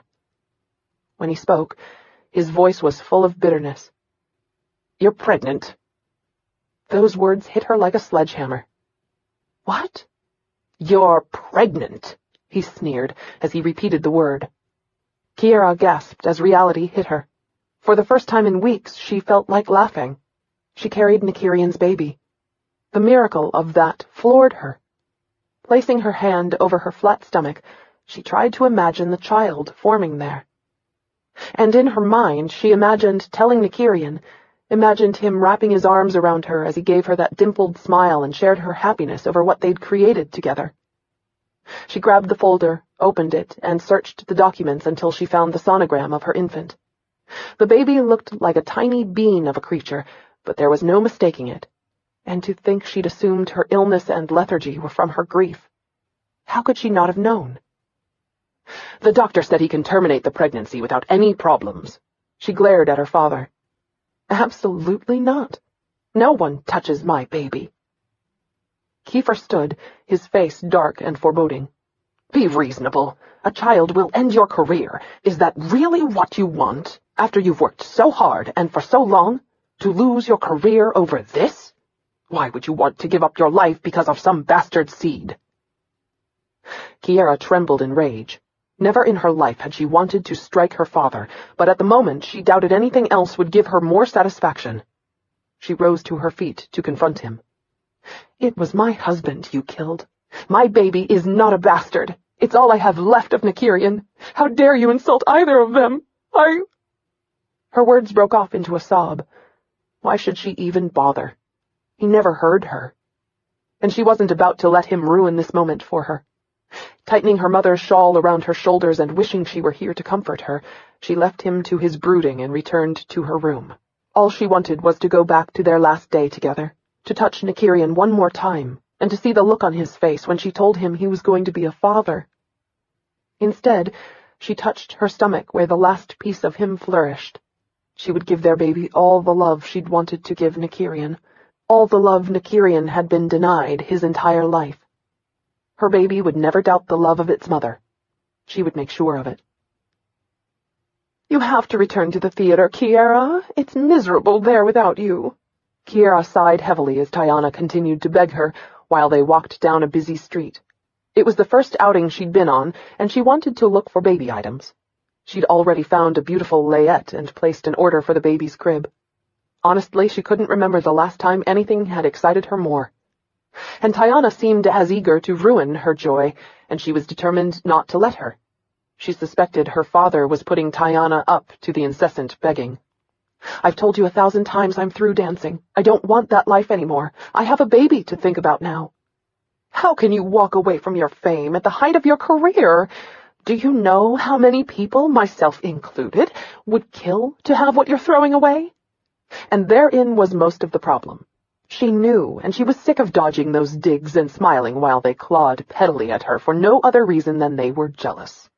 Nykyrian had shown her a world where she was free of that misery, and now she had a much better reason to live. Kiara placed her hand over her belly, which was just barely starting to round, longing for the day when she would see real proof of her baby. "There are other things more important to me now." "Such as?" She stiffened. "My baby, for one. You can dance for a few more months, you know. Return to the show and finish out the run. I am not going to put my body through those rigors and risk hurting the baby. I'm retired, Tiana. Accept it. And for the love of heaven, stop with the nagging before you suck the rest of the joy out of my day. Her friend growled at her.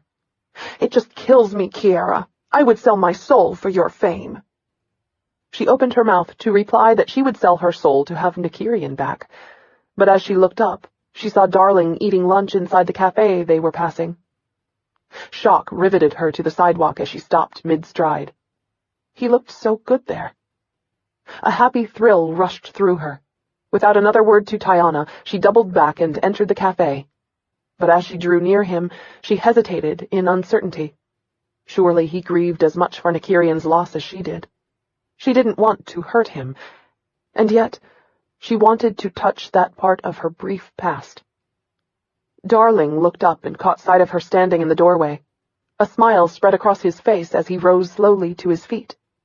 Kiara? She closed the distance between them. Darling grabbed her into a fierce hug. He placed a kiss on her cheek as he tightened his embrace, then released her. It's so good to see you. I've been wondering how you were doing. She returned his smile. You look great. I've been wanting to talk to you guys, but I didn't know how to get in touch with any of you. Apparently, the Centella didn't believe in passing messages to them from women. What are you doing here? Waiting on Kylan, as usual. I swear that man's going to be late to his own funeral. She laughed at his dire tone. Kiara? Tiana was hesitant as she joined them. Tiana, this is my friend, Darling. They shook hands and Darling pulled a chair out for Kiara to join him. It's really good to see you. After the way Nykyrian's been acting lately, I'd started to think... What? Kiara gasped, interrupting him as her stomach hit the floor. It couldn't be possible. Surely she'd misheard that. Darling looked at her and his face turned the shade of his hair. I probably shouldn't have said that. Her mind spun with the knowledge as her emotions spiraled out of control, something not helped by her pregnant hormones. Nykyrian's alive? Darling nodded. She shook her head in disbelief. No, it wasn't true. If Nykyrian lived, he would have come for her. He wouldn't be so callous or cruel as to leave her in so much pain for no reason. I saw him killed right in front of me. The soldiers had been adamant. Darling glanced at Tiana. He was severely wounded, but a couple of Centella members shielded him from your father's soldiers and helped him get home. Kiara struggled to breathe as that reality slammed into her. Nykyrian was alive, and he didn't want her. All this time she'd told herself he loved her, yet he hadn't even bothered to tell her he was alive. Oh, how she wished she were a man. She'd hunt him down and beat him within an inch of his worthless, cold life, the bastard. Darling swallowed. Are you all right? She lifted her chin, unwilling to let him know how much pain she was in. Be damned if he'd report that back to his boss. I'm fine, she said, her voice as icy as the bitter feeling consuming her. It was nice seeing you today. She extended her hand to Darling. I wish I could spend more time with you, but I'm afraid I have to call my manager and accept a job. Give my best to the others. Kiara sensed Tiana's confusion as she turned and made her way back to the street, with a calmness she definitely didn't feel. Right now, she wanted to pummel someone. A tall, blonde asshole. What gives? Tiana glanced back in the direction of the cafe. Who was that guy? Kiara seethed in humiliation and hurt. He's no one. How could Nykyrian do this to her? How could he put her through this? He was inhuman, and she was through wasting her life, pining for him. Where are you going now? Kiara gave her an arch stare. You heard what I said. I'm calling Morty and coming out of retirement.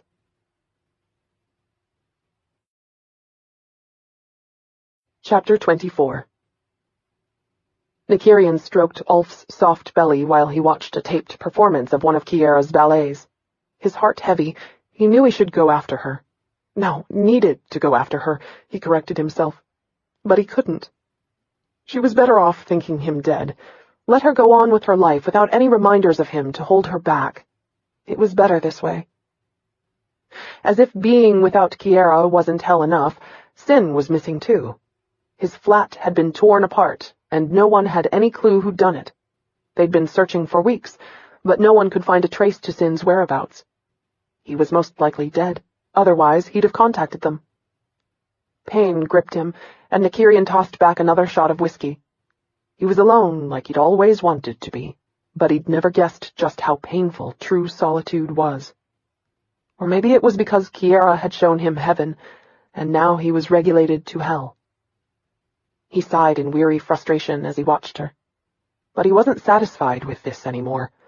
He knew what her touch felt like, the sound of her laughter and her tears. I can't stand this. At least she was performing tonight on Goron. She had her old life back. A sliver of satisfaction crept over him. His threats had worked. Nemesis had been able to intimidate the Probekians enough that they revoked their contract. She was safe and no longer hunted. There was so much he wished he could tell her. If he could just touch her one last time. Hell, what did it matter? He'd spent his whole life wishing for what could have been. As Sin would say if he were here, he had two choices. He could either continue to wallow in his useless self-pity, or he could try to see Kiara. Neither option seemed promising at the moment. Lights flashed in Kiara's face, blinding her. She turned her head away and made a few quotable responses to the reporters as she pried her way between them with the help of her security detail and headed for her dressing room. After her brief, mysterious disappearance, she seemed to be the hottest topic in the media. Well, let them gossip.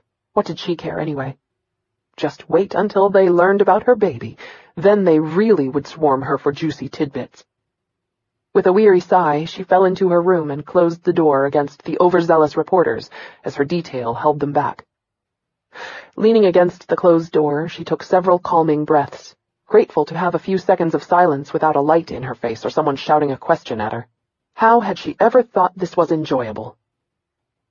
Tonight had been particularly grueling, and she was sick of all the backbiting politics and eager young dancers out to bring a performer down, all the two-faced promoters who wanted to make a sola with one hand and shove the other down her dress. This is what you wanted. She had no right to complain, and yet she wouldn't think about Nykyrian, not now when her fury and hurt were so raw. Pushing herself away from the door, she grabbed a towel from her dressing table and wiped the perspiration from her brow. Kiara. She froze, knowing that deep, accented voice that continued to haunt her dreams. Nykyrian stepped out of the shadows to her left. Dressed all in black with his shades in place, he was the embodiment of fierce, lethal grace. She stared at him, noting the tenseness around his lips.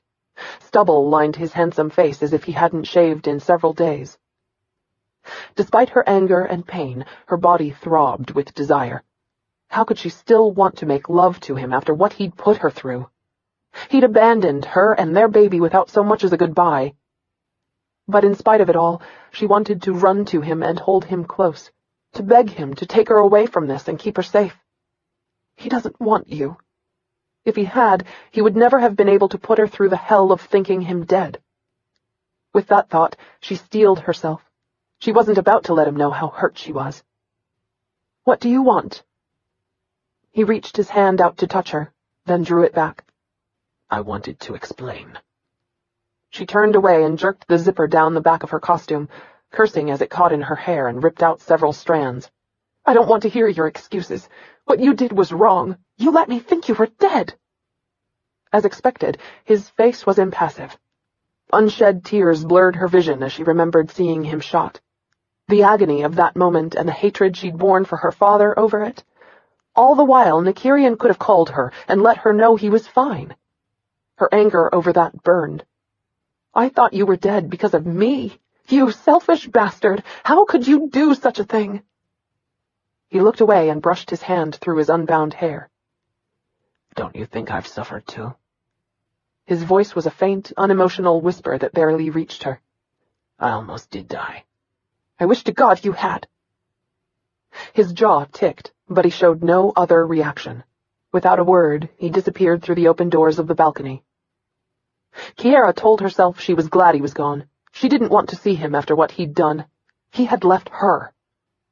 Her heart didn't listen. She ran to the balcony to call him back. Nykyrian? But it was too late. He was already gone. The street below was as empty as her soul, her life. There was no sign of him anywhere. He'd vanished into the night, like he was a part of it. A light breeze ripped through her hair while she stood there trying to find him, reminding her of gentle fingers that used to play there instead. What have I done? But she already knew the answer. She'd ruined her life, and there was no way to repair it.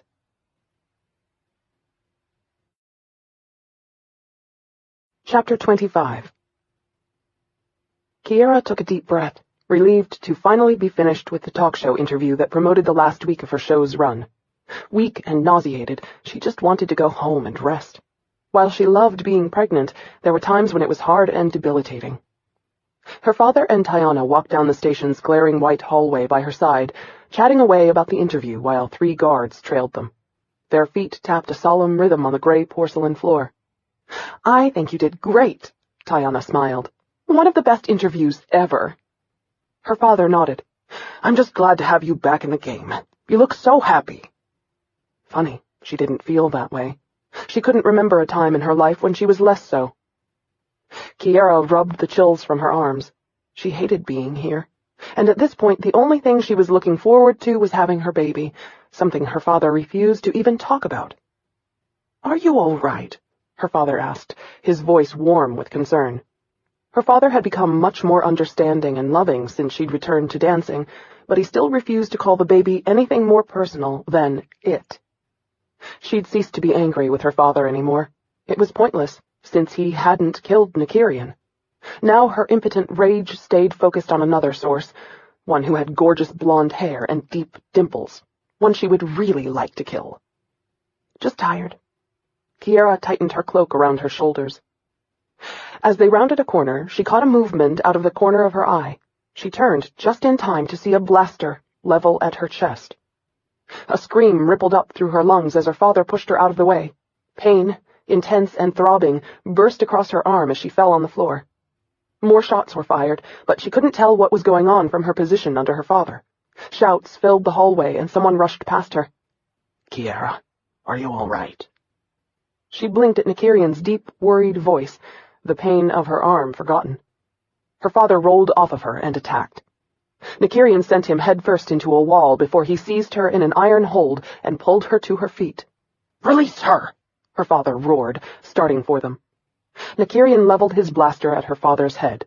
Don't. Her father froze. His gaze darted over them as he mentally calculated his options. She struggled fiercely against Nykyrian's hold until she saw the blood covering her upper body. Cold dread and fear consumed her. Her baby. I've been shot, she gasped, unable to comprehend why she didn't feel more pain. Nykyrian scooped her up in his arms and sprinted down the hallway. More shots were fired at them. In stunned disbelief at what was happening, she remained silent, praying her wound wouldn't endanger her baby. What was going on here?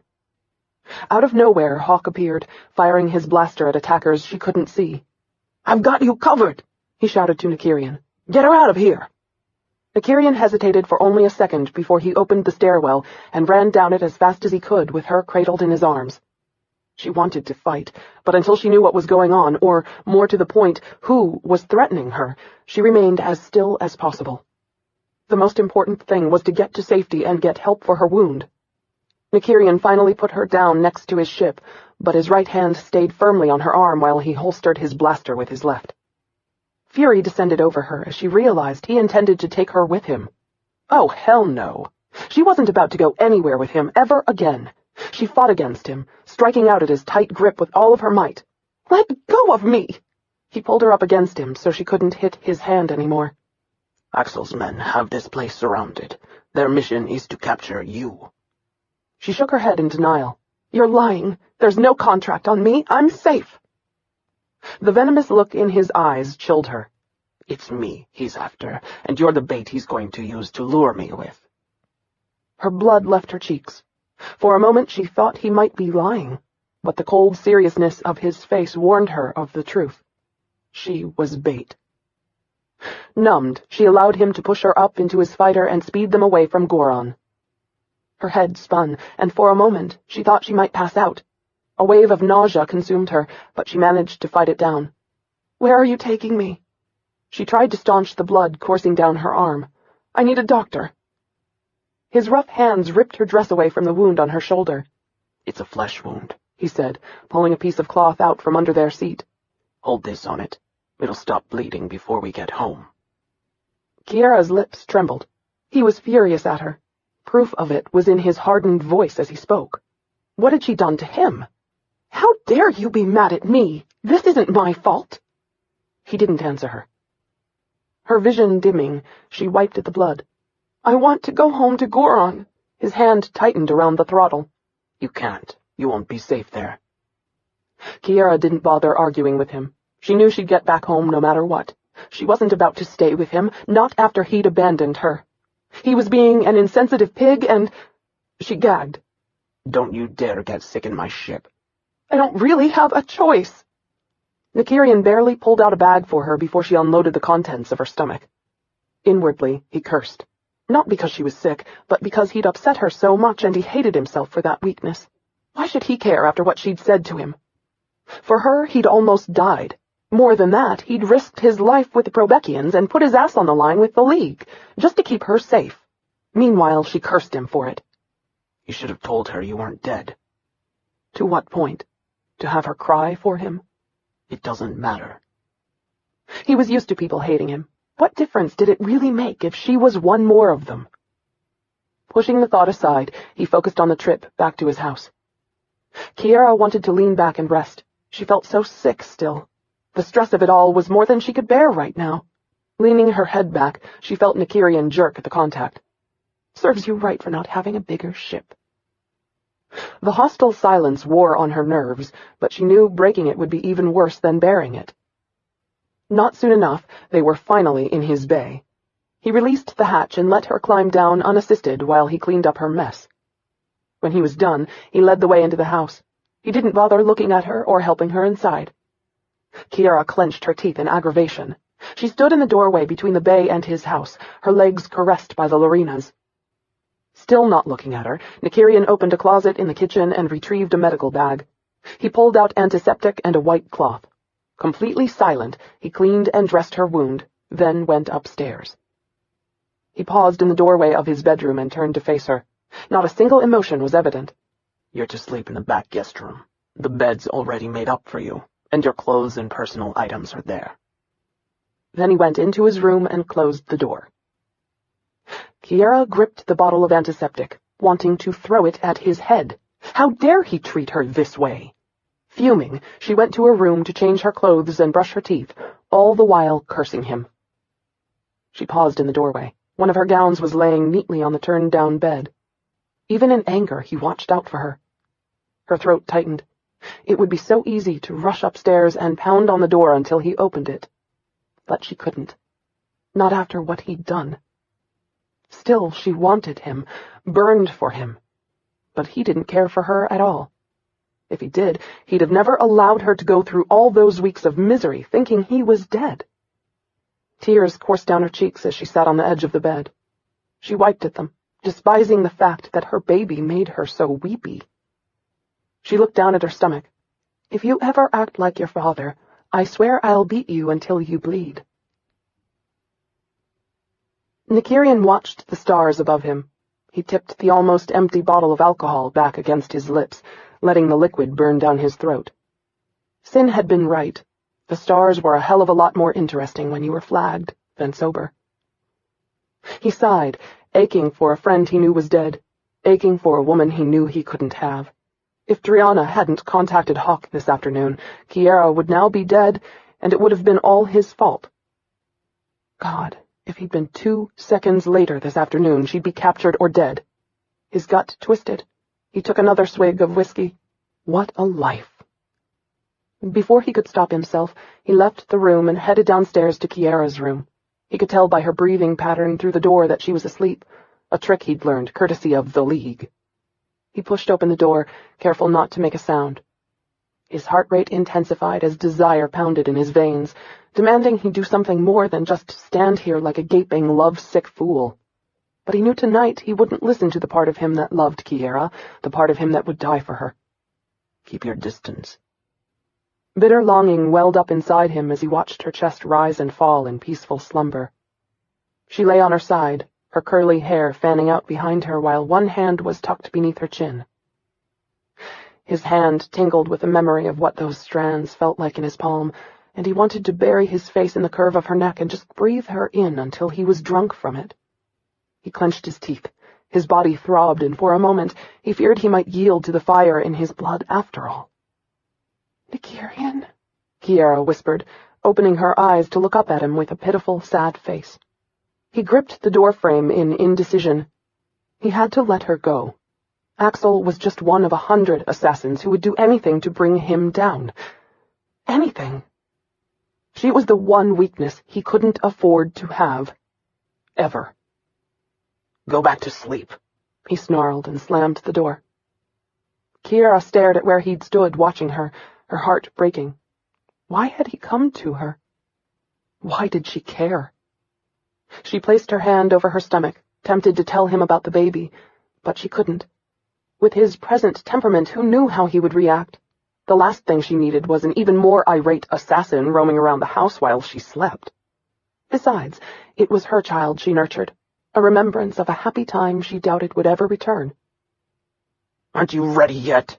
Nykyrian snarled as Kiara plaited the last piece of her hair while she stood in his main room. "Stop snapping at me." So he glared at her instead. Wishing he'd put his shades on, Kiara ground her teeth in aggravation. All he'd done since he growled at her to get up this morning was snap and hiss. "Where are you taking me anyway?" "Out." Disgusted, Kiara sighed. "You're such a font of information. Maybe you should consider a job in the media?" By his face, she could tell her sarcasm struck home. "If you're through making asinine comments, I'm supposed to be meeting someone." Kiara froze. "Why are you taking me along?" Anger and hatred blazed at her from his light green eyes. She took a step back, afraid of him. "Sin's gone, and I have no idea who knows about my house now. If I leave you here, with my luck and yours, someone will find you again." She frowned at him. "Sin's gone?" she repeated, her body going numb. "What do you mean?" Nykyrian pulled his coat on with irate jerks instead of his usual grace. "I mean, he's vanished. No one has seen him in weeks, and his flat was torn to pieces. We're assuming someone acted on your father's contract and killed him. I suppose I should go to your father's office and see if Sin's severed head has been delivered to him as he requested." "No," she whispered, unable to believe what he was telling her. In spite of Sin's later hostility, she'd liked him a great deal. "I'm so sorry." He curled his lip at her. "I should have killed your father when I saved you." Kiara lifted her chin, refusing to show him how much that comment hurt. "Then why didn't you?" "I don't know," he mumbled. "I don't know why I do anything anymore." Kiara reached out to touch him, but he turned away. "Just get into the fighter and leave me alone." "You really do suck when it comes to social skills." She knew she should be mad at him, curse him, something. But at the moment all she could do was see images of Sin teasing him. Sin had been the one person he was closest to. Now, he was in pain, and for that she'd give him some latitude. But the man had to start giving her some consideration, too. Kiara climbed into the ship and remained silent as he joined her and then launched. She watched the stars zoom past as they flew to a destination she didn't even bother to ask about again. She was tired of being snapped at. All she wanted was a day of peace. To return to those gentle days of when the two of them had actually gotten along. It didn't take too long to reach a small outpost planet. Nykyrian landed them with a severe jolt. Kiara gasped, her body aching. She frowned at him, wondering about the rough landing, but held her tongue. Without a word, he led her out of the craft and from the small, sterile bay toward a row of average-sized houses. She looked around, trying to get her bearings, but nothing seemed familiar. She followed him down several back streets before he finally came to a large white house. He glanced up and down the street in a manner that reminded her of the night he'd first started protecting her, like he was looking for someone to attack them. Then he knocked sharply on the door. He pushed her to the side of the door and unholstered his blaster. She swallowed in fear. What was waiting for them inside? The door opened to display the attractive blonde from the club they'd gone to all those weeks ago. "If you like, you may search the entire place, but I assure you, he's not here." The woman smirked, opening the door wide enough for them to enter. "I'm sick of the way you guys go around expecting an ambush. For the sake of the gods, put your weapon away." Kiara didn't miss the underlying hatred in the woman's voice. Nykyrian pushed Kiara into the house, but even so she sensed his unease, as if he still expected them to be attacked. Worried and unsure, she glanced about the main room. A teenage girl sat on the floor, looking up at them with large, luminous green eyes. Her eyes widened even more as she studied Nykyrian's size and fierce demeanor. His features softened gently. "I'm not dangerous," he said in a gentle voice. The girl looked to her mother for confirmation. "He's all right, Thea. Now run along to your room." The girl shot from the floor like a doom squad was hot on her heels. Kiara frowned, wondering why a girl her age would be that afraid of strangers. Driana held her hand out to the couch. "You two have a seat, and I'll get the discs." Kiara didn't move. Instead, she watched the odd way Nykyrian stared after the girl. "How old is she, Driana?" He faced the woman with a stern frown. There was a strange emotion darkening his features. Driana shifted uncomfortably under his stare. "Is she mine?" he asked, and Kiara felt her world tilt. Her breathing ragged, she looked back at Driana and the beautiful cold grace ingrained in the woman's face and mannerisms. "No, she's not." Nykyrian cursed. "You never could lie worth a damn. Your nose always crinkles." Self-consciously, Driana rubbed her fingers across the bridge of her nose. Tears gathered in Driana's eyes as she looked back at Nykyrian. "Thea knows Axel isn't her father. I couldn't bear the thought of her calling him Papa." Nykyrian met Kiara's gaze. What she wouldn't give to know what thoughts were playing through his mind, but he kept every hint of his mood concealed.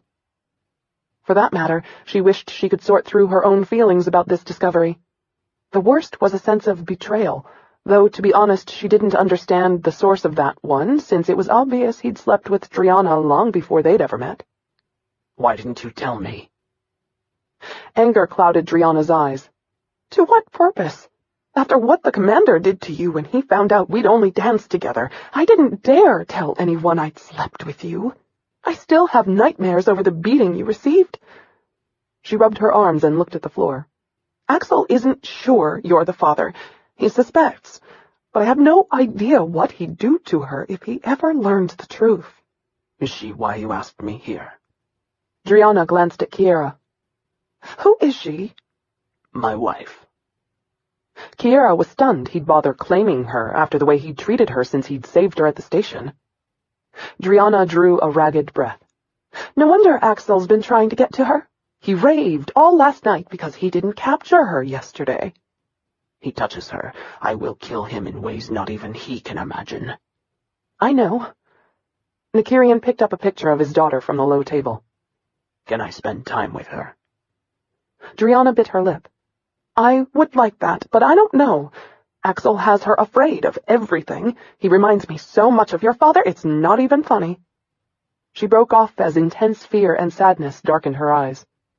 "I might be able to arrange something in a week or so, when Axel goes off on one of his self-indulgent binges." She gave Kiara a hard look. "That is, if you don't mind." Kiara glanced at Nykyrian, who was studying her intently. "I don't mind at all," she said, amazed by the honesty of her response. Thea was as much a part of him as her own child was, and she'd been every bit as innocent in her own conception. How could she ever hold something like that against a child? Driana nodded. "If you want, you can see her now while I get the discs." Kiara followed Nykyrian as Driana led them down the hallway to a back bedroom. As they entered, Thea jumped up from her desk with a startled gasp. "Mama, don't burst in here like that. You know it makes me crazy." Nykyrian tensed at the gesture. "Thea, these are some friends of mine. Will you keep them company while I do something?" "Sure." She righted her upturned chair. Driana inclined her head at them, then made her way out of the room. Kiara stayed in the doorway, not wanting to impose on Nykyrian's precious time with his daughter. She glanced around at all the pink and lace. The room was beautiful and sweet, much like the girl who lived here. It made her wonder if her baby would be another daughter or a son. Nykyrian approached the girl slowly.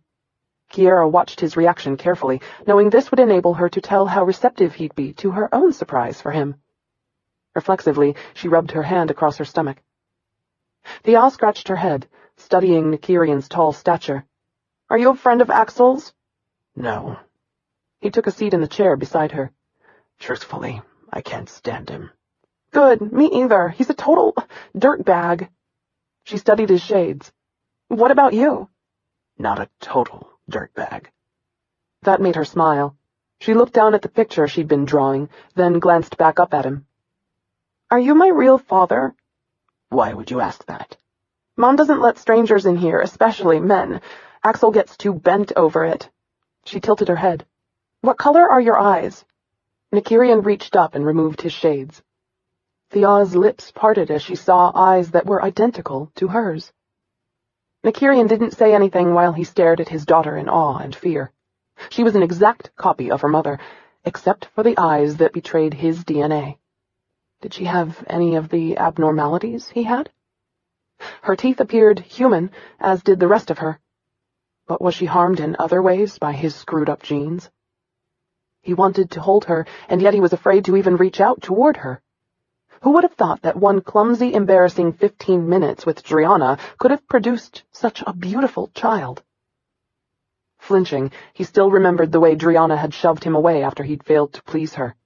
That's it. You're worthless. He brushed his hand over a stack of books piled next to her desk, trying to distract himself from the bitter memory of Thea's conception. Picking one up, he thumbed through it. Do you read these? I do. I study languages in school, but no one other than my instructors can talk to me in them. Kiara leaned against the doorframe as she watched them. Nykyrian said something to Thea that Kiara couldn't understand. Thea's eyes widened as she responded in the same language. Warmth rushed through her when Thea smiled and displayed a set of dimples identical to Nykyrian's. They were beautiful together, and it gave her hope for their future. How many languages do you know? Thea asked excitedly. I've never really counted, but if you wish, I could help you with them. I've lived on a lot of the planets where these languages are spoken. Were they beautiful? Thea's eyes were dreamy. Axel won't let me leave here. He says that I'm not worth enough to pay for the fuel to visit them. A frown flitted across her face, then disappeared behind another smile. I've only visited them online. At night, I like to dream about going off and exploring each one. If your mother okays it, I'd love to take you to some of them. Kiara thought she might burst into tears. This was the Nykyrian she'd fallen in love with. The gentle, kind man who would do anything for the ones he cared about. Axel's coming! Driana's shout broke through their conversation. Kiara met Nykyrian's gaze, her heart pounding in fear. By his expression, she could tell he was torn between leaving and staying. Replacing his shades, he stood. Is she safe here? Driana curled her lip. She is, unless Axel catches you here. Do you really think I'd take a chance with my daughter's life? He ignored that last barb. Is there a back way out? Driana inclined her head. The balcony behind you. He opened the door and helped Kiara through. Driana handed him the discs. He paused for a moment, staring at Thea. I'll be back for her. I'm counting on it. With one last look at his daughter, who'd come to her feet to watch them leave, he ducked out the window. They made it safely down the trellis and to the street below without running into any of Axel's people. Kiara breathed a sigh of relief, grateful for once that they didn't have to fight their way out. She looked at Nykyrian, but as usual, he gave her no clue about how he was feeling. He took her arm and led her back toward their ship. At least this time his grip was gentler than before. She touched his hand and gave it a light squeeze. So you're a father. How does that make you feel? After the tender way he'd spoken with Thea and the promise he'd made to Driana, Kiara expected him to beam with satisfaction, to smile and be happy, but what she got was a deep growl. His hand tightened on her arm. I feel like total shit. A chill went down Kiara's spine. She rubbed her hand across her stomach. Why would you say that? He stopped in the alley and glared at her. First, she's more than half grown. I've missed most of her life already. Second, a child is the last thing I need in my life. One more helpless person depending on me to protect them. I can't even protect myself. Sin. His voice trailed off as that familiar muscle worked in his jaw, letting her know he was furious. She shifted nervously, wishing for something she could say to soothe the pain that bled from every part of him. He shook his head. I'm not fit to be a parent. What's she supposed to do? Introduce me to her friends. Hi, this is my dad. He's wanted dead by more governments than I can count. Kiara stiffened. You don't have to be so sarcastic. He gave her an expression filled with loathing, but until he spoke, she couldn't tell if it was directed at her or himself. Come on, Kiara. Even you aren't that naive. Axel's after you to get to me. What do you think my enemies will do if they ever learn I have a daughter? Her life won't be worth a lead sola. Kiara let his words fall over her, and with each one she cringed a little more. She knew exactly what he was saying. At 8, she'd been just such a target. She was a target even now because of her father and husband. Bile rose in her throat as she finally understood the horror her mother must have faced that day they'd been taken. Her mother hadn't feared for her own life. Her mother had feared most for hers. Just as she feared for the life of her baby, she would rather they tear out her heart than touch her child. Her heart pounding in agonized beats, she realized she had to make a decision. Her husband or her baby. There was no way she could have both. Nykyrian's world was too harsh for that. Swallowing the lump of remorse that burned in her throat, she knew what her answer must be. She'd have to shelter her child from the truth, just as Driana had done with Thea. Nykyrian could never know about their baby, and she could never live with him as his wife.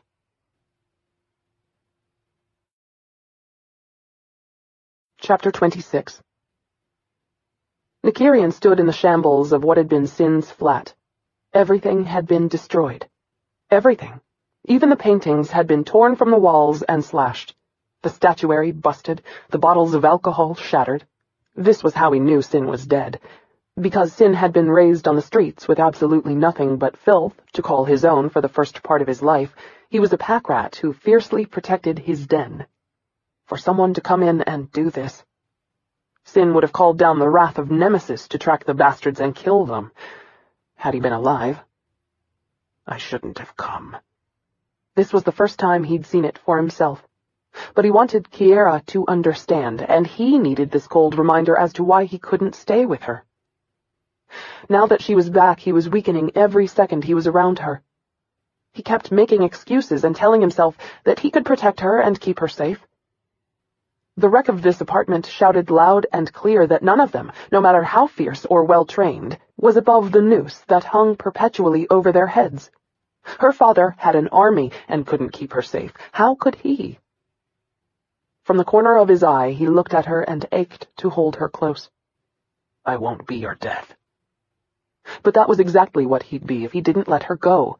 And for that reason he would never touch her again. He couldn't take the chance of his love weakening him to the point of stupidity. Kiara blinked away her tears as she took in the horror of what had been done to Sin's home. His scanner was torn out of the wall, his furniture upturned. Even his mattress had been violently slashed, and everything maliciously stomped or broken. This wasn't a burglary or something random. Whoever had done this had been angry and had wanted to hurt Sin in the worst possible way. What had they done to him? Terror consumed her as she glanced at Nykyrian. He stood rigidly still with no emotion whatsoever. But she knew better. This was his best friend, and he had to be taking all of this hard. She closed the distance between them, intending to touch him, but he stepped away. Do you know who did this? He shook his head. We haven't a clue. There are so many contracts out for us, so many who want us dead. You can pretty much take your pick. As she searched the room, coldness consumed her. Do you really think my father is responsible for this? I have no idea. She raked a trembling hand through her hair as that reality tore through her. Until Nykyrian, she'd never seen her father's ruthless side. Yes, she'd heard him threaten people in anger. She'd known he was a feared military commander, but the man who'd raised her had been kind and loving, doting and sweet. The same two opposing sides Nykyrian showed. Nykyrian headed for the door. We need to go. Whoever did this could come back or be observing us. She followed him to the lifts. Do you want to talk about this? Even though she couldn't see his eyes, she had the distinct impression he was giving her a droll stare. I'm not a woman, Kiara. I don't want to talk about my feelings. His tone was rife with sarcasm. "Sorry?" She entered the lift and glanced back to where Sin's flat was. On the outside, there was no hint of the violence within. Like Nykyrian. It all looked so calm and normal. It wasn't until you entered that the truth slammed into you. And the brutal reality of his world settled over her like a pall, reminding her just why she would have to give up her husband. As they left the building, he walked slightly ahead of her. She searched for words to make him feel better, knowing none existed. His best friend was most likely dead. No, not just dead. He'd most likely been tortured and mutilated. Now Nykyrian was distant, as if he resented being around her, as if he wanted to forget she existed.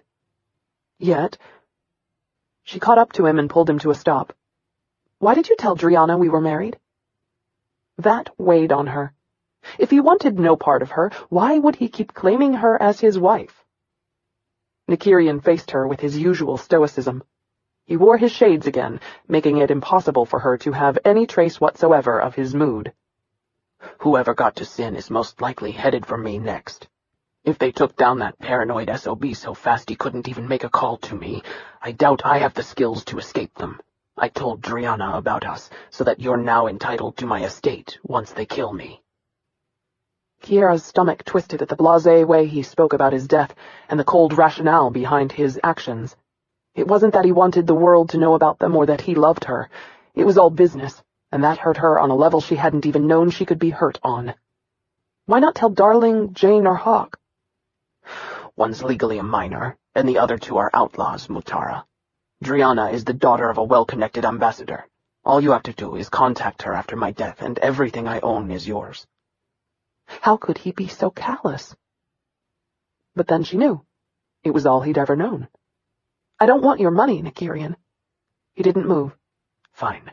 Let the banks have it then. I really couldn't care less." Turning around, he continued down the street. Kiara flicked her hands at him in anger, wanting to pummel him until he saw reason. How could a man so astute with everything else be so blind when it came to her and her feelings? When had he lost his ability to see her as clearly as he saw the rest of the world? "Kyrian?" Kiara almost walked into Nykyrian. He stopped so suddenly and without warning. Frowning, she glanced about the street to see what had made him lock up like that. A beautiful Andarian woman let go of the shop door she was holding to come rushing toward them. The woman paused a few feet away, her face a cross between disbelief, agony, and joy as she covered her mouth with a trembling hand. She was almost as tall as Nykyrian. Her red and white eyes scanned his body in a possessive manner Kiara didn't like at all. The woman's long black hair was partially concealed by a golden diadem that framed the fragile, pale features of her face. "Kyrian?" she asked again, her voice filled with wonder and fear as she reached a graceful hand out to him. Just as she would have touched him, she jerked it back. He stood ramrod stiff, not acknowledging the woman in the least. Another Andarian lady came running up to them, followed by their guards. She gave the woman talking to them a stern frown. "Karistiona, don't ever leave us like that again. You know it's not safe." She placed her arms around the woman's shoulders and tried to walk her away from them. But Karistiona refused to leave. She wrenched herself away from the other woman and stared up at Nykyrian as if he were a ghost. "It's my Kyrian. Can't you see? He's finally come back to me." The woman shook her head at Kiara and Nykyrian. "I'm so sorry. She's not been right since her son died as a child." She put her arms back on Karistiona and patted her gently. "Come along, Carrie. He's not your Nykyrian, you know that. Nykyrian's long dead." "No, I know my son. It's him." The agony of Karistiona's voice was heart-wrenching. Kiara's blood left her cheeks. She placed her hand on Nykyrian's arm and felt the degree of tenseness in his body. That alone told her the truth. This was his mother. Karistiona's eerie eyes pleaded with him. "Tell her who you are, baby." She gestured to the woman beside her. "Please." Nykyrian started to move away, but Kiara grabbed him and kept him there. "You know her, don't you?" she asked, wishing she could see his eyes. He gently removed her hand from his arm. "Let go of me." Kiara glanced at Karistiona, then back at him. "Is she your mother?" The woman holding Castiona gasped. He tensed even more, but Kiara wasn't about to let this go until she knew the truth. "Nykyrian, answer me. Is she your mother?" Nykyrian stared at Kiara. His stomach knotted. This couldn't be happening. Why, today, of all days, did he have to bump into his bitch of a mother? Wasn't his life in turmoil enough? The last thing he wanted was to come face to face with the one person he hated most. "Kyrian?"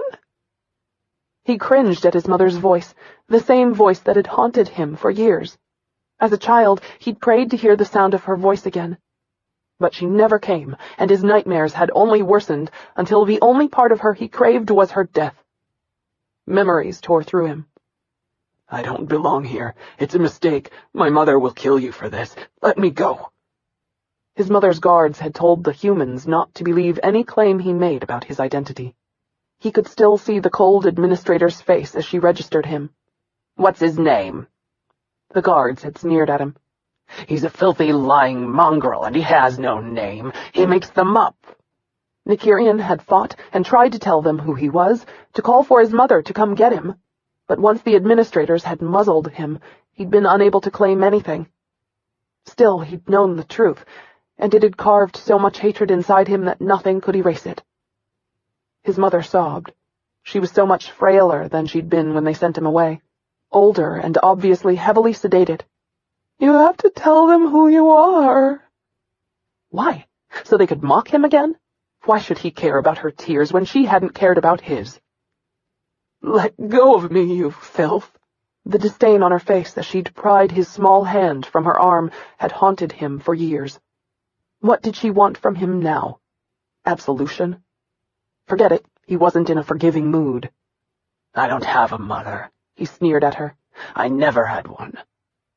Oblivious to the staring passers-by, Castiona burst into tears and wailed, as if she'd been slapped. Nykyrian tried to move past Kiara, but she held fast and refused to let him leave. At the moment, he wanted to kill her too. "Get out of my way," he said in a low tone that never failed to intimidate people. For once, it didn't work.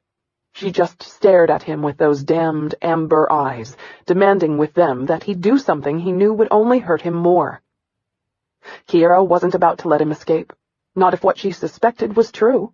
Holding him firm, she glanced to his mother.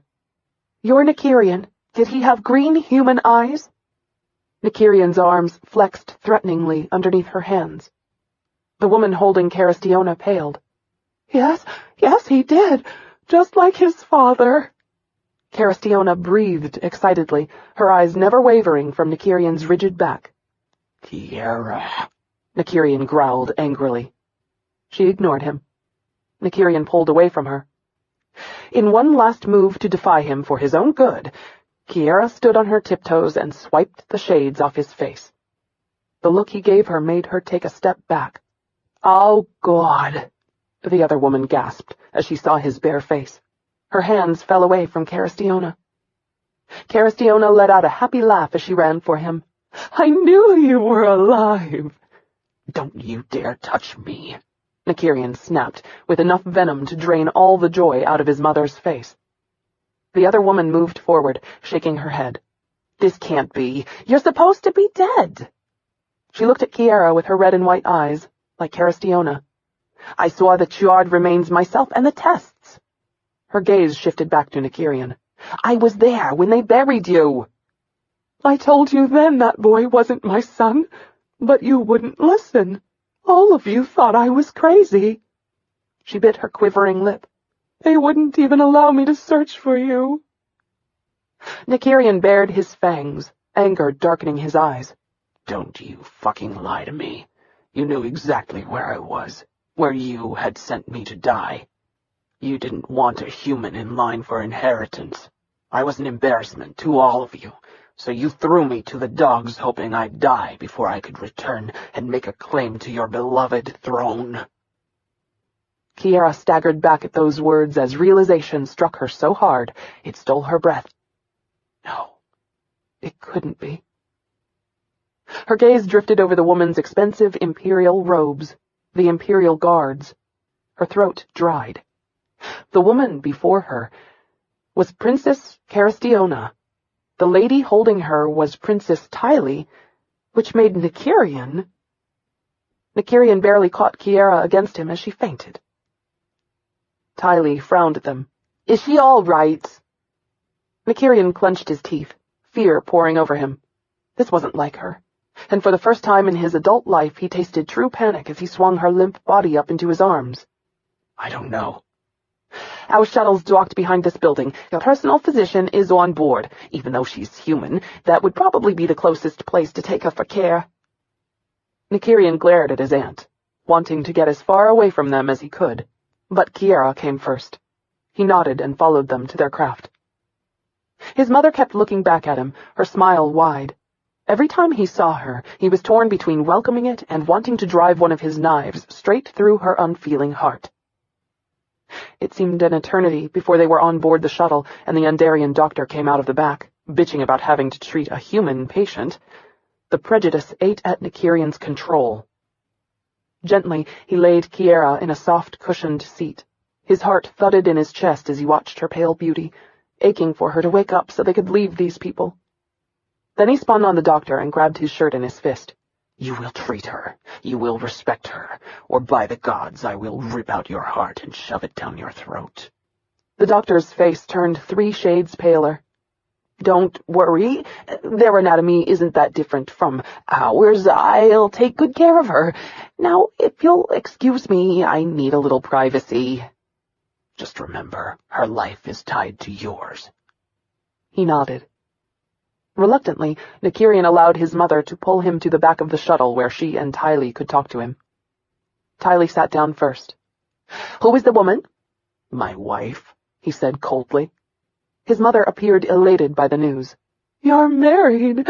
How wonderful. He just glared at her. Was she completely stupid? She seemed to function on the level of a child. Or was it the drugs? By the dull tone of her skin and the dilation of her eyes, he could tell she was seriously sedated. Tylee frowned at him. What happened to you? After we sent you off to school, we were told you died in a fire. Nykyrian snorted at her bullshit. You never sent me to school, so don't bother lying. His mother and aunt exchanged puzzled scowls. Caristiona cocked her head as if she couldn't understand what he was talking about. You were sent to Pontari Academy after you placed so high on the entry test. They sent an escort for you and everything. His temper boiled. Why were they playing this game with him? You sent me to a human orphanage, and your guards instructed them to never believe my claims of being a prince. They told them I was the mentally defective bastard son of a dead whore. Don't think for 1 minute that those words aren't carved into my memory. Both of their faces lost color. Mother? Tylee breathed as she took her sister's hand. Dear God, I never thought she'd do something so horrible. Nykyrian's frown deepened. What are you talking about? Caristiona swallowed as she clutched at her necklace. She always hated you. She said Julian could pass for an Andarian, but that you would always look too human. Tylee nodded. It was her idea for you to go to Pontari early. She thought you would be better off there. The bitter anger in his aunt's voice surprised him. Caristiona shook her head. We should have known better than to trust her. Tylee's eyes teared up. Everything was a lie, and all this time we kept you. Tylee turned to face his mother. Drugged, so you wouldn't search for him. How did you know he was alive? I just did. Nykyrian refused to believe them. Why are you lying to me? You were the one who put me on the shuttle yourself. You pried my hands off your arm and told me that I sickened you. That you— I never said that, his mother shouted, her tone indignant. Fuck yeah, you did. I don't know what the drugs have done to your mind, but nothing has ever dulled the cold look on your face or those harsh words from my memory. Tylee raked her hand over her face. Parisa, it had to be. His mother pulled a small photo chip from her bag. She turned it on and handed it to him. Is this the woman you saw? Nykyrian started to tell her to shove it, but for some reason he took it from her and looked. His stomach hit the floor. There in the picture was his mother, standing beside another woman who looked so much like her they appeared to be twins. Nothing differentiated them, not their hair color or height. What the? She's our cousin, Tylee cursed. As kids, she and Carrie used to pretend to be each other to fool the adults. He thought it was funny. How could she do this to me? Mother bribed her, I'm sure. Paris's father was a ne'er-do-well who squandered all their money, and she's always been jealous of us. Tylee let out a disgusted sigh. She may have even done it just to get back at you for being an heiress. I swear I'll kill her. Nykyrian sat in shock, not knowing what to believe anymore. He stared at the photo, trying to sort through all the emotions tumbling through him, rage, pain, grief, loss. Were they telling him the truth? Did it even matter if they were? Nothing changed his past. It was still horrific and cold. But if his mother had wanted him... You're not a child anymore. Who cares? And yet deep inside, he did care, and there was no denying it. Tylee drew a ragged breath. Mother's committed a terrible crime. What are we going to do? Caristiona looked at Nykyrian with a love in her eyes that tore through all the defenses he kept around his heart. It was the look he'd always wanted to see on his mother's face. Were they kind to you in the orphanage? Nykyrian shrugged, not wanting to remember.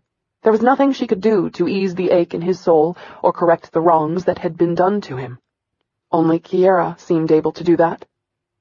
I was adopted, he said at last, deciding that would be the easiest thing to disclose. Her expression turned hopeful. By good people? Yeah, the best quality imaginable. A lump closed his throat, and he stifled the urge to curl his lip. Commander Ichidian Quikiades. His mother's smile widened. My father knew him well. They went through League training together. He always said that for a human, Ewan was almost Andarian in his beliefs. She said that like it was a good thing. Are you a soldier, too? Nykyrian looked at her, his soul screaming out for vengeance, and he wanted to hurt her because of it. I was a League assassin. The look of shock on her face didn't give him the satisfaction he'd thought it would. But you have a wife. As I said, I was an assassin. I left the League. Before she could respond, the doctor cleared his throat. Nykyrian came to his feet immediately to face him. Is she all right? The doctor nodded. She must have had a shock or something. Not unusual for a woman in her condition. I've heard many human women faint when expecting. When expecting what? Nykyrian asked with a scowl. A second later, total understanding dawned on him, and he felt completely stupid for having asked the question. Suddenly, he couldn't breathe. The walls seemed to close in on him. What had he done? The doctor raked him with a cold look. Didn't you know she was pregnant? Unable to respond, Nykyrian stared at his mother's face, wishing he could feel the same happiness she beamed. Instead, all he could think of was how many people were out to kill him. No, not just kill him, to tear apart anyone they could to get to him. For lack of simple birth control, he'd signed Kiara's death contract more effectively than if he'd hired the assassins himself. His mother stepped forward, her forehead wrinkled with worry. Are you all right? Nykyrian didn't know how to answer. No, he wasn't all right. He'd killed the only person he'd ever loved. What was he going to do? Is she awake? He asked the doctor. Not yet, but I could revive her if you like. Please. His mother's cold hand touched his cheek. Are you leaving us? Her voice trembled. I have to. Large tears rolled down her cheeks, and he finally understood how Sin felt when he saw a woman cry. It was debilitating. You don't plan on coming back to me, do you? He clenched his teeth in anger and pain. What do you want from me? From where I stand, you're the one who threw me away years ago. Please, don't do this. You have no idea what I've been through over your loss. I love you. I've always loved you, more so than even Julian, because you reminded me so much of your father. I wasn't a whore, Nykyrian. Ever. I fell in love with a beautiful man I couldn't have because of my political station and his, and I gave him 2 sons who have always meant the world to me. She opened the necklace she wore, and there, inside, was a picture of him as a small child, You've never been far from my heart." And in that moment he remembered things he'd purposefully buried because they were too painful to face. Images of his mother singing to him and holding him. He knew she wasn't lying. She meant every word. She had loved him once. "Would you at least meet us for dinner?" Tylee asked. "One meal, and then you never have to see us again if you don't want to." "Please," his mother begged. Nykyrian looked away, unable to bear the agony in their eyes. Before his common sense could intervene, he nodded. "Where do you want me to meet you?" His mother smiled. "Here at Camry's. Do you know the place?" "I do." Tylee's smile matched his mother's. 6:30? "I'll be there." Nykyrian stepped back as Kiara joined them. Her pale features worried him. "How are you feeling?" She rubbed her arms. "A little shaky, but I'll be fine. What happened?" "You fainted." "I don't faint." He brushed back a strand of her hair before he could stop himself. "Yes, you do." With a goodbye to his mother and aunt, Nykyrian wrapped his arm around Kiara's shoulders and helped her from the shuttle. He remained silent until they were inside his fighter and headed back to his house. Only then did he bring up what was foremost on his mind. "Why didn't you tell me you're pregnant?" Kiara went cold at his question. Why did he have to ask her that when she was strapped in and unable to look at him? How did you find out? His hand jerked on the throttle, and Kiara wondered what his first reaction to the news had been. Had he felt any joy whatsoever? Or was he only angry at her? "The doctor told me." She hated the lack of emotion in his voice. "Oh, are you happy?" "What do you think?" Her heart sank. She remembered his rage at finding Thea, and knew this didn't thrill him half as much as that. "So what does this mean to us?" She was terrified of the answer, but needed to know his take on the situation. His body tensed around her. She felt his heart pounding under her shoulder blade, and wanted so much to comfort him, but knew she couldn't. "What do you want to do about it?" Tears gathered in her eyes. "He's not an it, Nykyrian. The baby is our child." And what she wanted was to live with her baby's father and raise her family like her parents had done.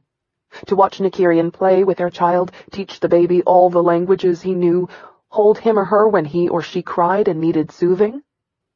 But all of that was a futile dream. Nykyrian would never stay with her. "I was planning to raise the baby on Goron." "Probably for the best. Once I finish with Axel, no one else should ever bother you again. I know Driana won't tell anyone about you, and I'm sure my mother won't either." Kiara's stomach churned with dread of the next question she had to ask. "Will I ever see you?" Nykyrian tensed as pain tore through him. He couldn't stand the thought of living without her, of returning to his solitude, especially now that she carried a part of him with her. The fact that she would keep their baby. How he wanted to pull her into his arms and kiss her, to keep her with him forever. But he couldn't be that selfish. And if he were to ever see her with his child, he knew he would forget his common sense, his survival skills, and stay with them. But he couldn't. He refused to risk their lives for his own selfish desires. "No." Kiara winced. She'd known his answer before she asked the question. Once he killed Axel, she would lose him forever. Her soul screamed out in pain. She didn't want to live without him. She wasn't even sure if she could. "You're going to have to." Because she had a baby who needed her now. She stared down at Nykyrian's gloved hands, remembering how good they'd felt on her body as they created the new being inside of her. And she refused to let him go. "I will find some way to keep you, Nykyrian. The rest of the world may have thrown you away, but I won't." Somehow she was going to make her dreams come true, no matter what it took. Even if it was dangerous, she didn't care anymore. Life wasn't for the timid. It was harsh and it was biting. But the one thing that made it bearable was the people you cared for. It was finding that light in the darkness, that peace in hell. It was being with the man she loved, the father of her baby, even when the rest of the world plotted against them, and she wasn't going to let her fears tear that away. Yes, he had enemies. She had them too. But the best revenge was to live their lives while thumbing their noses at them, To love each other, even while those people tried to rip them apart. That was what she was going to give to her child, and most of all, to Nykyrian. Even if she had to beat him to do it.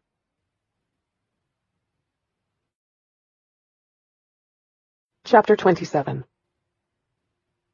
Julian sat in the security room of the embassy, his temper boiling. The moment his mother and aunt had returned from their shopping trip, he'd known the bitches were up to something by the furtive glances they'd cast about the hallway before they secreted themselves in the study. He'd learned a long time ago to beware his Aunt Tylee's treachery. That bitch hated him, and she seemed to delight in getting him into trouble. Now, as he listened to them talking about his missing twin brother through the hidden mic, he realized just how dangerous a position he was in. While everyone had been told of Nykyrian's supposed death as a child, his grandmother had confided the whole sordid story to him several years ago of how she'd bribed his cousin to pretend to be their mother, a final act of cruelty for which his grandmother was famous. Parisa had put Nykyrian on a shuttle, and the bastard was supposed to be dead. God knows his grandmother had paid enough money to the orphanage to see his brother starved and abused. No one should have survived his treatment. Unlike his grandmother, he knew better than to trust a hireling. If you wanted something done right, you had to do it yourself, especially when it involved murder. He clenched his fists in anger. If his mother and aunt had their way, they would reinstate Nykyrian back into the Empire. He would have to split all his inheritance, and there was just no way he'd do that, ever. Julian tapped his fingers against the wooden desk, his mind whirling with various plots. His mother had to be stopped. He would be the sole heir to the Triosun and Andarian empires. By God, he would tolerate no encroacher. But what could he do? His knees shook with nervous energy as he planned action against Nykyrian. He would secure his position as sole heir, no matter what the cost. Kiara adjusted the black lace of her robe, then fluffed a few wisps of her hair around her face. Nykyrian was in his office, working at his computer. They still had 4 hours before they were to meet his mother for dinner, and she decided she wasn't going to give him a reprieve. Any day, Nykyrian might have Axel and send her away. But she wasn't going to be expelled without a fight. An image of Sin's flat went through her mind, followed by the afternoon she and her mother had been kidnapped. I will not be intimidated. She replaced those images with the ones she wanted to have as memories. Nykyrian holding their baby. That was what she was fighting for. Since he knew about the child, she was going to make him part of their lives. With her resolve set, she opened the door and headed for him. Nykyrian's neck tingled like someone was watching him. He looked up from his screen to see Kiara standing in the doorway, her long hair swirling about her lithe body that was covered by a robe so thin he could see her nipples standing firm underneath the silk. His breath caught in his throat. No, I won't touch her. I know better. She stared at him with those amber eyes as she closed the distance between them. As soon as she reached his side, she slowly undid her belt and shrugged the robe from her body. It pooled at her feet, leaving her completely naked before him. Oh, she was fighting dirty. Before he could move, she took his hand and led it to her stomach, which was just starting to show her pregnancy. He stared at his gloved hand, aching with the memory of how soft her skin was. He knew what he did was wrong, but he couldn't stop himself.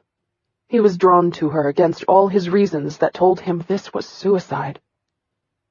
Kiara sensed his defenses, but she'd breached them enough times to know what she had to do to keep him from pulling away.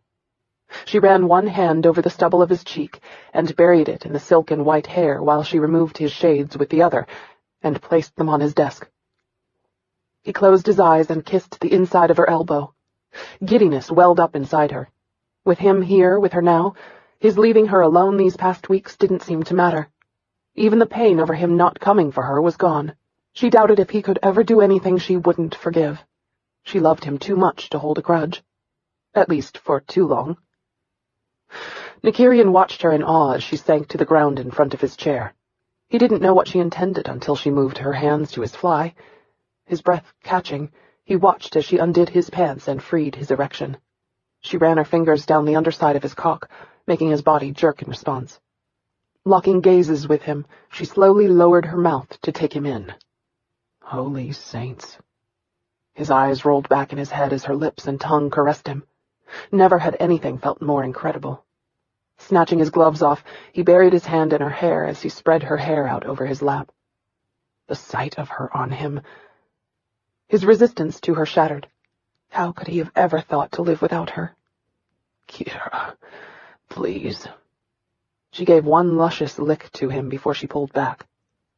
Please what? Don't leave me. But he couldn't say those words. They hung heavy in his throat and heart.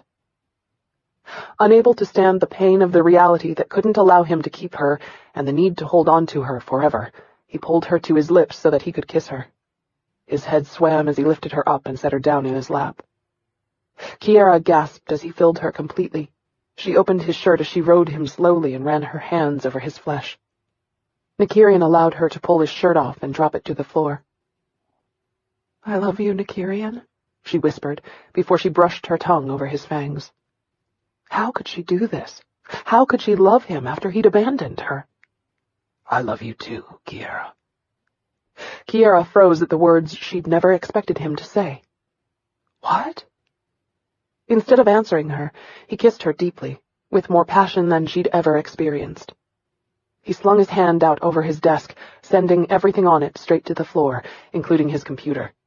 Without leaving her body, he stood up and laid her back against it. His thrusts were furious now, pounding through her as he braced one hand on the desk and cupped her breast with the other. Arching her back, she tightened her legs around him, drawing him in ever deeper. Nykyrian stared down at her, savoring the feel of her body. He pulled back enough so that he could see where they were joined and watched as he slammed into her. Kiara didn't know why, but she felt so exposed to him like this, as if he were seeing her completely naked, something that made no sense since he'd seen her naked many times before. And yet, she ran her thumb over his lips, letting his fangs graze her knuckle before she trailed her hand down his chest, over his stomach, and then lower until she could feel him sliding between her fingers, into her body. He covered her hand with his, and the look of complete pleasure and possession on his face sent her over the edge. Crying out, she came with the fiercest orgasm she'd ever had. Nykyrian let go of her hand to cup her head in his hands as he quickened his thrusts, intensifying her pleasure. Her warm body enveloped his, sending him over the edge until he joined her release. Entwined, they stayed there while he felt her heartbeat thumping furiously against his chest. She touched his face. "Are you still wearing your pants?" He laughed as he realized that he was also wearing his boots. Yeah. She tisked at him. "I think I should be insulted by that." Trust me, baby. It's not an insult. It's a tribute to how bad I wanted you. He started to pull away, but she tightened her legs around him. He stared down at her naked body as he ran his hand over her breast. "I love the way you feel inside me." Kiara. She put her fingers over his lips, silencing him. "I will always be yours, Nykyrian. Always." His lynx whistle rent the air. "Nykyrian!" He cursed as she opened her legs and released him. Kneeling down, he scooped up his link from the floor where it had landed. Then he made the mistake of looking up for the best view of his life. "Nykyrian, are you there?" Kiara? Emergency. Kiara? Emergency. The emergency won out, but only barely, and only because he was afraid it might impact her safety. What the hell do you want, Kylan? And this better be worth your life. "Fuck you. We have a major problem here. I'm pretty sure this is Sin's link that I found at my sister's place, along with a contract signed by her for his life. And yours. I haven't seen her, Sin, Tessa, or Kaysen for weeks. I came over here to find Shah-Hara, and instead I find what looks like a war zone.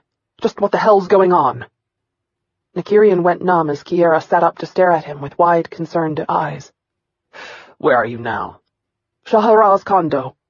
Is there anything else of Sin's there? The pause stretched out. Nykyrian's fear increased every second that went by without a response. What the hell had happened? Where was Sin? "Yeah, I've got his flight jacket. You know, the one he loves to wear?" Nykyrian bit back a curse. Sin wouldn't have left that behind if he'd had a choice. When Kylan spoke, there was a hesitancy to his voice. "You don't think Shah-Hara's hurt him, do you?" Nykyrian clenched his teeth and looked at Kiara. How should I know? She's your sister. If she'd killed him, she wouldn't have taken trophies. That's not her way. They have to be together somewhere. Yeah, but the question was where, and more importantly, why? Nykyrian ground his teeth as he tried to sort this out. Can you tell me when they were last there? Judging by the condition of the milk left out, I'd say a few days at least. He looked at Kiara and debated what to do. He wanted to take off right now to find Sin, but he didn't dare leave her here alone, unprotected. The safest place would be to take her to his mother. Axel would never look for her there. No one knew anything about his mother, and as a royal heiress she had the best guards in the business. Surely his mother would do this one favor for him. Look, I have something I have to take care of first. Why don't you meet me at Jane's around 10, and we can try to figure out this mess. All right. I'll keep trying to contact my sisters until then.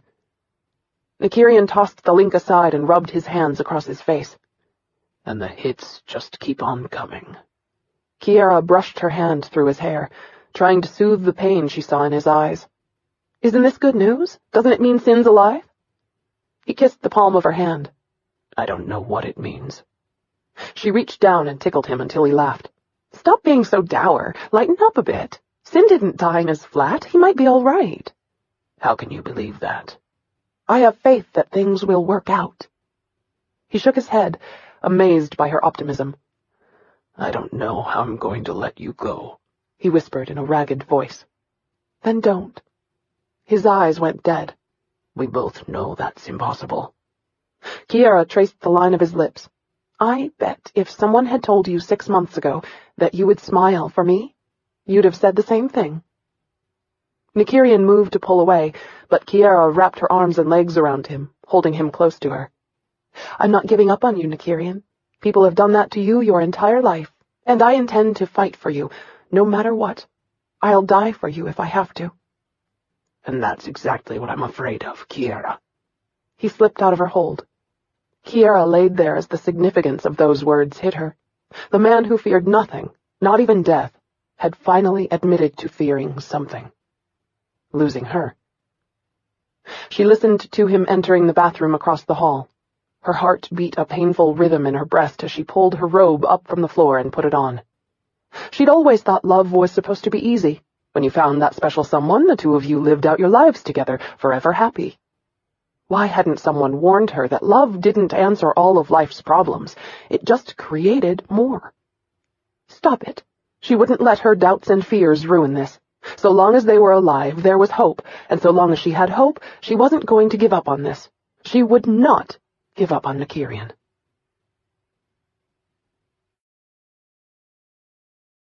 Chapter 28. The crowd at Camry's was huge. Kiara's stomach rumbled in protest as she dreaded the long wait ahead of them. She paused at the end of the line, surprised when Nykyrian tugged at her elbow to keep her moving. "What are you doing?" she whispered, trying to ignore the angry glares from the other people who'd been waiting ahead of them. People who weren't polite enough to use low tones as they criticized their actions. Who do they think they are? The nerve of them! Nykyrian didn't bother to whisper in return. I can't stand out here on the street. Too many people would like to shoot me. He cast an amused expression at the ones closest to him who'd been the rudest. As well as any asshole unlucky enough to be near me when they opened fire. Several of the more disgruntled people actually took a step back to give them a clear path to the door. Kiara shook her head. You're incorrigible. Nykyrian shrugged nonchalantly. I'm just saying. The maitre d' looked up from his podium, his smile bright when he saw Nykyrian. How nice to see you again, Commander. Your party is already seated and waiting. Kiara paused in confusion. How did he know you were a commander? The maitre d' grinned at her. He saved my son's life. Nykyrian shifted in discomfort as if the gratitude embarrassed him. Kiara was impressed. Aren't you full of unexpected surprises? What did you do? The maitre d' was the one who answered. Assassins were after a target who took my boy hostage. The commander got him out of there without even a scratch. Really? How? Nykyrian cleared his throat. I have good aim. And impeccable speed and timing. The maitre d' inclined his head to lead them to the right. I took the liberty of having your favorite dish prepared for you, Commander. The others have already placed their orders. Kiara followed him past the intricate rows of crowded tables, with Nykyrian just a few steps behind her. Even though Nykyrian walked fluidly, she could tell he was more than aware of everything around them. The maitre d' took them to the back of the restaurant, where the private dining rooms were reserved for prominent guests. A wave of surrealism hit her as she remembered that Nykyrian was a prince. The tragic reality of that only worsened the horror of his past. How awful it had to have been for him to know the truth, to know that he should have been sheltered and loved, and then to be subjected to the nightmare of his life. And it made her wonder if Julian had known who he was when he'd picked on him in school. Or was Julian just that stupid? The maitre d' opened a door and ushered them in. Kiara hesitated as she recognized Emperor Eros seated at the table with Nykyrian's mother and aunt. Now that she saw Nykyrian and his father together, she didn't know how she'd missed it before.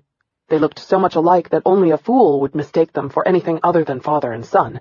They even shared the same height. While the Emperor's white hair was cut short and his unscarred face was older than Nykyrian's, he still held the same sharp features and green eyes. Of course, the similarity in their faces wasn't quite as obvious since Nykyrian wore his shades, but without them, there was no doubt who his father was. Nykyrian bit back a curse as he saw his father waiting on them. It was bad enough to be here with his mother and aunt. He still hadn't reconciled his past where they were concerned or come to terms with their parts in it. But to have his father here, too. He felt awkward and out of place with these people. Any time he'd ever been near the aristocracy, it hadn't gone well for him. A part of him kept waiting for this to be a trick and for them to have him shot or arrested. He had no trust whatsoever where they were concerned, especially not his father. His mother came to her feet. "There you are," she breathed happily. "We'd begun to worry that you had changed your mind." He should have, but unlike them, when he gave his word about something, he abided by it. The maitre d' excused himself and left them to a modicum of privacy. His father rose more slowly, and by that, Nykyrian knew he was nervous. He could also tell his father wasn't used to being uncertain about himself. "I hope you don't mind my presence. When Carrie told me she'd found you, I insisted that I attend as well." Kiara took his hand and gave an encouraging squeeze. He returned the gesture, even though he still wanted to bolt for the door. For several awkward seconds, no one spoke. Nykyrian finally broke the tense silence. "This is my wife, Kiara." Eros inclined his head respectfully to her. "We've already met, but it is a pleasure to see you again." Kiara returned his smile as she curtsied. "It's an honor to see you again, Your Majesty." Eros blustered gruffly. "Please, none of that, my dear. You're family now. I hate all that posturing and bowing anyway." He pulled a chair out next to him for her. "Come, child, have a seat. You shouldn't be standing in your condition. We have to take care of that baby." Kiara glanced at Nykyrian to see how he was dealing with his newfound family. As usual, she couldn't tell. Without a word, she moved toward his father and the chair Eros held for her. Nykyrian's mother and aunt exchanged worried frowns, and each kept looking at him nervously while he seated himself in a chair next to hers. He was so tense, though she suspected she was the only one present who knew that. And it was only because of the time they'd spent together that she'd finally learned to read him. A little, anyway. It still didn't mean she could read his thoughts or identify the source of his unease. He could be angry or hurt, or even both. "We will no doubt have beautiful grandchildren, wouldn't you say, Carrie?" the Emperor asked, pushing Kiara's seat up to the table. Carastiona nodded. "They will be the envy of everyone." Nykyrian shifted uncomfortably beside her. Kiara placed her hand over the one he held in his lap. He looked up at her with something that appeared to be pride. They remained quiet while their meals were brought in and placed before them. Nykyrian held Kiara's soothing hand while berating himself for coming along on this stupid expedition. He didn't know these people, and he wasn't really sure he even wanted to. "Just ask them to protect Kiara, then get to Kylan and the others." Why was that so hard? "Because they left you when you needed them most. Why should that change now?" That, and he'd never asked anyone for anything. Ever. The oddest part was that he'd ached for this moment most of his life. A brief chance meeting where he could talk to his mother, have her look at him with love or maybe even pride, have her accept him. Now that they were finally together, Nykyrian didn't know what to do with it. "I know this must be hard for you," his father said after the servers had left them alone again. "I had no idea you were alive. If I had even suspected, I would have torn the galaxy apart looking for you." That comment made him seethe as bitter memories scorched him. How ironic that his father had no more memory of him than his twin brother had. "We actually have met before. Twice." His father scowled at the disclosure. "Really? When?" "The first time, when I was in the League Academy. I was the wretched bastard you ordered to be strip-searched and then jailed when Julian misplaced his ring in his own gym bag." Kiara dropped her cutlery as she looked up at the Emperor, who had no idea of the horror Nykyrian's dry, steady tone hid. To his credit, Eros looked ashamed, but still. She wanted to attack him for what he had done to Nykyrian over that act of cruelty. She could only imagine how much worse it had to be for Nykyrian to sit here and not strike him. The Emperor sputtered. I had no idea. Why didn't you say anything?" Nykyrian kept his tone level and his gaze straight ahead, away from his father. "When I tried to speak to you, you told me to shut up as you had no interest in anything a thief had to say. You said it was your son who'd been wronged, and that I, a worthless, low-bred plebe, wasn't worthy to even look at you. So I didn't." The pain on his father's face was tangible, but Kiara knew it was nothing compared to the agony of Nykyrian's memory of a little boy standing so close to the father who'd abandoned him and being turned away so harshly. The fact that Nykyrian omitted the part of the story he'd shared with her about his 2 days in jail made her wonder what other nightmares he kept to himself. She wished she could take every bit of his pain away. Eros lowered his head. "I am so sorry, Nykyrian. I had no idea. I should have recognized you." Nykyrian shrugged. "Not really. The bruises from my interrogation prior to your arrival distorted my face, and my hair had been shaved off as punishment." Kiara felt sick at those emotionless words. "Did we ever meet?" Caristiona asked, her voice quivering. Nykyrian shook his head. "I only saw you from a distance a handful of times when you came to pick up Julian." Tylee scowled. "Did Julian not realize you were in school with him?" "You'd have to ask my brother that question." But Nykyrian had known, and that alone brought a lump to Kiara's throat. That he'd been so close to his family all that time and not been able to talk to them must have been sheer torture for him. Just how hurt had he been when his cousin put him on that shuttle, that he hadn't even attempted to contact any of his family? Eros cleared his throat. "Were you listed on the roll under your name?" "No, sir." "Then what name did you go by?" Nykyrian took a sip of his wine before he responded. "Hybrid and Darien." His father gaped. "I don't understand." This time the bitter resentment was thick in his voice. "I couldn't very well go by Nykyrian Etun Anatoli, as it's a felony to pretend to be royalty." His father's mouth tightened. "You are royalty. Had I tried to contact you, Majesty, and claimed to be your long-lost son, your administration would have had me jailed without even investigating the veracity of my claim, and having already gone to jail for something I didn't do, I had no desire to repeat the experience." His mother swallowed. "And I know why you didn't bother coming to us. I swear I shall see my mother punished for this. What she did to you was criminal." Eros sighed. "I shudder to ask about the second time we met. I was on your League security detail when you attended the Bicentennial Council meeting on Ritaderia 15 years ago." His face blanched. "I do remember you. You were that young kid who saved me when that protester came at me. I only remember because you looked so incredibly young to be on so important an assignment." Nykyrian inclined his head. "You tried to have me removed." Eros wiped a trembling hand over his face. "And they refused, telling me that you were the best they had in spite of your age.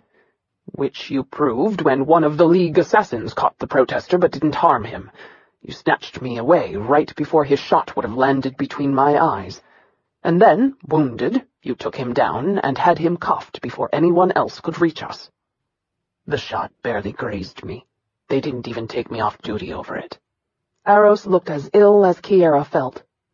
Did I even say thank you for it? You were too shaken up by the attack. You were shot. It was my job, Majesty, and it was neither the first time nor the last. Aros wiped his mouth with his napkin. He was visibly shaken by Nykyrian's disclosures, and he hadn't even heard the worst of them. How arrogant am I? Here I came expecting you to fall down in gratitude at having been found by your mother, that you would embrace us and be grateful. But we have wronged... No, I have wronged you so greatly. Words cannot express the depth of my sorrow or regret. Nykyrian wanted to throw those words at him. Indeed, they even sounded rehearsed. He wanted to slash at his father the way he had slashed at him.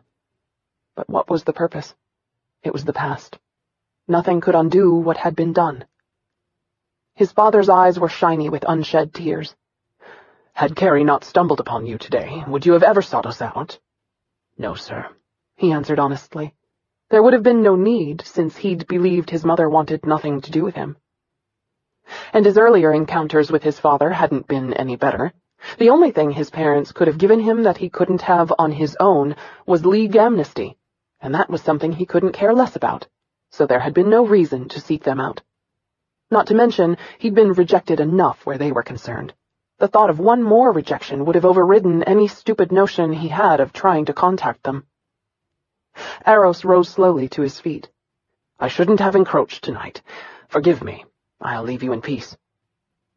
Kiara waited for Nykyrian to stop his father from leaving, but he made no move whatsoever. Unwilling to let this go, she stood. Majesty? What are you doing, Kiara? She put her hand on Nykyrian's shoulder and looked down at him. He's your father, Nykyrian, and he's making an effort. I can tell you from my own experience that even when you love your parents, there are times when you want to absolutely kill them. What happened to all of you was tragic. I know some of the horrors you have yet to share with them, but you have a chance to build a relationship from here on out. People make mistakes, but they shouldn't be slapped when they're trying to correct them. If they didn't love you, they wouldn't be here tonight. She looked at Aros. And believe me, Nykyrian wouldn't be here either. You've no idea how hardened your son is, and with very good cause. But he's a good man. Stubborn to a fault, but decent and good to the marrow of his bones. All of you have a rare chance to rectify the past and move forward. Please don't let your anger and hurt rob you of that. Nykyrian stared at the tiny hand on his shoulder. A few months ago, he'd have shoved that touch away and cursed her for it. But tonight he listened to her words. And he remembered Thea. No one had told him about her, and in his daughter's mind he was just as guilty of abandoning her. For all he knew, Thea harbored the same feelings of rejection and isolation, the same feelings of hatred for him. That revelation gave him pause. How could he blame his parents for the same thing he'd done to his own child? Yes, his father had fucked him over, royally, to use a bad pun, but it had been done in ignorance and while his father thought he was protecting the one son he had. Kiara was right. This was a rare opportunity, and though his feelings were mixed, he had a wife and 2 children to think about. For them, he wouldn't be selfish. Rising to his feet, he offered his hand to his father. Why don't we forget the past and just start with this moment and go forward? Aros took his hand and covered it with his own. I regret the lost years I should have had with you. I can tell you are a man worthy of the title. Nykyrian snorted. Not really. He looked over at Kiara. But for my wife, I wouldn't even be human. She's the only part of me that's decent. Kiara felt the heat rush over her cheeks at his praise. Aros gave her a stately bow. You are a wise and very kind woman. I can see Nykyrian has done well for himself. She smiled as Nykyrian held her chair for her. You only say that because you haven't run up against my stubborn streak. And you should be eternally grateful for that. Nykyrian returned to his seat. Aros laughed as he sat down. Now that the hostility seemed to be cleared, and she wasn't afraid to leave Nykyrian alone with his parents, she leaned over to ask him where the restroom was. I'll show you. Kiara blushed at the stares she collected. The only thing she hated about being pregnant was the multitudinous bathroom breaks. Just tell me where it is and I can find it on my own." He shook his head. "It's too crowded here. Too many exits. I don't think you should go out there alone." Kiara's face felt so hot she feared it would explode. "Nykyrian, please. I'm a big girl and it's a public place. People go alone to the bathroom all the time. I promise you I don't need you standing guard outside the ladies' room. I'll be right back." She could tell by the tense line of his jaw that he wanted to argue some more. His mother leaned forward. "There are many dignitaries here and our guards are just outside. She'll be fine." He released his tight grip on her wrist. "Don't be long. It's next to the bar, right before the end of the counter." Kiara patted his arm affectionately. "Thank you, Captain Worry. I promise you won't even have time to miss me." Excusing herself from his parents, she made her way out the door. It didn't take her long to find her way through the dining room and to the restroom so that she could attend to her needs. As soon as she was done, she left the bathroom and headed back. She waved at the maitre d' as he passed by her, leading another set of guests. She quickened her steps, not wanting to leave Nykyrian alone too long with his parents. This wasn't easy on him, and the last thing she wanted was for him to think she'd abandoned him too. "Kiara?" She stopped, wondering who'd called her name as she skimmed the diners. Turning around, her breath caught the instant she recognized Julian seated at a table with another man. Why wasn't he in their room with his parents? Then again, given his past with Nykyrian, she was grateful he wasn't. No doubt that would have resulted in all-out bloodshed. And with that thought in mind, she didn't want to be around him either. Ignoring him, she headed back. Julian caught her arm and pulled her to a stop. "I didn't expect to see you again so soon." He took her hand and placed a wet kiss over her knuckles. Kiara stifled her shudder along with the urge to wipe her hand off on her dress. His smile was warm enough, but she wondered at the coldness behind his eyes. "I realize you must be here with someone, but could you please take a moment to say hello to my friend? He's a huge fan of yours and he's dying for a chance to meet you." She tried to pull away, but his hand tightened around hers. "I promised not to—" "It'll only take a moment," he begged with those eerie eyes. "Please." Reminding herself that even if he was a heartless prick, he was her brother-in-law and a royal prince, she nodded her head. Julian led her back to his table where a blonde man was waiting. "This is the woman I was telling you about." The man stood and slowly turned to face Kiara. Her heart hammered in fear. "You!" she gasped, recognizing him as the man who'd glared at them that day in the bay of her flat. Axel Bredach. He pressed a small blaster into her stomach. "Act like you're happy to see me, or the chef will have fresh human entrails to serve the hybrid. Smile," he suggested. Kiara wanted to spit in his face, scratch his eyes out, anything other than go along with him. But what choice did she have? She had no doubt that he would kill her if she so much as twitched. Nykyrian will save me. Of that she had no doubt. And one day she would learn to listen when Nykyrian cautioned her not to do something, even if it was something as innocuous as going to the bathroom alone. Axel inclined his head to Julian. "I owe you, old friend." He nudged her with the gun. "Walk slowly to the outside door."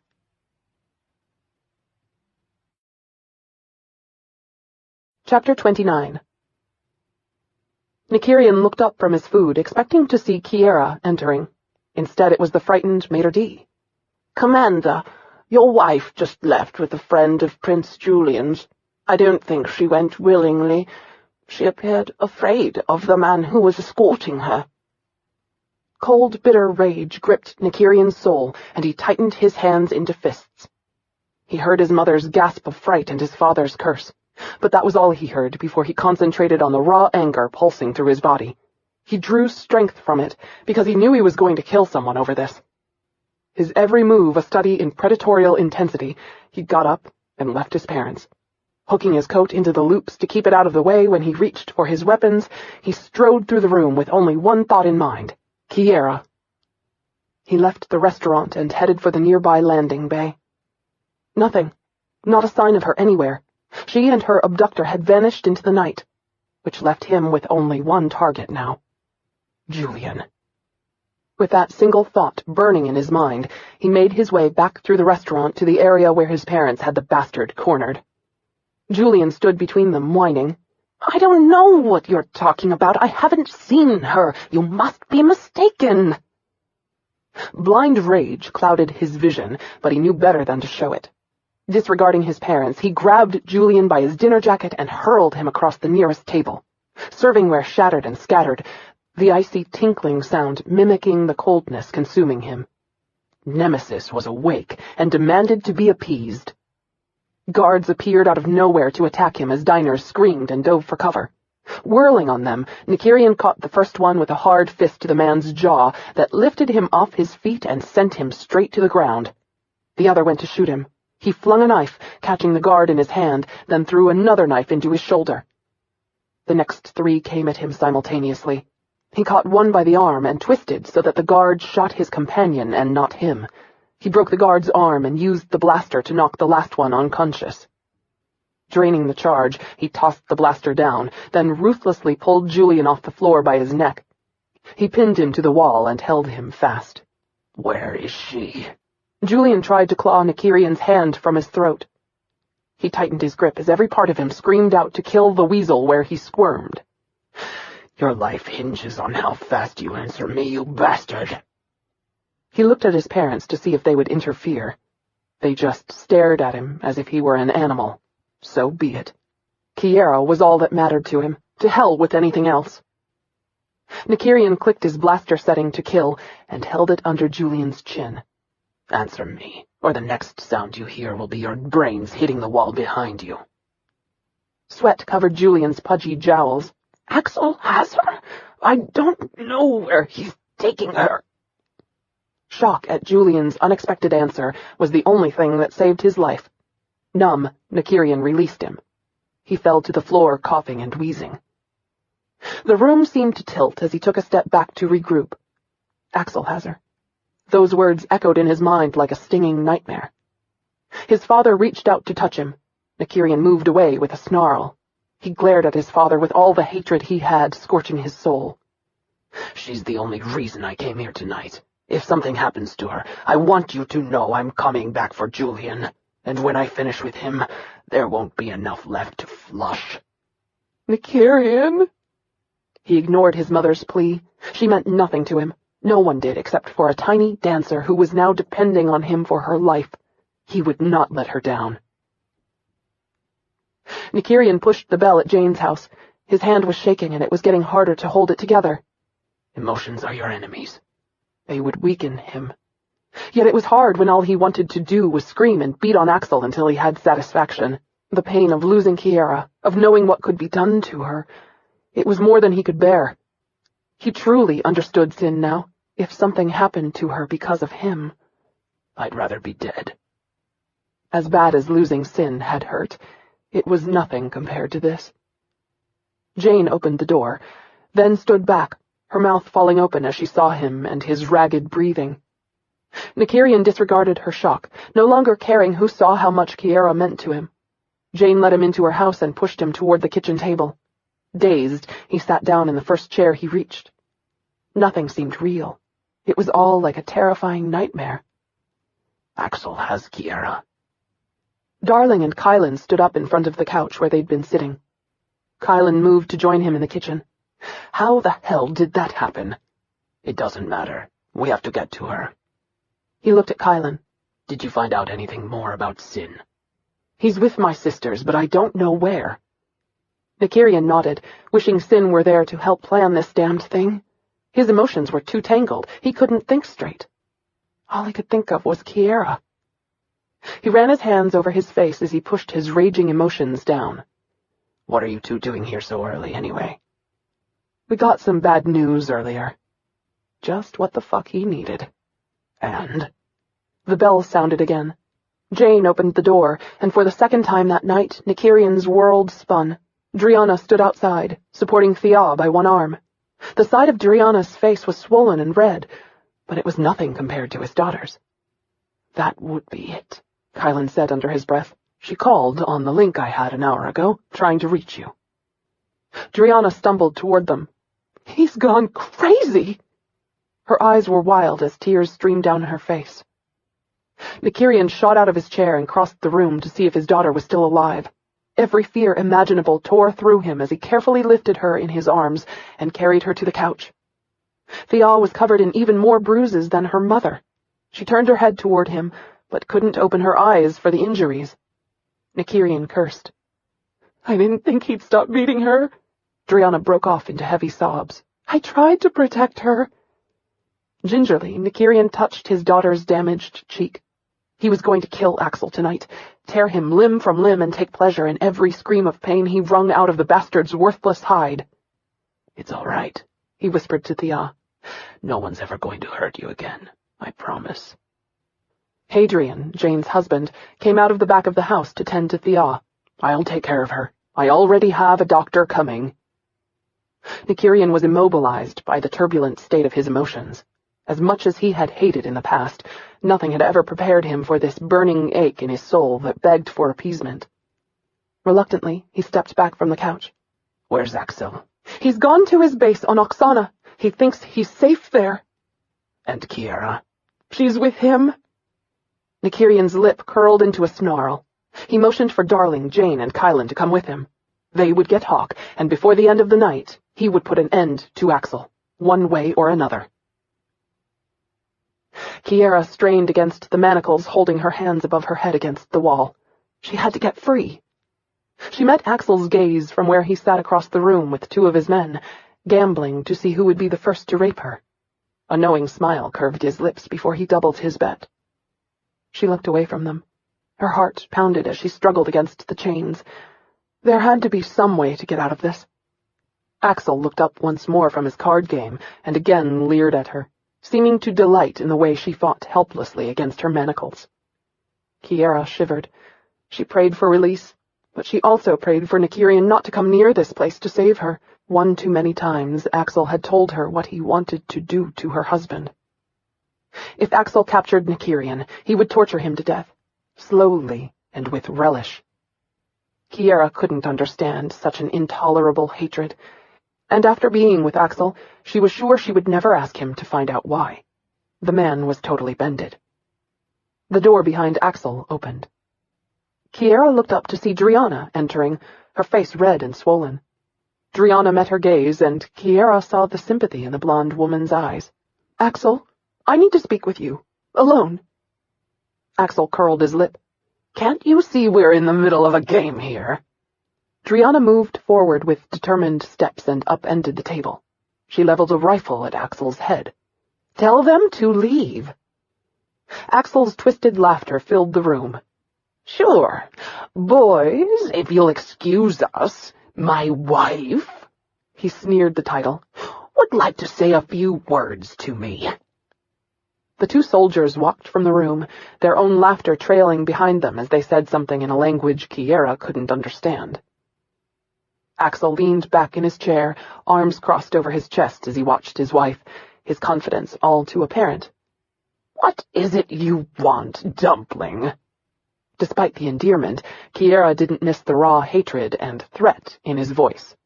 "No one hurts my baby and lives," Driana snarled. "I'm going to kill you, you Giacon." She clicked back the hammer on the rifle. Axel moved so fast, Kiara barely saw his arms uncoil from his chest before he had the gun out of Driana's hands. "You stupid Harita." He jabbed the stock into her stomach so hard it knocked her straight to the ground. Kiara cringed in reflex. Driana slumped to the floor, clutching her middle as she cried out in pain. He pulled Driana up by the hair. "Where's Thea?" Driana glared at him, and even from her distance across the room, Kiara recognized the hatred burning in the blue eyes. "I gave her to her father." Axel's chest pulsated with his deep, angry breaths as he looked up at Kiara. "The hybrid?" he screeched. Kiara winced at the tone, unable to believe a man could make it. Driana smirked at him. "Yes, he was a better man and lover at 17 than he'll ever be." Axel lifted the stock up and brought it down across Driana's back with a dull, heavy thud. She screamed, collapsing to the floor. Kiara buried her head in her arms and tried to block out the sound of the blows that followed in rapid succession. Finally, Driana's screams stopped completely. Kiara raised her head and saw Driana lying on the floor in a pool of blood. Her stomach twisted. For a moment she thought she'd be sick. Axel walked toward her like a prowling Lorena. He tossed the blood-covered rifle onto the overturned table. His eyes were a stormy gray as he raked his gaze over her body and curled his lips as if the sight of her disgusted him. Did Nykyrian ever tell you how they train assassins for the League? He was insane. She stared at him in disbelief, unable to comprehend his friendly tone after what he'd just done to his own wife. Axel reached out a cold hand and touched her cheek. They take you for 3 months and keep you completely isolated. He disregarded her attempts to pull away. You're sent into hollow rooms where they play your worst fears over and over again until you no longer fear anything. His fingers traced the line of her chin. Kiara shivered, wishing she could do something other than stand before him in helpless expectation. Having no other recourse, she spit at him. A smile curved his lips at her reaction. He wiped his cheek, his eyes never wavering from hers. As if she hadn't done a thing, he continued talking in that eerie, dead voice. They only feed you raw meat, and while you eat it, they play tapes of dying victims begging for their lives. He held his hand out in front of her face. She took a step back, the wall blocking her retreat. With this hand, I could rip your throat out. He snatched her closer to him and placed his hand over her neck. She waited for him to demonstrate his point. But he didn't. Instead, his cold voice droned on. The hybrid could tear out your heart with his bare hands. Does that excite you? You sicken me. Axel gave her a twisted smile, his hand stroking her cheek. Did Nykyrian tell you he killed 2 instructors before he finished training? He did, you know. His hand fell away and he turned her to face him, his hands resting on her hips. He was always better at killing, but I was the one who enjoyed it the most. His laughter rang out, chilling Kiara. Nykyrian would sit for hours after a mission, staring into space, feeling guilty. He sneered the word like it was the worst thing imaginable. I was a true warrior. I went out afterwards, celebrating my glory. His hands tightened around her waist. She bit her lip, wanting some way to strike out at him. So what did my father brag about his half-breed foundling? Axel snarled, his face a mask of contorted rage. It wasn't my kills he talked about with pride. It was always Nykyrian's. Always Nykyrian's. Kiara cried out as his hands bit into her flesh. Axel shoved her back against the wall with a solid thud that knocked her breath from her. He leaned his body against hers and she could feel his desire bulging against her stomach. Sweat beaded on her body as she feared his next move. He ripped the top of her dress open. She screamed, struggling against him in desperation. I should take you now, he said in a ragged whisper, running his hand over the top of her bra, oblivious to her cringing. But I won't. That wouldn't be any fun. He stepped back and smiled at her. When the hybrid comes for you, I have a special place for him to watch me rape you. Then you can watch me cut off pieces of his body until there's nothing left but his ear, which I shall gladly give you as a token to remember him by. You're insane! Kiara kicked out at him with her legs. He slapped them aside. I've never known an assassin who wasn't. With an evil laugh, he strolled casually out of the room. Sobs racked her body.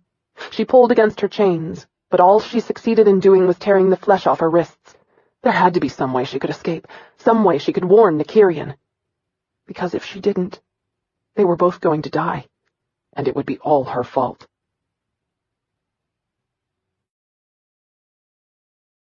Chapter 30. Nykyrian and Kylan sat in the council room of the Centella's base, reviewing data about Oksana. Hawk paced the floor behind them, his boots clicking an eerie beat against the porcelain floor that ate at his tolerance. Jane and Darling sat across the room, listening to him and Kylan argue battle plans. He clenched his teeth in frustration as he stared at the statistic sheets laying in front of him. A frontal assault would end in complete annihilation, and a covert attack was almost as risky. Axel's men knew each other well enough to spot a stranger immediately. At this point, they'd never get Kiara out alive. Kylan leaned back in his chair, a smile spreading across his face as he drummed his fingers against the table. You know, I've been making deliveries to Neton Vranana. If I were to fake a shipment to him, I could smuggle you guys into Axel's base. Nykyrian frowned. How could you get us through the scanners? Kylan tilted his chair back on two legs and put his hands behind his head, that cocky grin Nykyrian despised breaking across his face. You're going to regret every nasty thing you've ever said about my ship. The Malia is equipped with special jammers no system in existence can pick up on. They'll have to do a personal inspection to verify my cargo. He laughed. Remember, guys, I am a third-generation smuggler. Hawk snorted. Yeah, well, once we're in, they're not going to just let us sail right back out. The Malia is too fragile and slow to outrun a fighter. Kylan rubbed his jaw as he thought about Hawk's words. Her cargo hold will carry 2 fighters plus passengers. Nykyrian nodded in agreement. This was the first plan they'd come up with that stood even the breath of a chance. That's it, then. Darling cocked his eyebrow at Nykyrian. Aren't you forgetting something? How do we get out once we're in there? Nykyrian studied Darling's face. A million thoughts passed through his mind.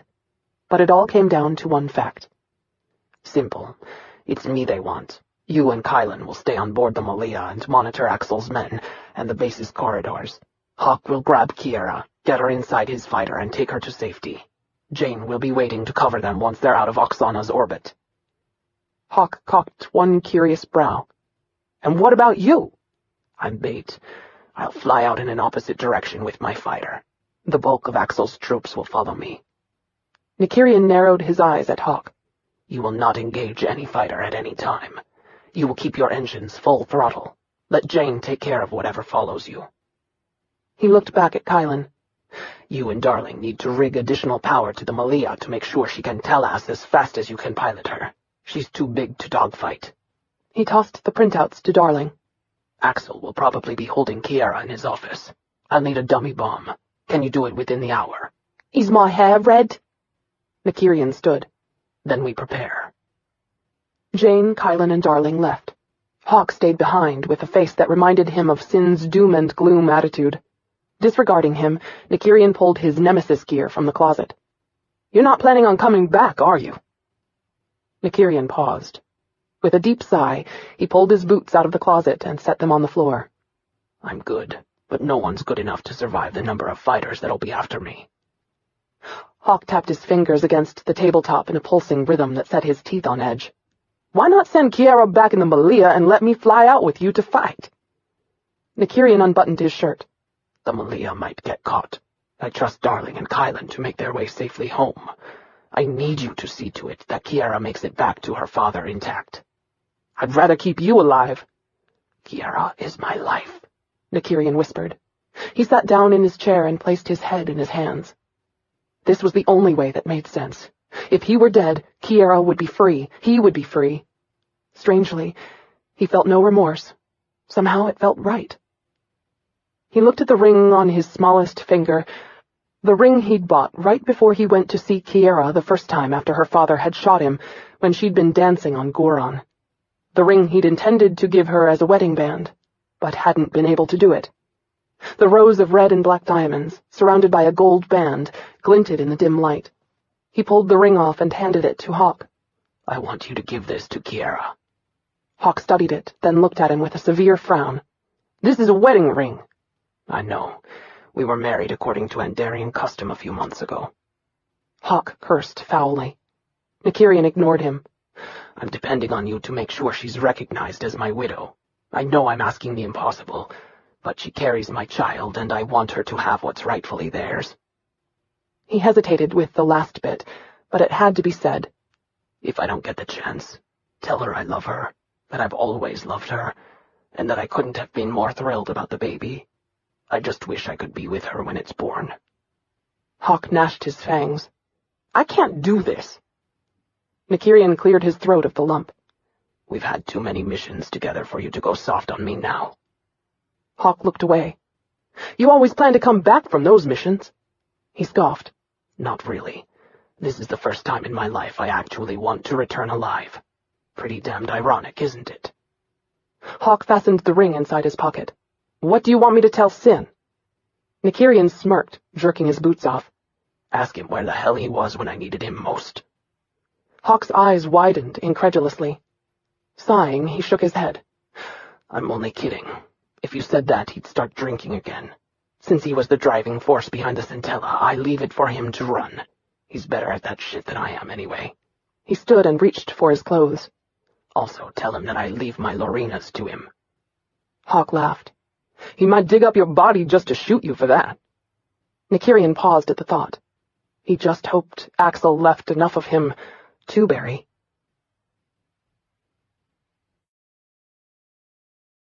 Chapter 31. Kylan sat at the controls of the Malia, waiting for clearance to enter Axel's base. He smiled at the 6 crates of Damson alcohol Nykyrian had graciously donated to add realism to the scam. Man, Sin would shit himself to see that wasted. The orange light on his control panel flashed, warning him the probe scanners were on. Pushing in his sequence, he smiled as the jammers hummed on. "Take that, you Swixters," he laughed. "Malia cleared," the controller's voice echoed. "Dock in Bay 8. Kylan complied. He loved his job. There was nothing like extreme danger to get the blood pumping and the brain juices flowing. Several soldiers stood by, waiting to board his ship. Kylan shook his head and double-checked the settings on his control panel. He walked past where Nykyrian and the rest were hidden, wasting time. The longer the guards had to wait, the more anxious they'd become. It was a childish ploy, but it always served to unnerve sentries. With a silent salute to his father's picture that hung by the door, his good luck charm, Kylan slowly lowered the ramp. He opened the hatch and stared down the barrel of a laser rifle. "Problem?" he asked calmly. The helmeted soldier cocked his head. "We're expecting Quikiades." Kylan burst into mocking laughter. "Is that you, Merrick?" The soldier shifted nervously before pulling his helmet off. "Yeah." He shoved the barrel away from his face and sauntered back inside his ship. The other soldiers filed on board and set about searching his cargo. "By a clue? What would I be doing with Quikiades? Hasn't anyone bothered to tell you we don't get along?" "You run missions for him?" Kylan gave him a droll stare. "Duh, I'd run missions for the devil as long as he pays me on time." "That's why we're searching you." He rolled his eyes. "Like Quikiades can't afford a better mode of transportation than this dilapidated junk heap. Forget a clue. Buy a brain." Merrick glanced around the ship. "Where's Cassin?" Kylan shrugged. "Off with Shah-Hara?" There was no missing his disappointed expression. The other soldiers returned, shaking their heads. "He's clean." Merrick nodded. "You looking for Natan?" "Yeah, where is he?" "He's with Axel." Merrick replaced his helmet. "I'll tell him you're here." Kylan took a deep breath, grateful the ruse had worked. "Do it. I don't have a lot of patience. If he doesn't get here quick, I'm leaving." Merrick motioned his group of soldiers off the ship. "Hey!" Kylan mischievously called down the ramp after him. "I hope you don't mind, but I'm going to lock my systems down while I wait. I just can't trust you mercenary sons of bitches. You guys are a rotten group." He saw Merrick stiffen, but he didn't say a word in reply. Kylan smiled in self-satisfaction. He locked the hatch, then ran to free the group from their hiding panels in the walls. Darling moved to the front to monitor communications. "You'll have to rush," Kylan said to Nykyrian, who checked his blaster's charge level. "If Natan stays on board too long, they'll get suspicious." Nykyrian nodded, his stomach knotting. He had to succeed. There was no alternative. They took positions on opposite sides of the hatch, ready to pounce. Their wait was short. Natan must have really been in the mood to get flagged. As it was, he ended up unnaturally unconscious. Kylan opened the hatch just enough for Nykyrian and Hawk to squeeze through. With practiced ease, they made their way out of the bay and down the hallway. Darling instructed their path via a headset and map inside the Malia. Nykyrian knew he could rely on his friends to get Kiara to safety. They wouldn't let him down. 2 more corridors, then Axel's office is on your left, Darling instructed. Hawk moved. Wait, Darling warned. Nykyrian's heart skipped a beat. One being coming down the hall up ahead. There's a door behind Nick. Use it. Nykyrian led the way into the dark room. I hate this shit, Hawk hissed. He ignored him. After a few seconds, Darling's voice returned. Clear all the way. Move. He opened the door and went out first. They made their way to Axel's office as quickly as possible. He tried the door's security code, but it wouldn't budge. Damn. What? Hawk asked, scanning the hallway. Axel must have changed codes. Stifling his temper, Nykyrian quickly rewired the lock and raised the door. He saw Kiara first. Her jubilant face looked up at him with adoring eyes that cut through to his soul. He ran across the room and jerked the chains out of their hook in the ceiling. Relief coursed through him as he picked the locks and freed her wrists from the metal cuffs. His eyes hardened as he noticed the tear in her dress. Did he hurt you? No. She held him close. He was waiting for you. Nykyrian kissed her, his arms tight around her waist while he thanked God she was safe. She trembled in his arms like a frightened child, and he vowed once more to see Axel pay for this with his life. Hawk came up behind him. Come on, we don't have time. Nykyrian moved away from her. Hawk was right. Where's Axel? Nykyrian asked her. I don't know. He left a few minutes ago. Hawk cleared his throat and pulled at Nykyrian's shoulder. You need to see this. Nykyrian turned around, then went numb. For the first time, he noticed Driana lying on the floor. He crossed the room to stand over her body. She's dead, Hawk confirmed, stooping to feel for her pulse. He looked back at Kiara in confusion over the grisly sight. What happened? She covered her trembling lips with her hand. She tried to kill Axel, and he beat her to death. Wanting to comfort her, he moved back to her and held her close for a few heartbeats, knowing this would be the last time they ever touched. You're safe now, Shona, but we have to hurry. Handing Kiara over to Hawk's arms, he adjusted his link. Darling, report. You're clear the whole way back? He nodded to Hawk. Get her home. Hawk hesitated. He gave Nykyrian a look that told him how reluctant Hawk was to leave him to his own defenses. Walk with peace, Hawk said quietly before dragging Kiara out of the room behind him. Nykyrian thought over the old League phrase. He finally understood how an assassin could walk in peace. With a sigh, he welcomed the peaceful slumber of death. He gave them a good head start before he left the room. Hawk would take care of Kiara. This was the only solution. Walk with peace, he repeated, and opened the door. He ran down the hallway back towards the bay. Nick, to the right! Darling's voice shouted. Nykyrian whirled, his hand drawing his blaster. Too late. The shot ripped through his shoulder with a painful sear. Returning the fire, he watched the soldier crumple. Alarms blared and flashed all around him.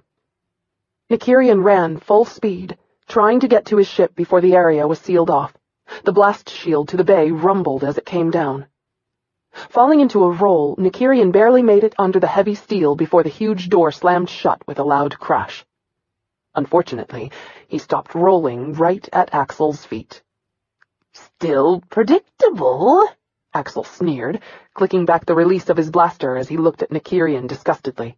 I knew one day your sense of valor and fair play would be your death. Nykyrian rose slowly to his feet. Kiara's on board and safe, Darling said in his ear. Detonation in 4, 3. Axel leveled his blaster at Nykyrian's head. You're so disappointing. Nykyrian dodged the blaster's shot, then rushed Axel. Catching Axel about the waist, they tumbled to the ground. Axel brought his legs up and kicked Nykyrian back, then threw himself on top of Nykyrian at the same moment Hawk launched his fighter. Nykyrian took advantage of the distraction and landed a solid fist into Axel's jaw. With a curse, Axel reeled backward. He extended the blades in his boots and kicked at Axel, who rolled away. They went at each other with all the years of hatred manifesting in and empowering them. Slashing, punching, they gave it everything they had. "They're scrambling fighters," Darling warned in his ear. Nykyrian cursed. He had to get to his fighter and provide cover, or they were doomed. Axel caught him a slice to his shoulder. Whirling around, Nykyrian returned it with a side wound. Then he kicked him back and bolted to the Malia. As quickly as he could, he climbed up the small manhole underneath the craft. "Shields up," Kylan called. Nykyrian lay on the steel floor, his shoulder throbbing. Forcing the pain from his mind, he knew he had to launch before Axel's men reached Kiara. Within seconds, he was inside the Arcana, his engines roaring. He launched and flew off in the opposite direction from Hawk. Darling updated his report. "Fighters are changing course and headed straight for you, Nick. 3 remain after Hawk. It looks clear for us. We're out of here." Nykyrian checked his monitors.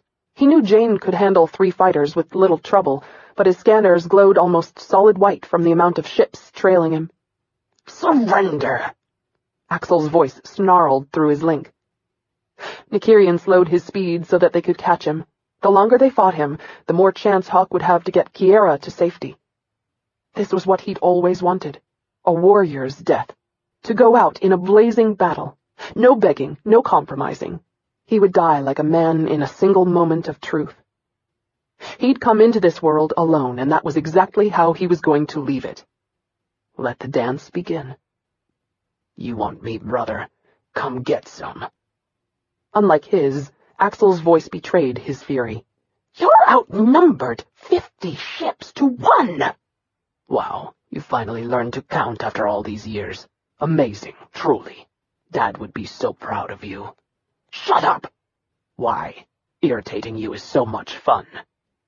Nykyrian goaded him intentionally, knowing Axel would break away from the squadron and engage him one-on-one. Talk about predictable, Nykyrian whispered as Axel's fighter broke formation and dropped in behind him. He turned his ship around and prepared for the fight. Kiara would be safe by now. Jane should be running behind them. By the time he was dead, she'd be home safe with her father. An icy, calm lucidity descended on him as he accepted the inevitable. Axel shot first.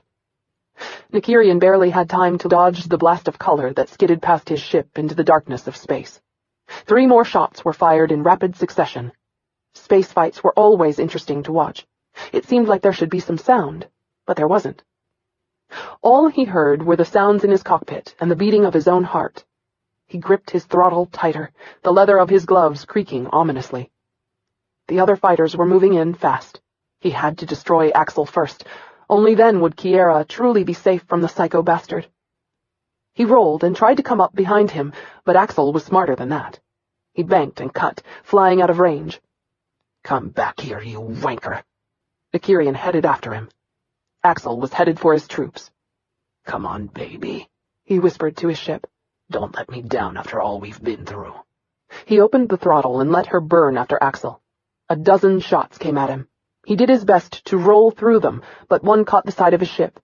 Cursing, he heard Axel laughing over his link. We've got you now, hybrid. Prepare to die. Nykyrian's blood ran cold as he saw his opening. It was an old trick he hadn't used in a while, but as he'd told Kiara in her flat, always do the unexpected. He gunned his engines, heading straight for the cluster where Axel was. His men panicked and scattered. Taking the opening, Nykyrian fired his ion cannon. In one brief flash of orange light, Axel's ship disintegrated. His brother's scream was cut short as he breathed his last. Nykyrian leaned his head back in satisfaction as he pulled his hand away from his trigger. Mission accomplished. All that was left now was the dying.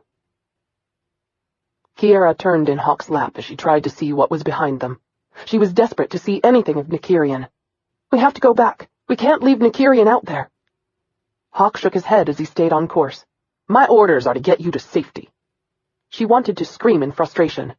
Don't you care? His hand jerked on the throttle, and the ship listed sideways in response. I care more than you can imagine, but I also made a promise to him, and I'd open a vein before I'd break it. With another angry jerk, he righted their craft. Kiara sat back, her tears scalding her cheeks. He's out there alone, she whispered. feeling sick to her stomach. "Jane's gone back for him. He'll be all right." Kiara heard the doubt underlying his words. She prayed as hard as she could. Nykyrian had to come back. He had to. The thought of him dying. It wouldn't end like this. It couldn't. She blinked in semi-relief as Goron finally came into view. Hawk set his links to pick up her father's frequency. It took several agonizing heartbeats before she heard her father's voice. "President Zamir, I have your daughter Kiara, but I need a squadron of fighters. One of our pilots is in danger. If I send you the coordinates, will you assist us?" Silence greeted the request. Kiara's anger built to a dizzying height. "Father, if you love me at all, you will do as he asks." "Kiara, Daddy, please," she begged. A sob cut short her words, but she forced her tears aside. "Please don't do this. I finally understand why you've held on to me so close all these years. Why you locked yourself in your room at night with Mom's pictures and couldn't be disturbed. I can't lose him, Daddy. It'll kill me. Please don't make me bury him like we did Mom." "Baby, don't cry. Please." The anguish in his voice made her tears fall even harder. He cleared his throat. "I'll have a full squadron launched as soon as we can rally them." In unison, Hawk and Kiara breathed a sigh of relief. "Thank you, Daddy." Hawk programmed the information into the computer. As they neared Goron's Bay, they were passed by a squadron of fighters on their way out to help Nykyrian. Kiefer met them in the hangar after they docked. As soon as she could deplane, Kiara threw herself into his arms, grateful for his support. Hawk jumped down from his ship and approached her father in steady, predatorial strides. "Sir, I request another ship to join your troops. I haven't the fuel to return in mine." Her father glanced at her, his arms tightening around her shoulders. To her relief, he nodded. "There are 3 ships fully fueled on the other side of yours." Hawk gave a curt nod before heading off to them. "Hawk!" Kiara ran after him. He paused and waited until she caught up to him. Her lips trembled as she stared at his Andarian eyes. There was only one thing she wanted, one thing left to wish for. "Bring Nykyrian back to me." He looked past her shoulder to where her father stood. Reaching into his pocket, he pulled out a wedding ring and handed it to her. "Nykyrian wanted me to give you this." Kiara bit back her tears as she stared at the beautiful ring Hawk dropped into her palm. "He also wanted me to tell you that he loves you." Her tears broke into a soul-wrenching sob. "Please save him." "That's my plan, Princess." Hawk darted to the nearest fighter. Kiara slid the cold ring onto her 3rd finger, her fears and worries choking her. The ring was a perfect fit. Clenching her fist, she turned around and joined her father, wishing she were a little girl again and he could make everything all right just by kissing her hurt and holding her close. But to her deepest regret, those days were long past. The only one who could kiss away her pain now was Nykyrian. "Let me take you home," her father said quietly, draping his arm over her shoulders. Kiara shook her head. "I have to know what's going on. Take me to the control room." Despite a skeptical look, he did as she asked. Silently, Kiara sat in a console chair, listening to the pilots' voices as they engaged Axel's men. Hawk thought he would never get to the battle. In a weird way, he was right. By the time he met up with the squadron, the battle was over. His heart thundered as he surveyed the ships, looking for Nykyrian's. Flicking open the channel to ask Jane about Nykyrian's fate, he finally spied the Arcana. 4 Gorish fighters surrounded the disabled craft. "Nykyrian!" His heart lodged painfully in his throat. "Fine. Hurt." Frowning, Hawk surveyed the damage done to Nykyrian's ship. Sparks popped, only to be extinguished in the vacuum of space. From what he could see, it appeared that only one engine was functioning, and only barely. He had no idea how Nykyrian could land the ship in its current condition. "Do you need a tractor beam to help you land?" "No. Ship. Destroy." Hawk could barely understand the broken garble. He let out a fierce curse, remembering the ship couldn't be pulled in. If they tried, it would self-destruct. One of the Gorish fighters almost hit the Arcana as it listed to one side. Hawk clenched his teeth as reality crashed down on him. Nykyrian wasn't going to make it back. Nykyrian remained silent, His communications system was malfunctioning, and he could only catch snatches of conversations from the pilots around him. He couldn't believe he was still alive. After he'd killed Axel, the rest of Axel's men had blasted a dozen or more holes in his ship. A strange catharsis had formed in his mind after the battle, and somehow all his past sins ceased to bother him. He stared at his control panel, which was lit up with every warning system on board. It was a miracle he even had enough directionals left to fly with. He thought about Kiara and their baby. If he could have one wish, it would be to see his baby born, to hold Kiara one last time. He sighed, a knot forming in his chest. From the beginning, he'd known some things were not his to have. Unfortunately, she was one of them. Goron loomed before him. He rubbed his hand down his injured arm. Blood soaked his uniform, but it no longer seemed to ache. The deep cuts had severed his nerves. Nykyrian stared at Goron, wondering if Kiefer would order him detonated before he neared the bay. Most governments would. It was standard practice to prevent damage to valuable bays. Sighing, he leaned his head back on the seat as his eye burned. His ears buzzed from the radio's static, but even so, he could swear he heard the tender, dulcet tone of Kiara's voice calling his name. His escorts, Hawk and Jane, dropped away to allow him to land. He headed into the bay, his hands automatically running through the landing procedure. Flipping switches and pulling gears, he couldn't get the fighter to slow down at all. A chill ran over him as he entered the hangar at full speed. In one last effort to save his life, he pulled the ejection switch over his head. The force of the seat's propulsion shot him up, but not fast enough for him to clear the rear stabilizer. The impact sent him into blackness. Kiara came to her feet with a scream, her mind unable to believe what her eyes registered. Nykyrian's ship tore a hole through the bay's outer wall. Red and gold flames licked the craft and the length of the bay's floor and walls. Explosions erupted all over. Fire units descended to extinguish the blaze. "I knew I should have detonated that ship," her father growled beside her. Horrified, Kiara gaped at him, then ran from the room. Her feet carried her into the heat of the bay, and she shook from the emotions tearing at her.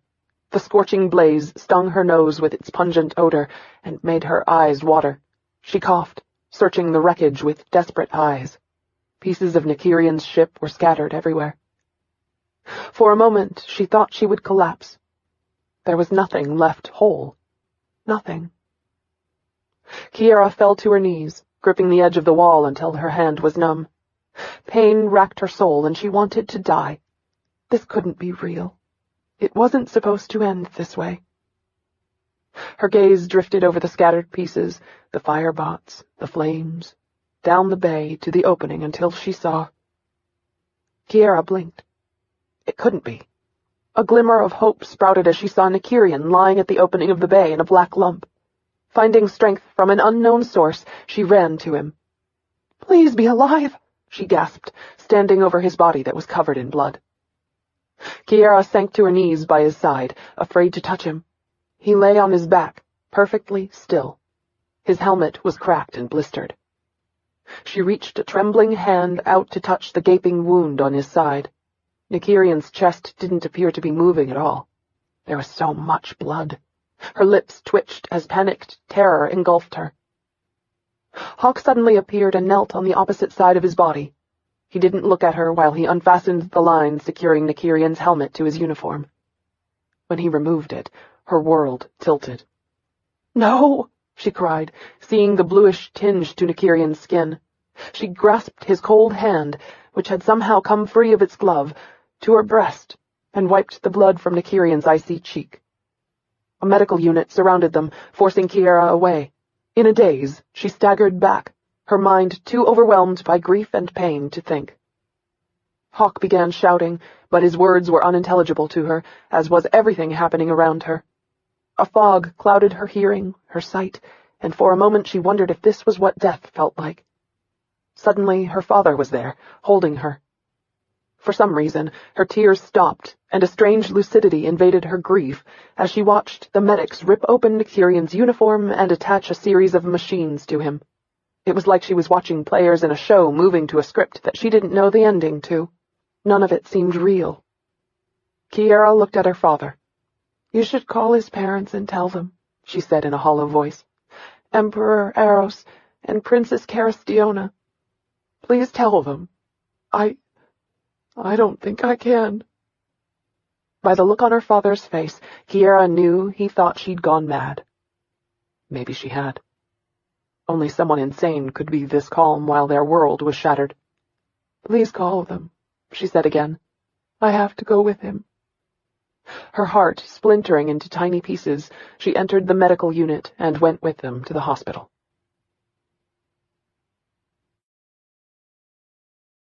Chapter 32. Kiara sat in the waiting room of the hospital, staring out the window. Nykyrian had been in surgery for over 6 hours, and as each new second ticked by, she felt her hopes diminish with it. Thea lay asleep in her lap, tears still nestled in her closed lashes. Telling the girl about her mother's death, and about the father she'd only met once, had been one of the hardest things she'd ever done. She sighed wearily, looking around the room. Jane sat across from her, along with Kylan and Darling. Hawk just paced the hallway, saying nothing. Nykyrian's parents were huddled with her father at the other end of the room. They were a somber group, and she couldn't help but wonder what Nykyrian would say if he could see them like this. She held her left hand up before her, letting the dawning rays of the sun play across the red and black stones. She would give up everything she owned and ever aspired to if she could have Nykyrian back with her. She didn't even care if he were crippled, just as long as she had him. Kiara held Thea close as a balm against her grief, and smoothed the ruffled blonde curls off her cheeks. She hoped her baby shared his half-sister's blonde hair and green eyes. The doors opened at the end of the waiting room. She looked up, expecting to see the doctor, shocked to find Sin entering the waiting room with a gorgeous red-headed woman.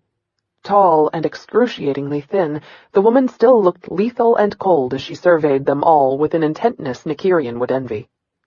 Kylan rose to his feet and stopped the redhead before she reached her. Sin came straight to Kiara and knelt at her feet. "How are you doing?" Concern was etched into his face as he gave her a comforting squeeze. Grateful for his consideration, she patted his hand. "I've been a lot better." "I'm sorry. I should have been here. I could have stopped him."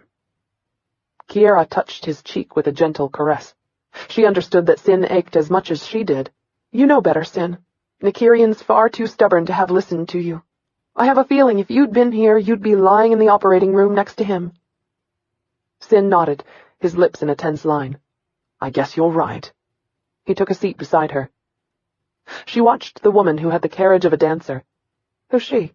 "Shahara Dagon." Her eyes widened in surprise. "The bounty hunter who was out to kill you and Nykyrian?" He leaned his head back against the wall. "It's a long story." After a few minutes, Shahara came to sit on the other side of Sin. She didn't say a word. She only took his hand into hers and held it in a way that made Kiara long to feel Nykyrian's. They were forced to wait another hour before a doctor finally came forward. He stopped at Hawk, who pointed him back to Kiara. She watched the doctor move toward her with cold apprehension, her heart pounding in fear at what he might say. Sin held her hand. "Mistress Quikiades." Kiara nodded, unable to speak past the lump blocking her throat. "He's out of surgery, but he's still got a long fight ahead of him. There was a lot of damage done." His somber expression tore at her. "In all honesty, I don't know how he lived until now. I've never seen anyone survive surgery with the type of injuries he sustained, but it's a good sign that he's determined to live." With every word, Kiara's throat tightened more. "If you like, you may stay in his room," the doctor said quietly.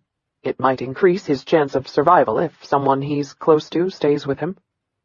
"Can he hear me?" "I doubt he can understand you, but he'll know you're there." Jane woke up Thea, who yawned and blinked at them as she tried to understand what was happening. "I'll take her home to stay with my children. When he's better, I'll bring her back." Kiara offered her a shaky smile, grateful for the kindness. "Kiara, I'll go with you," Sin said from beside her. Patting Sin's hand, Kiara stood and followed the doctor, Sin by her side. Hawk relayed the doctor's words to the rest of the waiting room. The doctor opened the door to Nykyrian's room. Kiara went weak in her knees as she saw him. Nykyrian lay on the bed with wires and tubes linking his body to several machines. He looked so pale. But at least he was still alive. "We had to wire his nervous system back together," the doctor said, pulling a chair out for her. "There's a good chance he'll be paralyzed if he wakes." The doctor cleared his throat. "If he makes it through the day, he should have a good chance for recovery." Sin pulled him outside to give her a moment alone and to speak with the doctor. Hearing the door close behind them, she made her way to the bed. "Nykyrian," she whispered, her tears falling down her cheeks. "Don't leave me." She touched the spot on his cold skin where her tears fell. "I won't forgive you if you leave me alone." She stared at his beautiful face, which was swollen and red where they had fused skin back together over his injuries. Gingerly, she ran her fingers over his finely arched brows, wishing he would open his eyes and look at her. At the moment, she would even be grateful for one of his fierce snarls. The door opened, and Sin and Hawk came in. Reluctantly, Kiara released Nykyrian's hand and sat in the chair by the bed to wait and pray for improvement. The week passed slowly as Kiara waited for a sign of recovery.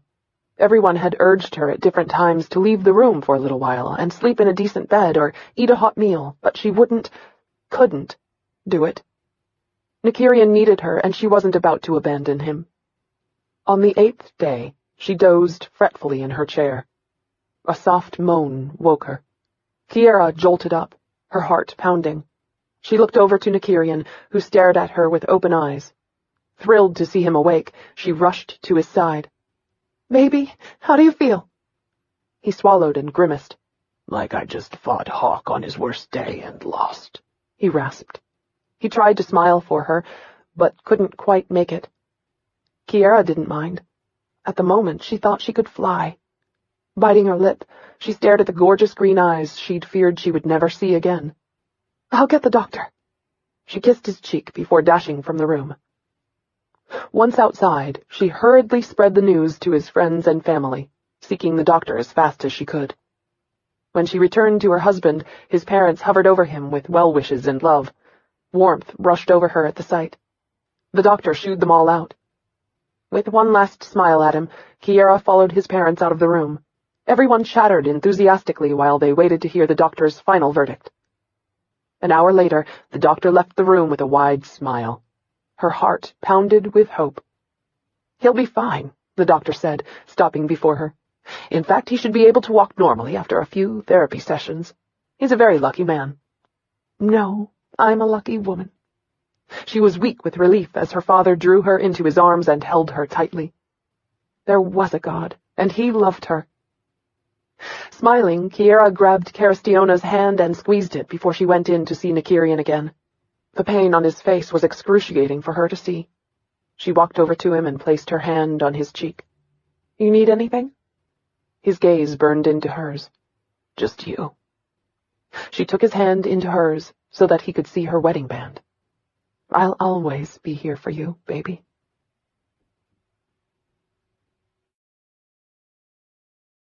Epilogue. Kiara watched Nykyrian wrestle on the floor with Thea, her heart light at the way he helped Thea with her homework. Somehow their lessons always ended up in play. He was such a good father and a wonderful husband. Truly, she couldn't ask for better. Sunlight poured brightly through the doors of the palace's library. 6 months had passed since Nykyrian had left the hospital, and during that time they'd moved from his solitary house nestled among the stars to live with Nykyrian's father, where he claimed she and Thea would be safe from anyone out to cause them harm. The biggest benefit of his parents reinstating him as a royal prince and heir was that the League could no longer hunt him. Total amnesty. His mother and aunt had also deposed their mother on Andaria, and because of Julian's cruelty and actions, he'd been removed from the line of succession. Neither was happy about that fact, but if they took any actions against Nykyrian or his mother or aunt, they'd be imprisoned for it. Or executed. With Nykyrian's skills, there was always that possibility. Now he and his daughter laughed as they rolled around on the floor. Thea shrieked, then ran away, the Lorenas following her as she sprinted up the stairs.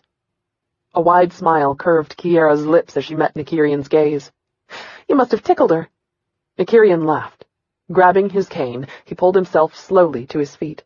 He still walked with a pronounced limp, but he was alive and well. That was all that mattered to her. "Are you glad Thea's with us?" he asked, pulling her into his arms. Kiara grunted as her rounded belly collided with his firm, muscular body. She was 2 weeks overdue. "At the moment, I wish our son would join us." Nykyrian's dimples flashed. She touched the deep indentations, hoping their baby had a set as well. "Yes, I'm happy Thea's here. She told me yesterday she's glad she has a brother this time, but for the next one she wants a sister." One corner of his mouth lifted. "I'm willing to accommodate her." She gave him a wicked once-over. "Me too. At least as long as I don't have to raise them without you." His arms tightened around her.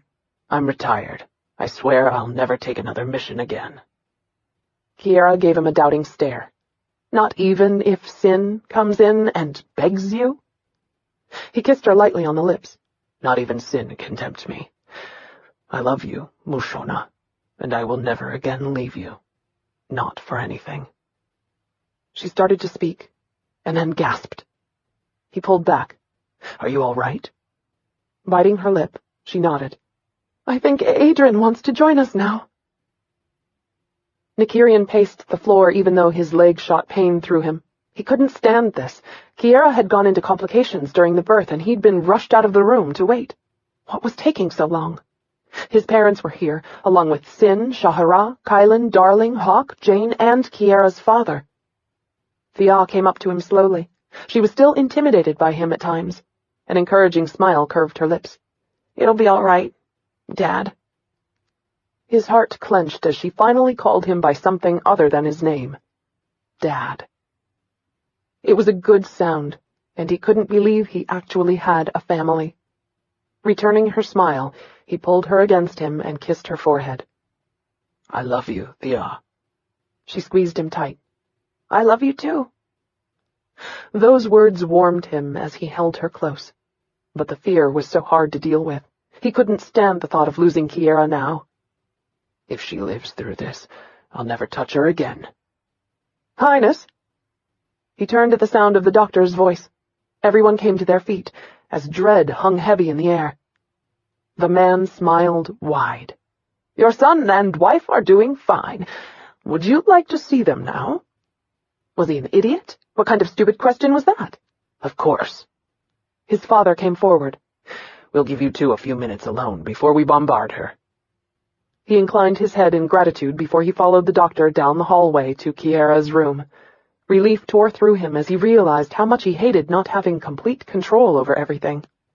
But as the doctor opened the door and he saw his wife and child, all thoughts scattered. Kiara looked exhausted, but stunningly beautiful, as she looked down at the tiny baby in her arms. Love and joy ripped through him with such sharpness that it actually brought tears to his eyes. Kiara met his gaze, and the smile on her face slammed into him. "Hi." "Hi." He made his way over to her, wishing he could run. Uncertain, he reached out to pull the blanket back so that he could stare at the smallest being he'd ever seen. His son. Nykyrian couldn't believe it. After all the lives he'd taken, he didn't deserve this. That baby was too perfect and too beautiful to have come from something like him. His hand shook as the baby made a gurgling sound. Kiara watched Nykyrian closely, wondering what thoughts were in his head. "Meet your son, Nykyrian." She held him out toward him. Nykyrian stepped back as if afraid. "I don't think I should." She arched a brow until she realized something. "You've never been around a baby, have you?" He shook his head. "I didn't know they were that small." She laughed. "He won't be for long." Reaching out, she pulled him toward her. "You won't hurt him." Nykyrian swallowed as she put the baby in his arms. It was the most surreal moment of his life. He was a father. While he'd grown used to the title with Thea, it wasn't quite the same as looking down at this tiny infant, and it made him ache that he hadn't been there when his daughter had been born. He'd missed her entire childhood, and he hated that fact. But he would never miss a second of Adrian's. He met Kiara's gaze. Thank you. For what? For giving me a life worth living. I know I'm not worth it, and that I don't deserve it. But I swear to the gods I finally believe in that I will spend every moment I have left making you happy and trying to be worthy of you. Kiara's eyes filled with tears. Nykyrian, you are worth everything to me, and you always will be. And when she pulled his lips to hers and kissed them, for the first time in his life, he truly understood love. It wasn't just an intangible emotion. It was when his own happiness was found by making her happy. It wasn't something found in a grandiose gesture. It was found in the simplest form. A single smile that made a cold-blooded assassin weak in the knees.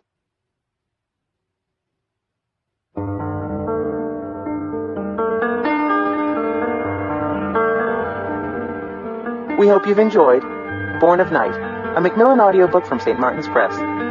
Text copyright 2009 by Sherrilyn Kenyon. Production copyright 2009 by Macmillan Audio. All rights reserved.